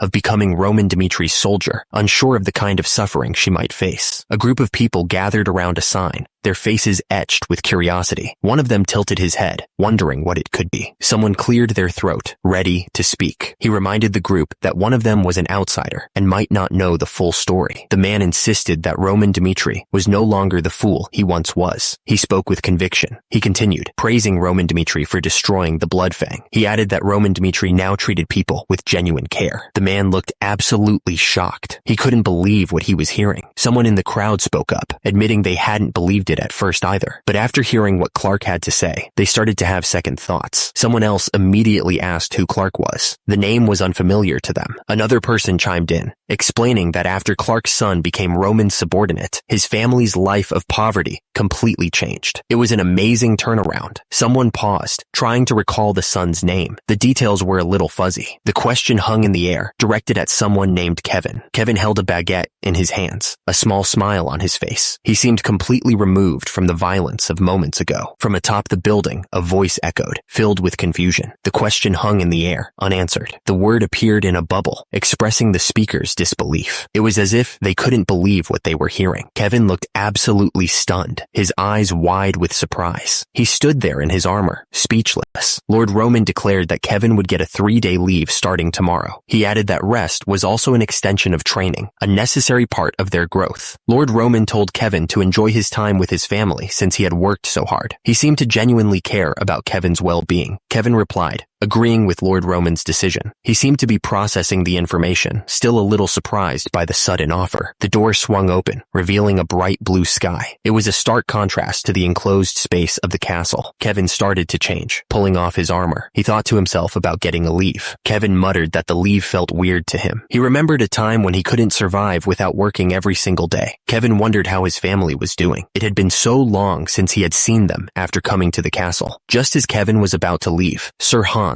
called out to him. Sir Hans wanted to talk to Kevin before he left. Sir Hans asked if Kevin was seriously going to meet his family looking like that. He mentioned that Lord Roman had arranged for some clean clothes for Kevin to change into, so he should go put them on. Sir Hans then asked if Kevin needed money to buy his family gifts. He then told Kevin that he would be receiving 30 silvers a month from now on. Sir Hans told him to go have a good time with the money, whether he spends it on gifts or something for himself. Kevin stood there, holding the clothes and the pouch of money. He looked surprised by the sudden generosity. Kevin walked through the town square, a huge smile on his face. He held a large paper bag filled with bread, ready to bring it home to his family. Kevin looked down at the clothes he was wearing. He couldn't believe how soft they were, saying that they made him feel good just by wearing them. Kevin smiled, thinking about his family. He had bought tons of bread for them and thought the freshly baked bread smelled amazing. Kevin imagined Mary's face when she saw the bread. He was sure she would be overjoyed. Kevin approached Mary, smiling. He remembered that she had said it was her lifelong wish to eat whipped cream on freshly baked bread, and he was finally able to make it happen. He remembered that she would complain about having to eat hard bread every single day. He felt a pang of guilt thinking about it. Kevin thought about how he couldn't even buy her freshly baked bread, not even once. He remembered that fresh bread cost twice as much as the dried stuff, and then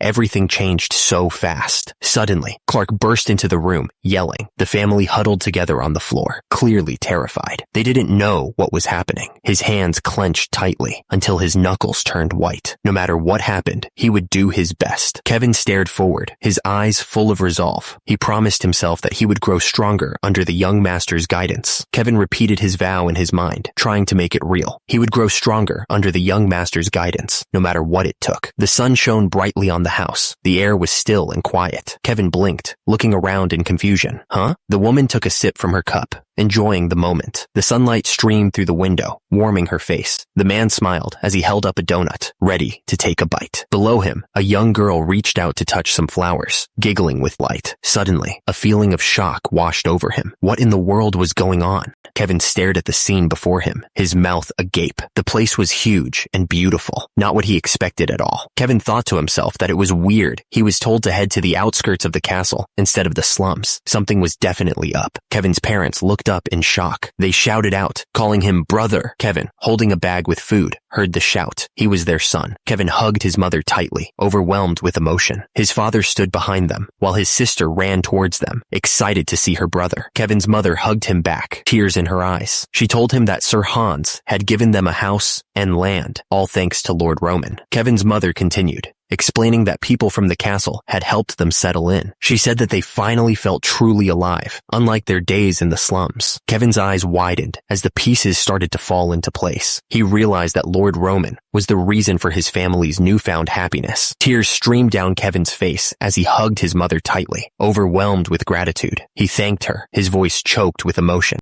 Kevin's father watched the reunion, a look of surprise on his face. He wasn't sure what was happening, but he could feel the strong emotions in the air. Kevin's father suddenly noticed something was off. He pointed out that his son's cheek was bruised. Kevin looked up, startled by his father's words. He stammered, asking his father what he meant. The question hung in the air. Did Lord Roman beat him? Kevin looked surprised by the question. He stammered, trying to deny it. His parents looked at him with concern, urging him to tell the truth. They assured him that they would be there for him. Kevin's mother interrupted, insisting that Lord Roman wasn't that kind of person. His father looked even more confused, wondering what was going on. Kevin took a deep breath, ready to tell them what really happened. The words hung in the air, heavy with disbelief. It was as if they couldn't accept what they were hearing. Kevin gestured, trying to explain how else they could explain his new house and land. He paused, admitting that it was a good point. Turns out, you can't always believe what you hear. Rumors are just rumors after all. The man pointed out that Kevin had said Lord Roman slapped a knight of Barco just to protect his own knight. He wondered what kind of noble would go that far for a subordinate. The man just scoffed, clearly not convinced by the story. He didn't believe it for a second. The people in the market were buzzing with shock. One of them couldn't believe that Lord Roman, of all people, would do something like that. The man pointed out how Clark and his family were living now. The woman gasped because she'd heard that Lord Roman gave them all that because their son, Kevin, became his subordinate. The man continued, saying he'd even heard that Lord Roman had granted Kevin a house, land, and even slapped a knight of Barco, all for Kevin. He said someone close to Clark heard it directly from him. The man thought back to how it felt like just yesterday when he felt bad for Clark's son whenever he saw him. The other man paused, pointing out that he'd seen Kevin making a huge fuss in a store before. He asked if he was sure he didn't just see a look-alike. The guy with the dark hair said he'd heard that Lord Roman treats his people extremely well. The blonde guy chimed in, saying he wanted to be like Kevin too. Another man was thinking that if he could just gain Lord Roman's trust. He trailed off, lost in thought about the possibilities. Another person was thinking about Clark's family. They wished they could have the same good fortune. The system flashed a message. Roman Dmitri treats his people with care. The message seemed like a promise. The system continued, saying that if you can gain his trust, it seemed like that was the key to everything. The system seemed to be offering a chance at something new. It was a chance to live a life completely different from before. The man with the green hair pointed out, that's why so many people were applying for the private soldier recruitment. He was trying to explain the situation to his friend.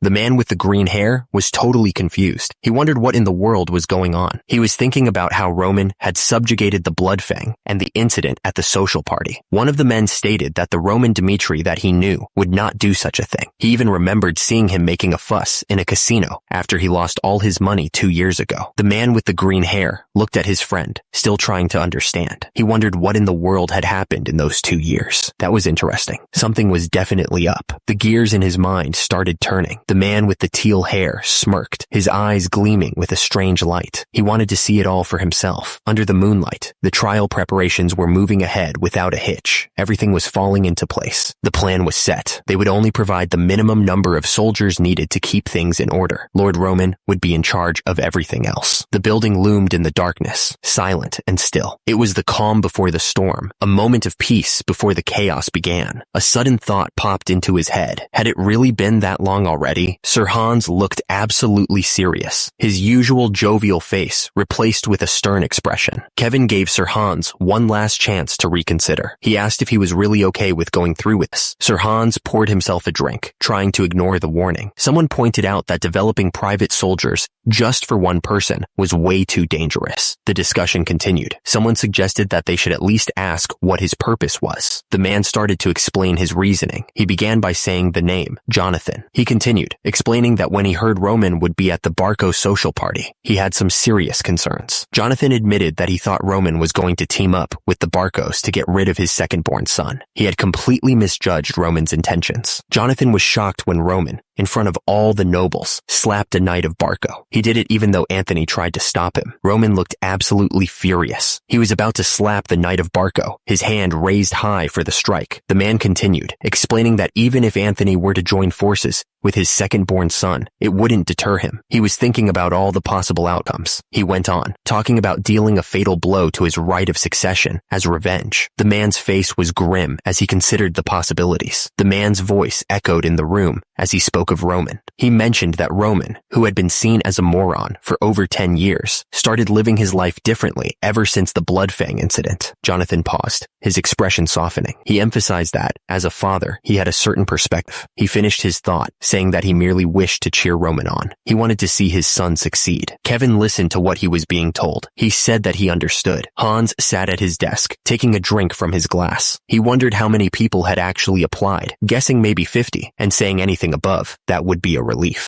The news spread quickly. It was estimated that over 500 people had applied. Hans sat there, still holding his glass. He couldn't believe what he was hearing. Hans looked absolutely shocked. He couldn't believe it, and he asked what was going on. The tower loomed high above, its stone walls silent. The air was still, holding a sense of anticipation. A low murmur ran through the crowd, a mix of voices creating a tense atmosphere. Kevin was there, listening to the whispers. A man with green hair looked over the crowd, his expression unreadable. He seemed to be watching everything. A man stood before someone of great importance, addressing them with respect. He called out to his liege. The message was clear. The preparations for the trial were complete. Everything was now ready. Roman sat silently on the barrel, his back turned to whatever was behind him. The air was heavy with unspoken thoughts. He was lost in thought, his expression unreadable. His face was set, jaw tight, as if steeling himself for what was to come. The day before the trial had finally arrived. The air was thick with anticipation, the gravity of the upcoming events hanging heavy. The town was quiet under the light of the full moon. Little did they know the next day would bring chaos. He lifted the heavy mug and took a long drink.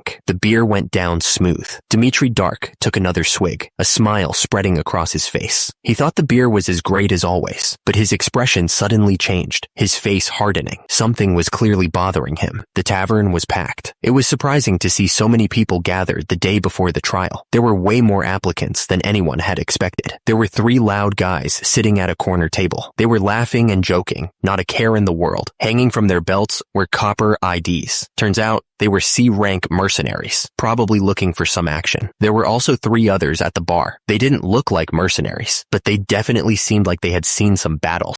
There were tons of inns in Dmitri, so why were so many people crammed into this one small place? Considering there were at least a handful of tough guys in this room, something was definitely up. The situation was getting intense. The level of applicants was much higher than expected. The man with green hair took a drink from his tankard and thought to himself, if these guys were so tough, why were they here? It couldn't just be curiosity, like him. He set the tankard down on the table with a thump. He just didn't get it. What was going on here? Suddenly, another man walked up to him. Henderson explained that he had planned to join the Lawrence family at first. After all, Lawrence was his hometown. Kevin continued to explain why he had changed his mind. He had seen Roman Dmitri destroy the Bloodfang in Lawrence. That was the moment he knew. The thing is, the people who weren't actually there didn't believe it. They couldn't imagine it was possible. But that day, Kevin saw him at the plaza. He was there. He saw it with his own eyes. Roman Dmitri was covered in blood. It was a gruesome sight. Roman Dmitri was dragging the leader of Bloodfang by his hair. It was a show of force, a clear message to anyone who dared to challenge him.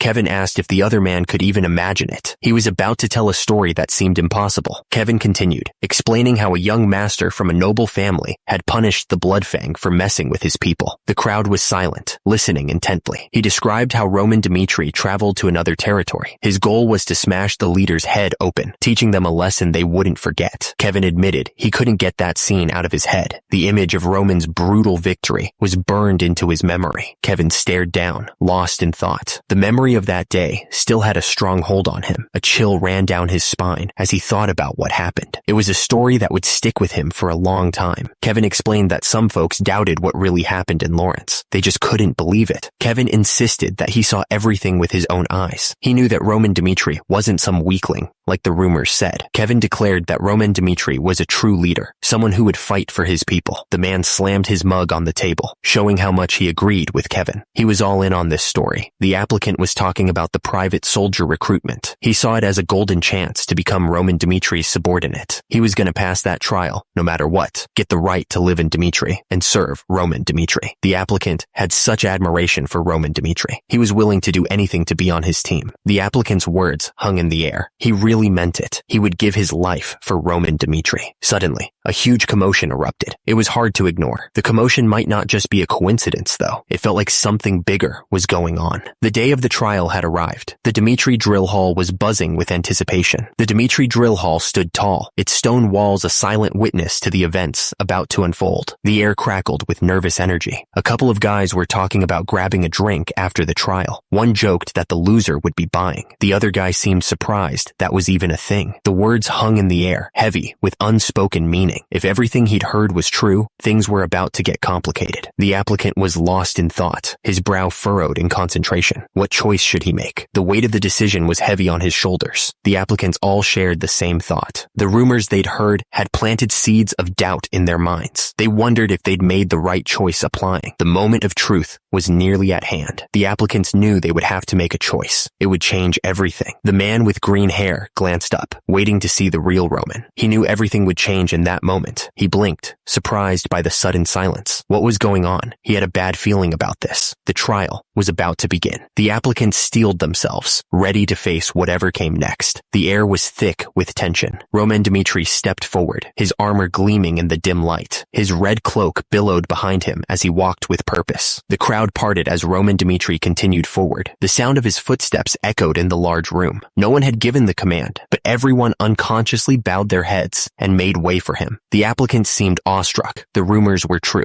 The whispers about Roman Dmitri's strength and presence had not been exaggerated. Roman Dmitri continued walking, his red cloak flowing behind him. He seemed unfazed by the attention he was receiving. The sound of someone approaching echoed as heavy boots climbed the stone steps. Each step seemed to carry a weight of anticipation. Roman Dmitri reached the top of the stairs and looked down at the crowd. He seemed to be assessing the people gathered before him. A voice boomed out, commanding everyone to raise their heads. The applicants straightened up, their eyes fixed on the source of the voice. Roman Dmitri declared that he would select 30 soldiers to fight for him that day, just as the notice had stated. The crowd shifted nervously, wondering who would be chosen. Roman Dmitri paused, his gaze sweeping across the crowd. He announced that he had something to tell them all before they began, creating a sense of anticipation. The voice of Roman Dmitri echoed through the training grounds. He wanted everyone to know exactly who was speaking. Roman Dmitri stared out at the crowd, his expression serious. He was about to make a declaration that would change everything. Roman Dmitri declared that he had no plans to spend his life stuck in some faraway place. He wanted more than just a quiet existence. Roman Dmitri continued, stating that he intended to always fight for a better position than the one he currently held. He wouldn't settle for anything less. Roman Dmitri warned that following him meant risking their lives in battle. Anyone who wasn't fully committed should turn back now. The message was clear. Turn back now. The words hung in the air, an ultimatum for anyone who wasn't ready. Roman Dmitri continued, warning them that if their heads were to fly off on the battlefield, they shouldn't resent him for sending them there. What they should regret is not being able to witness him.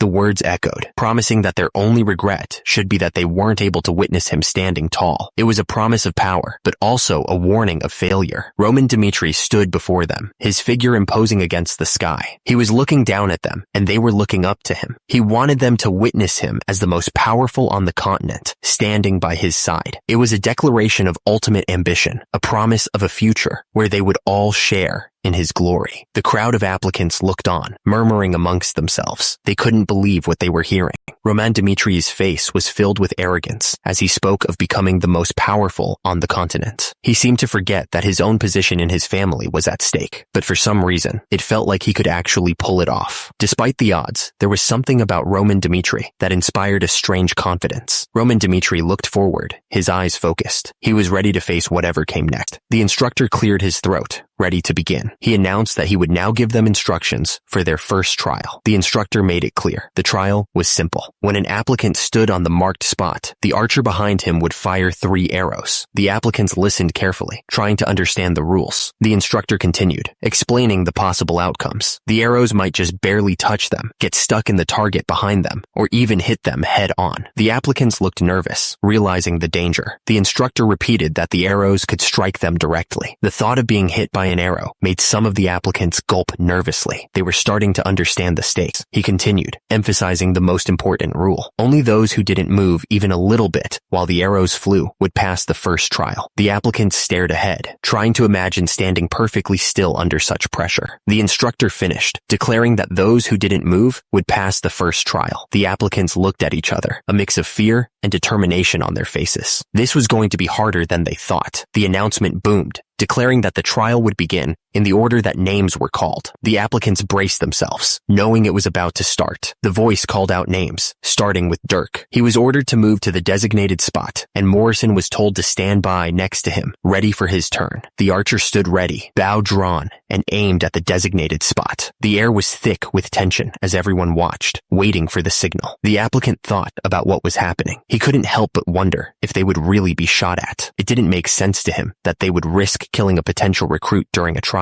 Despite his doubts, the applicant had to admit that the archer seemed incredibly skilled. He hoped that meant the archer knew what he was doing and wouldn't actually hurt anyone. The archer pulled back the string, his eyes narrowed in concentration. He was completely focused, ready to release the arrow at any moment. The archer was sure of his abilities. He knew he would never make a mistake. The arrow shot forward, a blur of motion. The archer didn't flinch, his gaze fixed on the target. The arrow slammed into the applicant's face. The force of the impact sent a shockwave through the air. Henderson watched the scene unfold with a knowing look. He muttered that this was a psychological battle, not just a test of endurance. The archer aimed, completely still. He told the applicant to just hold out, believing nothing would happen. High above the castle walls, someone whispered, hoping the arrow would miss. The applicant was struck, the arrow hitting him hard. Blood splattered on the ground. His face was a mask of shock. He couldn't believe what just happened. The crowd watched in stunned silence. The applicant's eye reflected the horror of the moment. A horrible scream tore through the air. The applicant had been hit, the impact sending shockwaves through his body. Someone yelled for a medic, the sound echoing through the courtyard. The injured applicant lay motionless on the ground. As people rushed to his side, men quickly brought something to carry him on. They carefully lifted the applicant onto a stretcher, preparing to move him. The applicant groaned, his face contorted in pain. He was carried away, leaving a trail of blood behind. The crowd was stunned. One of the men said he couldn't believe they were actually told to prepare to be struck by an arrow. He thought it was insane. The announcer called out, signaling the start of the next round. Everyone watched as the next applicant stepped forward. The announcer called out the next name, Morrison. The crowd waited with bated breath. The announcer was right. The arrow went straight through Morrison's thigh. The crowd gasped at the brutal impact. It was a brutal reminder of the stakes. If the arrow had struck his head, he would have died instantly. One of the men muttered that this was completely insane. He regretted applying, saying he only wanted a chance to become a knight. Chris spoke with confidence. He figured the second in line had already given up,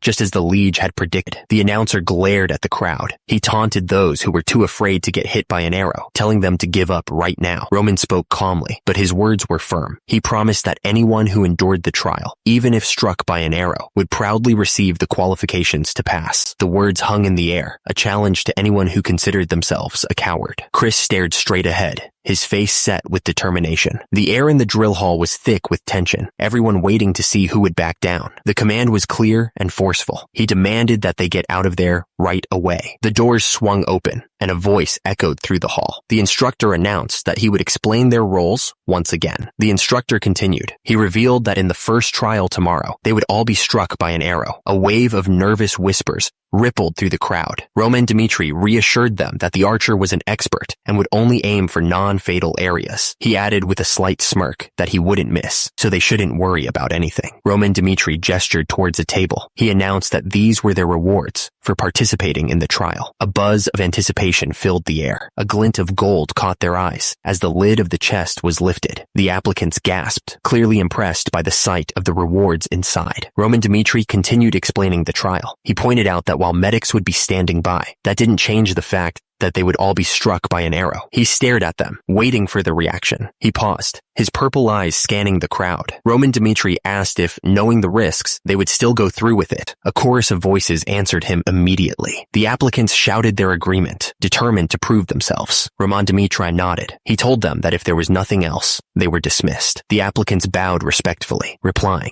With the briefing over, the heavy doors swung shut. The applicants were left to contemplate the trials ahead. Chris frowned, looking concerned. He wondered why his liege was pushing things so far. Roman Dmitri sat at his desk, looking calm. He explained that he couldn't find the people he needed with just threats. He had to show them that they'd be risking their lives. Roman Dmitri continued, saying that even if there was only a small chance of being struck by an arrow, he paused, adding that most of the applicants would be overcome by the fear of that tiny chance. Chris looked up at Roman Dmitri, his expression serious. He then asked what condition they needed to meet to become his subordinate. Roman Dmitri stared intently, explaining that he wanted someone with a strong mentality. In other words, he needed something more. He needed one born with the heart of a beast. That was the key. Roman Dmitri sat at his with the heart of a beast. That was the key. Roman Dmitri sat at his desk, while Chris stood nearby. Roman Dmitri continued, saying that those born with the heart of a beast would become stronger quickly, even if they started from the bottom. Only those of that level could walk alongside him. He would accept nothing less. Someone watching the trial thought it was insane. The whole thing was messed up. One of the applicants spoke up, demanding to know if Roman Dmitri would take responsibility if they died. The trial was proving to be more dangerous than they'd anticipated. More and more applicants started to give up. They didn't want to risk their lives for Roman Dmitri, especially since he wasn't a noble from the central government. They decided to leave. Chris reported that around 100 people had already left. The trial was definitely weeding out those who weren't serious. Chris addressed Roman Dmitri, calling him young master. He was probably about to give him an update on the situation. Roman Dmitri mused that the heart of a beast was an innate talent. It was something you were born with, not something you could learn. Roman Dmitri continued, explaining that he was looking for people like Kevin, who followed his orders without question. He also mentioned Chris, who sought to get stronger, even from someone who had humiliated him. These were the kinds of people he was looking for. These were the people born with the heart of a beast, Roman thought. It was a quality that couldn't be taught, only discovered. Those who didn't have this innate quality, no matter how strong they became, would never win against those born different, Roman mused. It was the difference between skill and destiny. He had to find these people, Roman decided. This trial would weed out those who didn't have what it took. He ordered them to resume the trial. High above the castle walls, the sky was clear. The trial would continue, no matter the cost. He gasped for air, his lungs burning. The trial was brutal, and he was already feeling the effects. One of the applicants pointed out that he recognized someone from the inn. Turns out, that guy didn't give up after all. Another applicant was shaking like a leaf, clearly terrified. He thought to himself that the guy was telling the truth about something. Sweat dripped down his face as the applicant thought this was his chance to pledge his loyalty to Lord Roman. Standing alone in the courtyard, the applicant resolved not to give up without doing anything. The arrow flew straight toward the applicant's face. He didn't even have time to react. It was happening too fast. The arrow struck him, and he gasped, totally confused. He was hit, but it didn't hurt as much as he thought it would. He wondered. The applicant looked down, questioning his life choices. He wondered if he should just give up now. It seemed like the easiest thing to do. He gritted his teeth, thinking that it would all be worthless if he died here. He couldn't let that happen. He had to keep going. The applicant clenched his fist, realizing he still had a chance. He wasn't out of time yet. He just had to keep pushing forward. The applicant stood frozen, staring straight ahead. He braced himself, waiting for the full impact of the arrow. He let out a small sound as the arrow struck. It stung, but he was alive. He'd made it through this part at least. The instructor announced that Henderson had passed the trial. Henderson collapsed to his knees, completely drained. The instructor watched Henderson, thinking he was lucky. Another second, and he would have given up. He barely made it. With that, the first trial went on without any problems. Applicant after applicant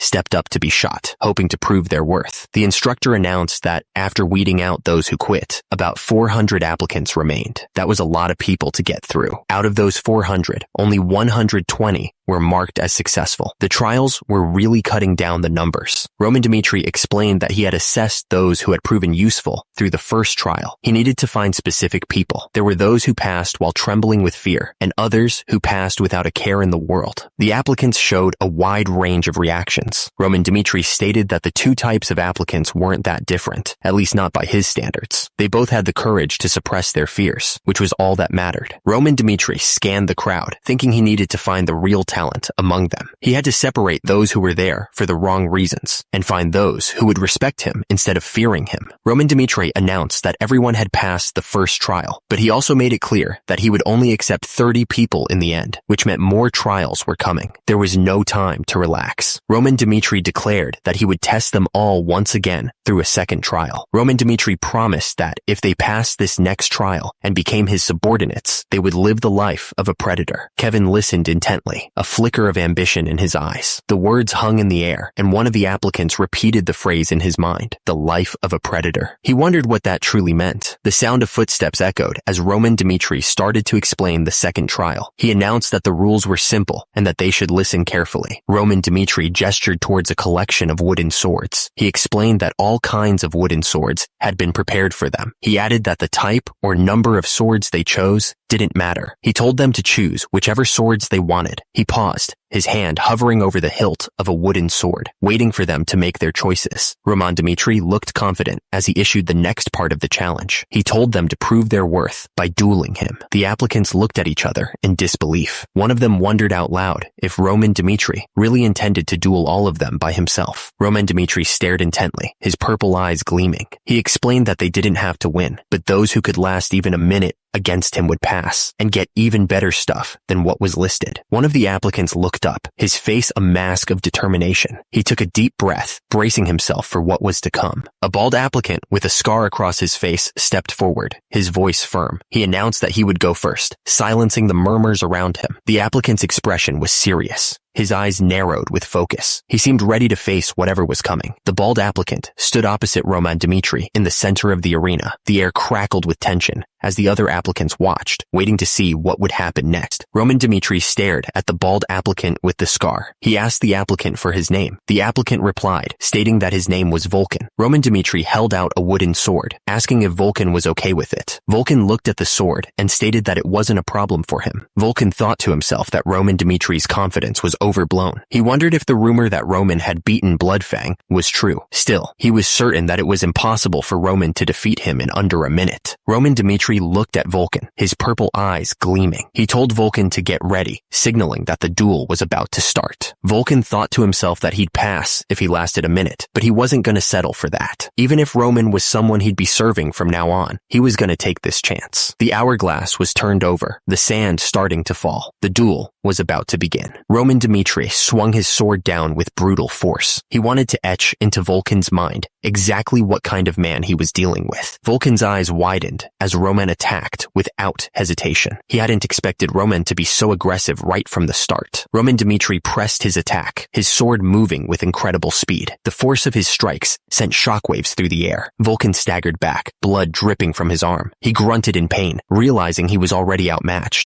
The applicant's eyes went wide with shock. He couldn't believe what he was seeing. Roman Dmitri's sword descended with terrifying speed. The applicant didn't even have time to react before the blade was upon him. Roman Dmitri looked at the next applicant. He simply said something. The applicant was stunned by Roman's speed. He thought to himself that he was in a different league, evading with such insanely swift and light movement, and he couldn't believe such movements were even possible. This trial, it was more than just a test of skill. It was a brutal display of power. Roman Dmitri stood there, his sword gleaming in the light. He announced that the next trial would be much harder than the first one. The moment Vulcan lost instantly to Roman was a shock. The speed of the fight was insane. People thought one thing when they saw Roman standing over his defeated opponent. He looked down at Vulcan, who was still on the ground. The crowd murmured, impressed by Roman's power. They believed Roman was strong, maybe even stronger than they thought. However, things weren't as simple as they seemed. A shift in perspective was coming. As the duels repeated and time passed, people started to expect something different. The applicants began to understand Roman's true strength. Someone figured it'd be easier to face him when his stamina ran ran out. It made sense. An hour had passed since the second trial began. The air crackled with anticipation. 60 duels had already happened. It was a brutal gauntlet. Another applicant fell to the ground, defeated. He grunted in pain, clutching his side. 60 losses. The odds weren't looking good for anyone. Roman called out for the next applicant. His face was set, ready for the next challenger to step up. It was crazy. Roman showed absolutely no signs of fatigue, even after all those fights. He looked like he could keep going all day. One of the applicants remembered what Roman had said before the trial. He started to get a bad feeling. The words echoed in his mind. If you pass this trial and become my subordinate. What did that even mean? The applicant understood. He finally understood what Roman meant by that. If you followed Roman, you'd be able to live the life of a predator. Roman was a predator. Roman stood tall, a predator in a world of survival. He could live however he wanted, taking whatever he pleased. The applicant watched Roman, feeling like his words might actually come true. He had a feeling about this guy. Right now, Roman was still considered a fool, a moron in the Dmitri family. It was a chance to get in on the ground floor. This moment could be the only chance of a lifetime. The opportunity was right in front of him to become Roman's subordinate, but something was holding him back. He wasn't sure if he could do it. The applicant gripped his sword tightly, feeling the dark energy swirling around him. He wondered how they were supposed to face such a monster. The other applicants started to panic, realizing what was at stake. One of them pointed at another, demanding that he go first, or they would all fail. Someone agreed to go first, though you could tell he wasn't exactly thrilled about it. He was probably just trying to avoid being blamed for everyone else's failure. He steeled himself, adjusting his gear and taking a deep breath. The applicant knew he had to face whatever was coming next. He stepped forward and announced something high above the castle walls. The wind howled, whistling through the towers. The ancient stone stood as a silent testament to the power held within. The word monster hung in the air, a label that seemed to cling to Roman Dmitri. He stood there, his expression unreadable, as if he was used to such accusations. A wave of dark energy pulsed around Roman Dmitri, a visual confirmation of the rumors. It was clear, Roman Dmitri was a monster. His overwhelming martial skills were one thing, but it was more than that. The applicant realized that Roman Dmitri could inflict such pressure with just his presence. Roman Dmitri was completely different from how the applicant remembered him. He realized Roman wasn't going to stay rotting away in some backwater place like this. The applicant watched the duels with a growing sense of certainty. He was sure that Roman would move on to dominate the entire continent. Lucas didn't care about the money. He was determined to see if what Roman said was true, and he'd give it a year to find out. To do that, he flipped the hourglass over. The sands of time would measure his trial. The hourglass settled, and a voice echoed, "Begin." Lucas gripped his sword tightly, a surge of determination coursing through him. He knew that he must first pass this trial. The applicant charged forward without any hesitation. Nobody else except the first applicant had been able to make the first move. The applicant's attack strategy was something else. The applicant slashed his sword, aiming right at Roman's head. He looked absolutely determined to win. At the same time, he aimed a dagger towards Roman's heart. He was going all out, not holding anything back. The fight was on. Roman and the applicant's weapons crashed together in a shower of sparks. The force of the impact echoed through the training area. Roman took a quick step back to avoid the dagger. He then parried the sword with a loud clang, showing off his skills. The applicant shouted, trying to throw Roman off balance. He was trying to change things up. The applicant didn't waste any time. He attacked with everything he had. Roman blocked the applicant's sword. The clash of metal echoed in the training area. The applicant's dagger slipped from his grasp. It clattered uselessly on the ground. Roman's sword struck true. The applicant cried out as he felt the impact. The applicant realized that wasn't enough to win. He knew that openings would usually appear if he kept attacking without rest. But Roman was like an unbreakable wall, impossible to get through. Even so, the applicant couldn't stop there. He knew he couldn't hesitate for even a second. To last for 1 minute, he had to keep fighting. He knew he had to keep pushing forward. The applicant had to keep holding on to the initiative, no matter what. Roman watched the applicant's efforts. He thought to himself, Lucas, was it? Not bad.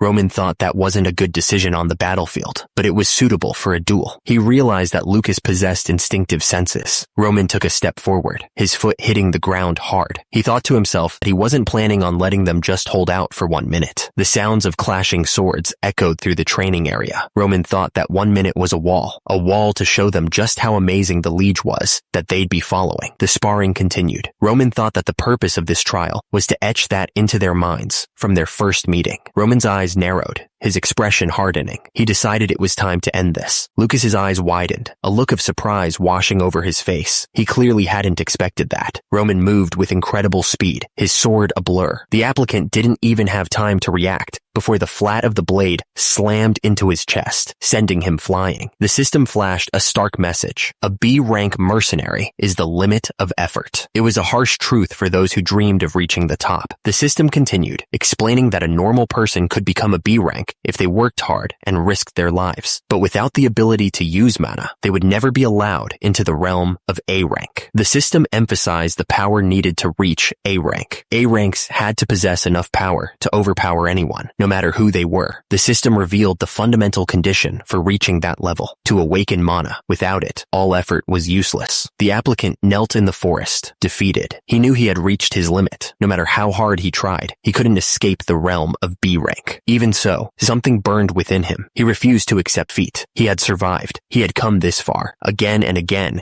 he had survived countless battlefields where others had perished. The memories of those fallen comrades fueled his resolve. From that, he realized something. To survive, to win, one must use any means necessary. He knew he had to win. He would do whatever it took. He resolved to use any means necessary to achieve his goal. The applicant lunged forward, throwing a punch at Roman. The impact sent a shockwave through the air. He sprayed sand. Roman's eyes widened in disbelief. His face contorted in surprise. The applicant knew he only needed to last 1 minute. That was the only condition to pass the trial. The applicant stood over Roman, sword in hand. There were no other rules besides that. He realized he could do whatever he needed to in order to win. Lucas's punch landed with a sickening thud against Roman's face. Electricity crackled around the point of impact, shocking everyone. The force of the blow was intense. Lucas screamed as he followed through with the punch. He was moving so fast, trying to win. He knew this was his only chance. Roman's eye widened in shock as the punch landed. He didn't expect that. He was caught completely off guard. Roman was sent flying backwards, hitting the ground hard. The force of the punch had knocked him off his feet. The crowd was silent, shocked by what had just happened. Roman's purple eyes glowed intensely as he looked up. He was clearly furious. He was not going to let this go. Lucas's eyes were red from the sand, but he stared straight ahead. He was focused, determined to see this through. Roman started to laugh, a strange sound after taking such a hit. He seemed to be enjoying himself. The sword slipped from his grasp, clattering onto the ground. Fight was over. Lucas looked defeated. The words, "Heavenly Demon God Cult," burned bright. It felt like a warning, or maybe a promise. Before they even teach you how to fight, there's something else you need to learn. Turns out, the first thing the cult teaches you is how to keep your eyes open. Roman's eyes glowed with an intense light, like he was trying to burn holes through the darkness. When you're trading blows, even for a moment, you can't let your guard down. A single blink might just get you killed. Just like you need to control your breathing to move your energy, you gotta think about blinking too. It's not just something you do without thinking. He covered his face with his hands, trying to block out the memory of the fight. Hence, the need to master the art of keeping your eyes open, even when everything is telling you to shut them. Roman stood in a cave with a knife. He remembered the grueling training to keep his eyes open no matter what. Roman stared intensely at the knife in front of him. The air in the cave was thick with tension. The knife flashed through the air, a blur of deadly speed. It was a test to see if he would blink. The knife came closer and closer to Roman's eye. One wrong move, one blink, and it would be over. The words burned into his mind, no matter the situation. He knew this lesson would be crucial moving forward. His purple eyes glowed with renewed determination. He would never forget the importance of keeping them open. Lucas finally gave in, realizing he was beaten. He admitted that he surrendered. High above, the castle loomed in the distance, a symbol of power and authority. The place was buzzing with hushed whispers. A hand offered a pouch of water. It was a small act of kindness after a brutal fight. The man in full armor stood there, water dripping from his helmet, a sign of the trial's intensity. Lucas watched him from a short distance away, awaiting whatever came next. Lucas looked down, a wave of regret washing over him. He thought that he wouldn't have used the sand if he knew it was going to turn out like this. Lucas tried to justify his actions. He explained that he tried to use any means necessary. Lucas admitted that his only goal was to last 1 minute and pass the trial. But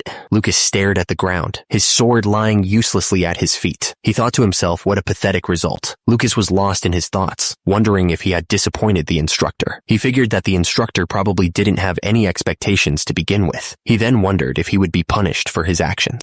Lucas glanced to the side, his mind racing. He wondered what kind of punishment he would face next. The applicant looked at something with a puzzled expression. His face was filled with concern. The group of people were whispering amongst themselves. themselves. They were surprised that the instructor wasn't even mad, or even asking why Lucas had committed foul play. Lucas and the instructor stood in the training area. The air was thick with tension as they waited for what would happen next. Roman watched Lucas, knowing exactly what he was planning. He had seen through his student's strategy from the start. Lucas, trying to get away, reached for the pouch. He was trying to create some space between himself and Roman, hoping to get an advantage. But Roman let it happen. He wanted to see Lucas at his best, pushing himself to the limit. Roman thought about the hell Lucas had been through. He couldn't imagine how much bloodshed the kid had seen. Roman had no doubt in his mind about Lucas's potential. He knew that the kid was capable of great things. The blood he had seen as Baek Jung-yuk overflowed, filling his vision. It was a sea of crimson, stretching out endlessly. It was enough blood to create an ocean, he thought. A lone figure stood in that ocean, surrounded by the endless red. That was how the heavenly demon was created, from all that bloodshed. Baek Jung-yuk wondered if there were any other applicants left. Time continued to flow, like sand slipping through an hourglass. The trial was still ongoing. A scream echoed through the training grounds. The trials were brutal, pushing the applicants to their breaking points. Lucas swung his weapon with all his might, not holding anything back. The force of the blow echoed through the training grounds. Lucas followed up with a brutal punch, putting all his weight behind the strike. The sound of impact was sickening. A rock came flying out of nowhere, hitting Roman while he was down. He grunted in pain, but didn't get up. Chris realized that Lucas had changed the rules of the game. Now, every applicant was going to do whatever it took to last just 1 minute. Roman scrambled to his feet and ran, trying to get away from Lucas. He was clearly desperate to survive. The foot came down hard, smashing into the applicant's face. The force of the blow echoed through the training grounds, a testament to the heavenly demon's ruthless methods. The instructor watched with cold eyes. He declared that while foul play wouldn't get anyone kicked out, crossing the line meant absolutely no mercy. The defeated applicant lay groaning on the ground, his face a brutal mess. The instructor simply announced, "Next." A nearby applicant watched the scene with wide eyes. He realized that if he hadn't surrendered, he would have ended up just as broken. Another applicant muttered to himself, trying to make sense of what was happening. He thought, this is the 100th duel, and it's already been hours since the trial started. What the hell is going on? Roman stared ahead, his expression unyielding. Despite the grueling trial, not a single drop of sweat dripped from his brow, and his breathing remained perfectly stable. The instructor's words echoed in the air, painting a grim picture of mountains of corpses and seas of blood. On the brink of death, no enemy would show mercy just because someone was tired. The instructor continued, explaining that unstable breathing would blunt movements, turning even the strongest warrior into just another body in the pile. That's why mastering the art of combat was the only choice. Breathe in and breathe out. The simple act was the key to survival, the foundation of all strength. The mana of nature, obtained through this chain of actions, circulated throughout the body, recovering it from the accumulated fatigue. It was the key to pushing beyond limits. Roman felt the ideal management of his body, strengthened by skeletal metamorphosis, maintaining his body at its optimal state. The mana surged through him. Lucas swung his sword, the metal flashing in the light. Roman met the blow head on, the impact ringing through the training yard. Roman recalled a time when he was conquering the Murim, where he'd been in combat for 3 days and nights straight. The memory was vivid. There was no way his stamina would be drained. Not after everything he had been through. He had endured far worse. Roman stared down Lucas, feeling no strain. This sparring match was nothing compared to his past battles. It was far too easy. A loud announcement echoed through the training grounds, ordering all applicants to gather up. The sky was clear, the building silent, waiting for the next event. Chris stepped forward, his face grim. He announced that the number of people who had passed the second trial was 0. Not a single person had made it through. The crowd was silent, absorbing the shocking news. Chris continued, explaining that this didn't mean there were no successful applicants at all. 30 out of the 120 would be selected and told later. The announcement came, "Good work everyone, dismissed." The trial was over, but the waiting had just begun. The night was quiet, the only light filtering through a nearby window. The stars twinkled above, as if waiting for what was about to happen. Chris held out a list of names, his expression serious. He announced that the list contained the names of the successful applicants and ordered someone to take charge of training the 30 people listed. The man nodded, taking the list. He looked it over, confirming that these were the successful applicants who would be under his charge from now on. The man scanned the list, his eyes narrowing as he recognized a few names. He noticed Vulcan, the one who had dared to challenge the young master. He also saw Henderson's name, a guy who seemed like nothing special. He wondered what the young master had seen in him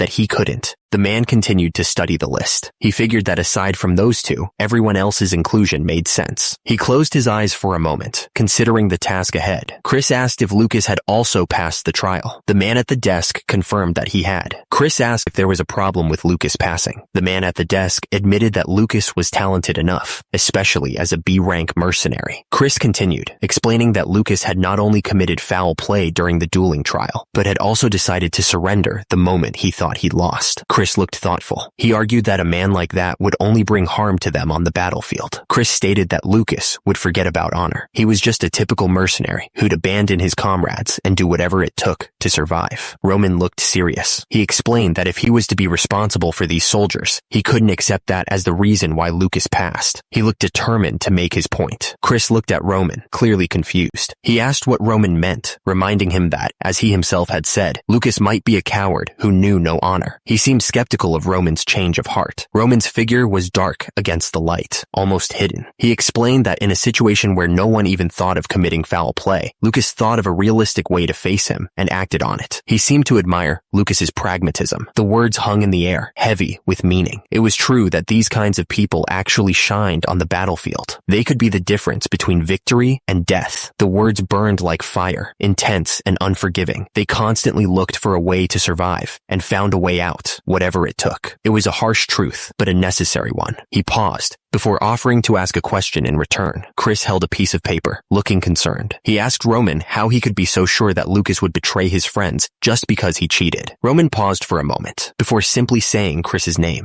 Roman explained that the ones who make it out alive on the battlefield aren't knights like them who can use aura. He said that only those who can calmly look at each situation and act the right way are able to survive until the end. Roman told Chris to keep something in mind. He warned that no matter how strong a knight he was, there was always a chance to be killed by someone hiding in the shadows, waiting for the perfect moment to strike. No one was ever truly safe. Lucas thought about what had just happened. He realized that his decision was realistic. Lucas realized he had been too short-sighted this time as well. He knew he had to learn from his mistakes. Chris looked at Roman, still trying to understand. He asked Roman to tell him one more thing that he didn't yet understand. Chris pointed out that there were still 5 months until Roman would leave for the battlefield. He added that it wasn't like nobles were dragged onto the front lines just because they were conscripted. The man wondered why the soldiers had already been gathered. He added that the announcement should be made soon, as if it was expected. The words on the screen declared this to be the Barco family's official statement. It seemed like something big was about to happen. The statement continued, explaining that they had waited for the Lawrences to make the right choice. They had believed in the promise of the past, it explained. However, because the Lawrences betrayed their honor as nobles and their promise, the Barco family had finally decided to raise their swords. They had been patient, the statement explained, but no more. The sins of the Lawrences were clear. The message declared. They had not paid the debt left by their ancestors, it said, sealing their fate. The group was furious that the Lawrences even had the nerve to refuse giving up the land that was set as collateral. The man in the middle looked stressed, covering his face with his hand. The message continued, stating that they would inform the people of the Kingdom of Cairo through the official statement. The message continued, laying out the terms. If the Lawrences did not pay their debts or hand over their land within 1 week, then the Barcos, with the permission of the central government, would respond. The statement declared a territorial war against Lawrence. The man's expression hardened. That's right, he thought. Starting now, things would change. Roman smirked, declaring that they would start preparing to barge into the war between Barco and Lawrence. Flora listened intently, her blue eyes fixed on him. The message declared to Lady Flora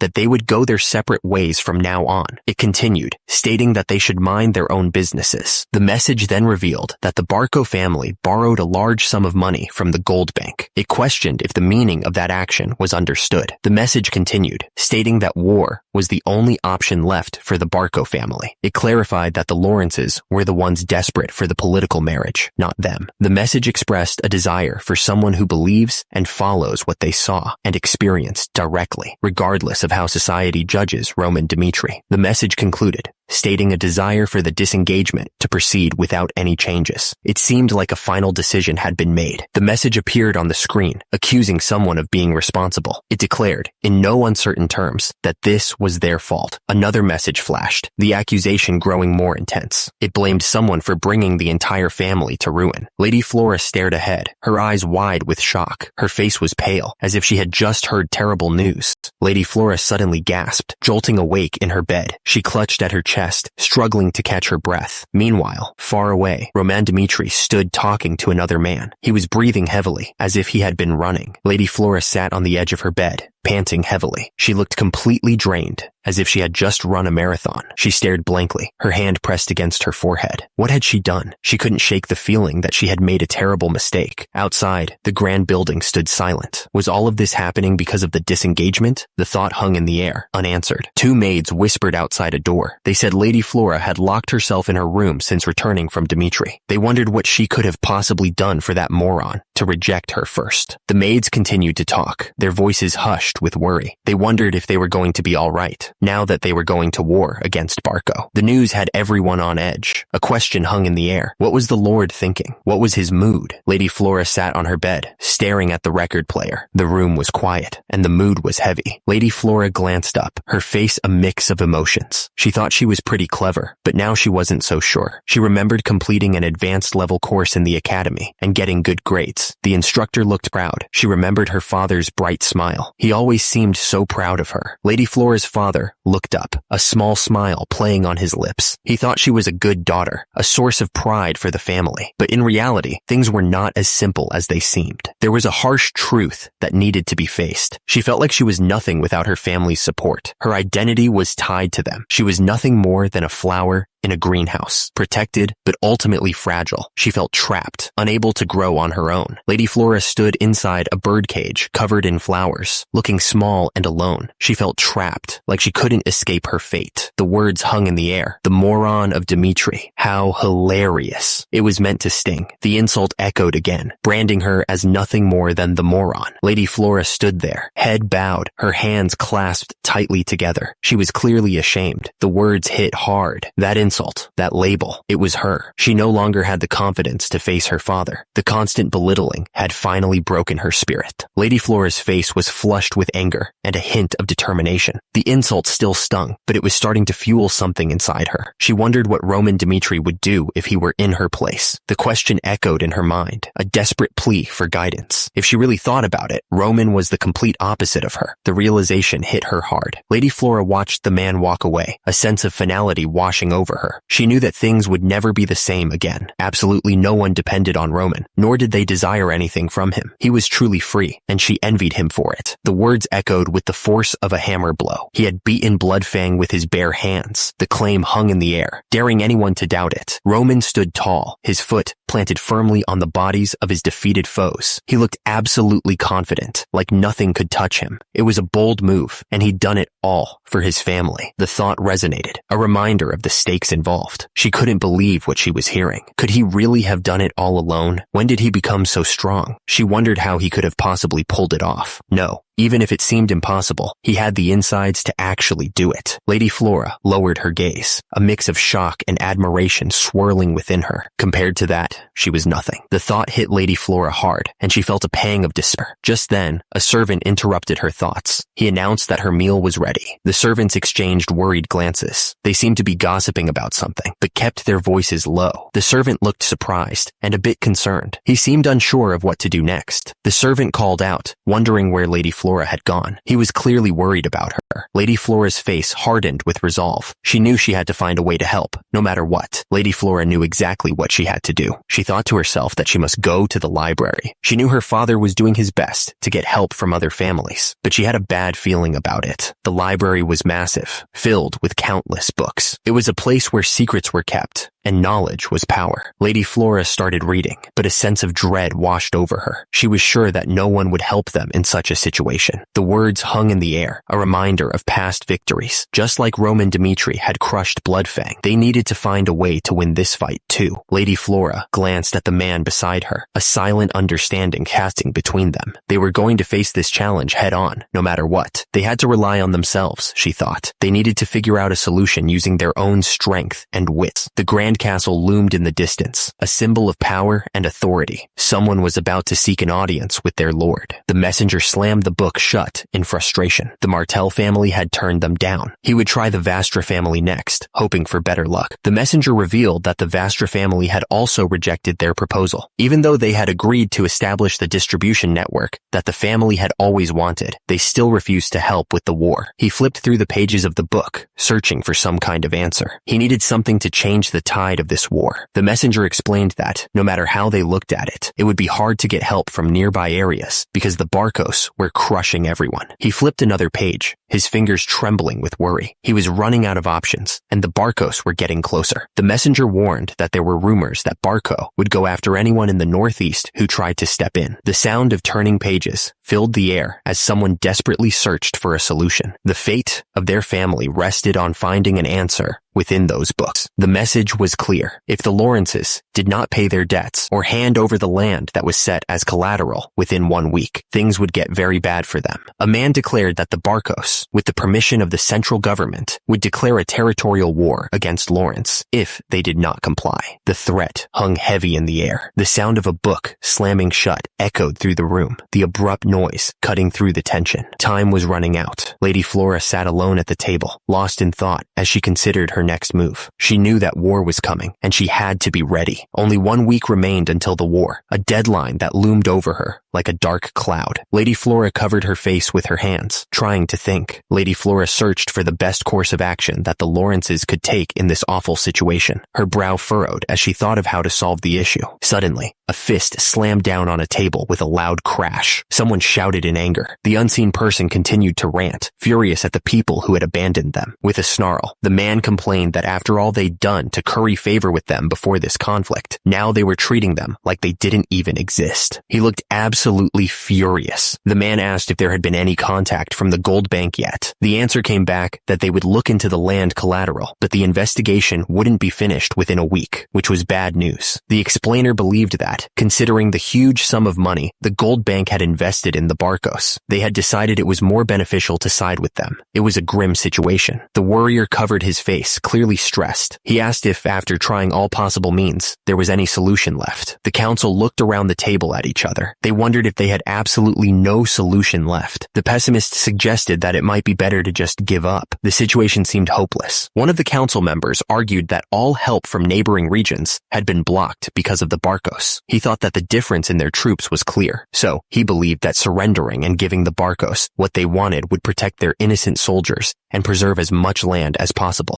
The council members looked up, their expressions a mix of shock and disbelief. The room was quiet as they all thought about what the man had just said. It was a tough pill to swallow. The masked man stood there with his arms crossed. He seemed to be waiting for them to decide what to do. The tension in the room was thick enough to cut with a knife. One of the men spoke up, saying that the other guy had a point. It was a small sign, but maybe they could find a way out of this mess. The atmosphere in the room shifted slightly. Suddenly, a messenger interrupted, announcing that Lady Flora was requesting to meet with them. The council members looked at each other, surprised. Someone asked something. There was a sudden noise, cutting off the council member mid-sentence. He didn't get to finish what he was saying. The door opened, and Lady Flora walked in. She stood tall, her expression unreadable as she looked around the room. The council members looked up in surprise. One of them asked, confused, if it was Flora. Lady Flora quietly said the word, "Father." Her voice was soft, but it carried a weight that everyone in the room could feel. Lady Flora looked determined. She announced that she had something to tell them, her blue eyes piercing as she spoke. There was a moment of stunned silence. Someone demanded to know what she was talking about, clearly not understanding what was happening. The person replied that it was exactly as they said, not backing down from their statement. Their expression was cold and resolute. Lady Flora declared that she was planning on involving herself in the war between Barco and Lawrence. She would do it in the name name of Roman Dmitri. Roman Dmitri sat silently, his expression unreadable. He seemed to be deep in thought, considering the implications of her words. Romero Dmitri asked if he understood what that meant. Roman Dmitri simply replied, yes, but his expression suggested he understood far more than he let on. The man was clearly angry, even though he was drinking tea.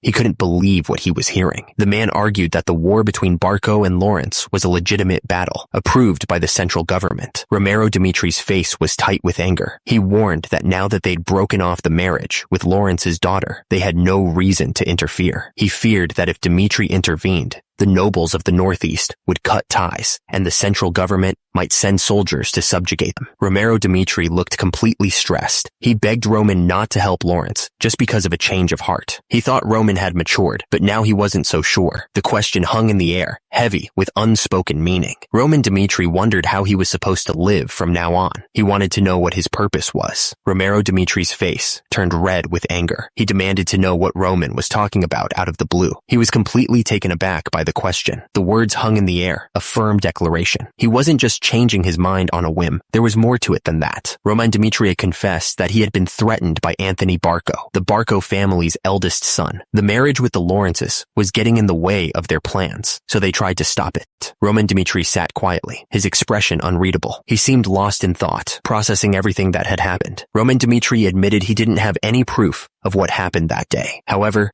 something had occurred to him. He remembered the rumors that always swirled around the Dmitri family. People whispered that Dmitri was the true powerhouse of the Northeast. The words floated in his head, a stark reminder of their current standing. The Barcos already looked down on them, seeing them as inferiors. Romero Dmitri spoke, his voice laced with a hint of resignation. He admitted that he wasn't really doing anything with all the power and wealth he had. He seemed satisfied with how things were. Roman Dmitri interrupted, his voice firm and filled with determination. He declared that he was different. He wanted power, and he wouldn't stand by and watch as the Dmitri name was tarnished, whether by the Barcos or anyone else. Roman Dmitri continued, his gaze intense. He insisted that he had plenty of reason to act. Roman Dmitri explained that cause was nothing more than child's play for those with power. It was like how the Barcos declared war by making up a non-existent cause. It was a new life, that was for sure, but it still felt like he was rowing through a boundless ocean, lost and directionless. But one thing was for certain, his identity as Baek Jung-hyuk was unchanging. He had to live a life of domination, no matter what. Roman Dmitri stared ahead, his face set in a determined scowl. The soldiers behind him stood ready, waiting for his command. Roman Dmitri continued, making it clear that he wasn't asking anyone to lend him the family's strength. Roman Dmitri declared that he would intervene in this war with only the qualifications he had as Roman Dmitri. He would do it his way. He hoped that someone would watch over him. He knew the path ahead would be difficult, and he needed all the help he could get. He declared that the path he would show them was the life he would live from now on. It was a promise and a warning, all in one. It seemed that no matter how much someone changed, their origin would always stick with them. No matter how great they became, that would never change. No matter what accomplishments someone achieved, or how rich they became, or even if they became a lord and ruled a territory, nothing would change. The man looked off to the side, a frown on his face. He knew that the fact that he was a commoner would never change, no matter what he did. The woman reclined on the couch, trying to seem relaxed. She said that she guessed something happened with the other nobles when he went to the capital, but then quickly said that nothing happened. The man frowned, remembering the event. He said that he could just tell from their gazes, the way they looked at him. Those eyes didn't look at a noble the way another noble would. There was something different about the way they saw the world. Flora looked at him expectantly. She asked if he wanted to change things. The man shook his head. He said he was fine with his life as it was, and didn't want to work any harder for anything else.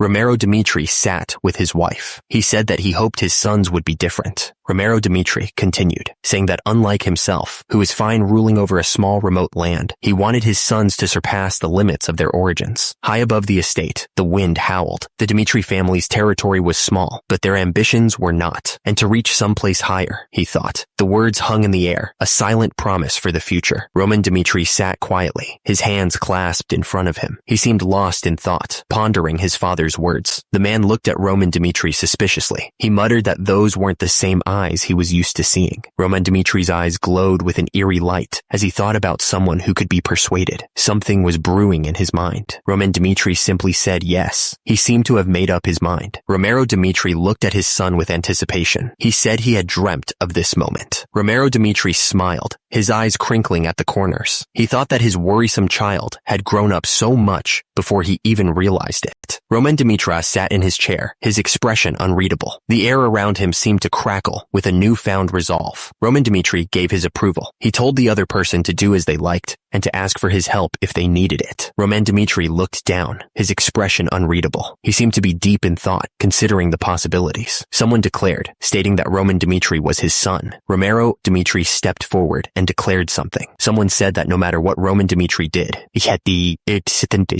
he didn't need to take responsibility alone. The words seemed to carry a heavy weight of expectation and support. The entrance was marked by a sturdy archway. A shield bearing a hammer and anvil hung above, a clear sign of what lay beyond. Someone spoke, observing that they had arrived. It seemed they had reached their destination. The archway stood tall, the blacksmith's emblem proudly displayed. It was a clear indicator of the purpose and importance of this place. The buildings were closely packed together, forming a tight-knit community. The architecture was simple but sturdy, built to last. Someone commented that the smithies of Dimitri were indeed as large as people claimed. It seemed the rumors were true, and this was no simple boast. Roman stood in the courtyard, lost in thought. The weight of his responsibilities seemed to press down on him. Inside, the workshops were bustling with activity, each large enough to accommodate several blacksmiths working together. The clang of hammers on metal filled the air. The view shifted to the outside, showcasing the sheer number of buildings dedicated to the blacksmith's craft. It was an operation of considerable size. There were 30 such workshops lining the street, a testament to the scale of Dimitri's ironworking capabilities. The entire area was dedicated to the production of weapons and armor. Suddenly, it became clear how the Dimitri family had managed to amass such wealth. The scale of their blacksmithing operations was truly impressive. Roman Dimitri realized that the source of the family's wealth was clear just from looking at the street. The sheer scale of the blacksmithing operations was enough to understand how the Dimitri family had become so rich. The iron mine behind the estate was said to have the greatest deposits in the entire kingdom. It was a valuable resource that the Dimitri family controlled. The Dimitri blacksmiths had the skills needed to turn that ore into valuable products. Their expertise was essential to the family's success. The iron that was mined there could be sold for a hefty price. It was a valuable commodity that brought in a lot of money.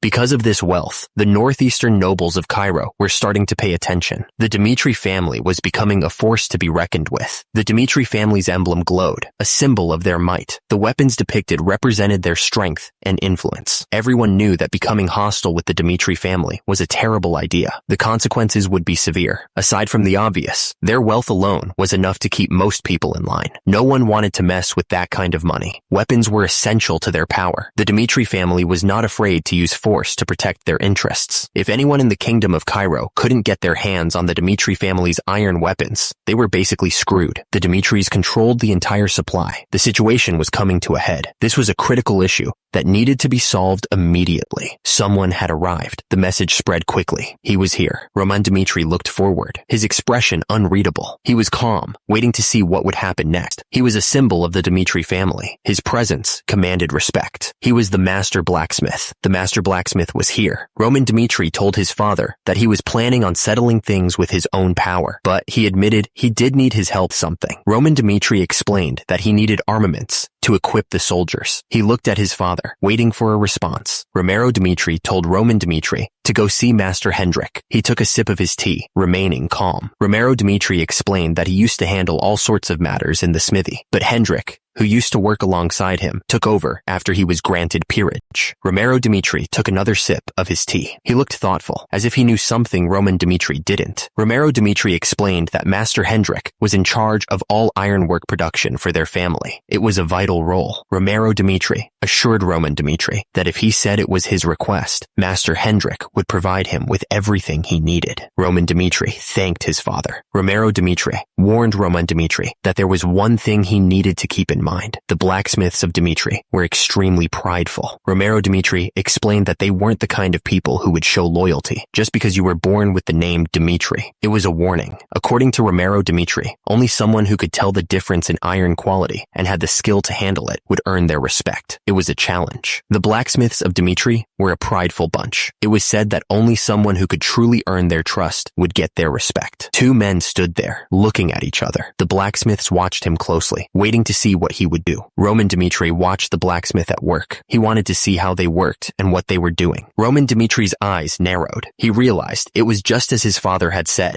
and considering Roman Dmitri's actions from before, it seemed he was on the right track to winning them over. Roman Dmitri stood there, pondering the situation. It was no wonder they were acting this way, he thought to himself. Suddenly, a voice echoed from above. Someone was watching, and they sounded amused. The voice called out. The entrance to the building was heavily guarded. It was clear that whoever was inside was expecting company. A man's voice broke the silence. He demanded to know what business they had all the way out here. Master Hendrik stood there, his expression unreadable. He seemed to be waiting for an answer. Roman Dmitri faced the man. He stated that he believed his father had already informed Master Hendrik about the reason for his visit. Master Hendrik stood there, looking at Roman. He remembered something about equipment for 30 people. Master Hendrik's voice boomed. He joked that he thought Roman was there to steal something from him. Master Hendrik stared intently, his expression hard to read. He seemed to be trying to figure something out. Master Hendrik continued, implying Roman had run out of money for his usual entertainment. Master Hendrik gestured toward a corner of the room. He said Roman could just take whatever he wanted from over there. Roman saw a pile of old armor and weapons. Master Hendrik claimed it was more than enough to arm 30 soldiers. Roman looked at Master Hendrik, his expression incredulous. He asked if he was really telling him to take that trash. Master Hendrik confirmed it. Roman asked if that was the best Master Hendrik could do, clearly not impressed. Master Hendrik snapped back, telling him to get the hell out if he wasn't happy with it. Roman's hand gripped the hilt of his sword. He spoke Master Hendrik's name, his voice low and dangerous. It seemed like the reputation of Dmitri's ironwork, being the greatest in Cairo, was way overblown. The words hung in the air, thick with accusation. Roman Dmitri looked absolutely disgusted. He couldn't believe they would call this trash equipment for soldiers. Roman Dmitri's words hung in the air. He was going to ask again, making it clear he wasn't messing around. Roman Dmitri asked if this was truly Master Hendrik's best. He wanted him to admit the truth. Dmitri's ironwork prided itself on having the greatest quality in Cairo, but Master Hendrik had never even broken a sweat in front of a furnace. It didn't make any sense. Master Hendrik's face was red with fury. He looked absolutely furious. Master Hendrik's voice boomed through the room. He demanded to know if Roman Dmitri dared to judge the ironwork of Dmitri. Master Hendrik continued his rant. He spat out that if it weren't for Baron Romero's request, he wouldn't have given Roman Dmitri anything at all. Master Hendrik went on, his voice dripping with scorn. He reminded Roman Dmitri that while his younger brother Rodwell had spent years working hard, Roman had wasted his days chasing women. Master Hendrik sneered, gesturing at the pile of broken swords. He asked if Roman Dmitri even understood what that meant, implying the swords were worthless. The words hung in the air, stinging like a slap. Master Hendrik's words were meant to cut deep, declaring that Roman Dmitri was irredeemable trash. Master Hendrik continued his verbal assault. He spat out that Roman Dmitri was just an eldest son who didn't know how to do anything. Master Hendrik stood there, his face twisted in rage. He looked ready to explode, his fists clenched at his sides. The insults kept coming, each one a hammer blow. Master Hendrik declared that Roman Dmitri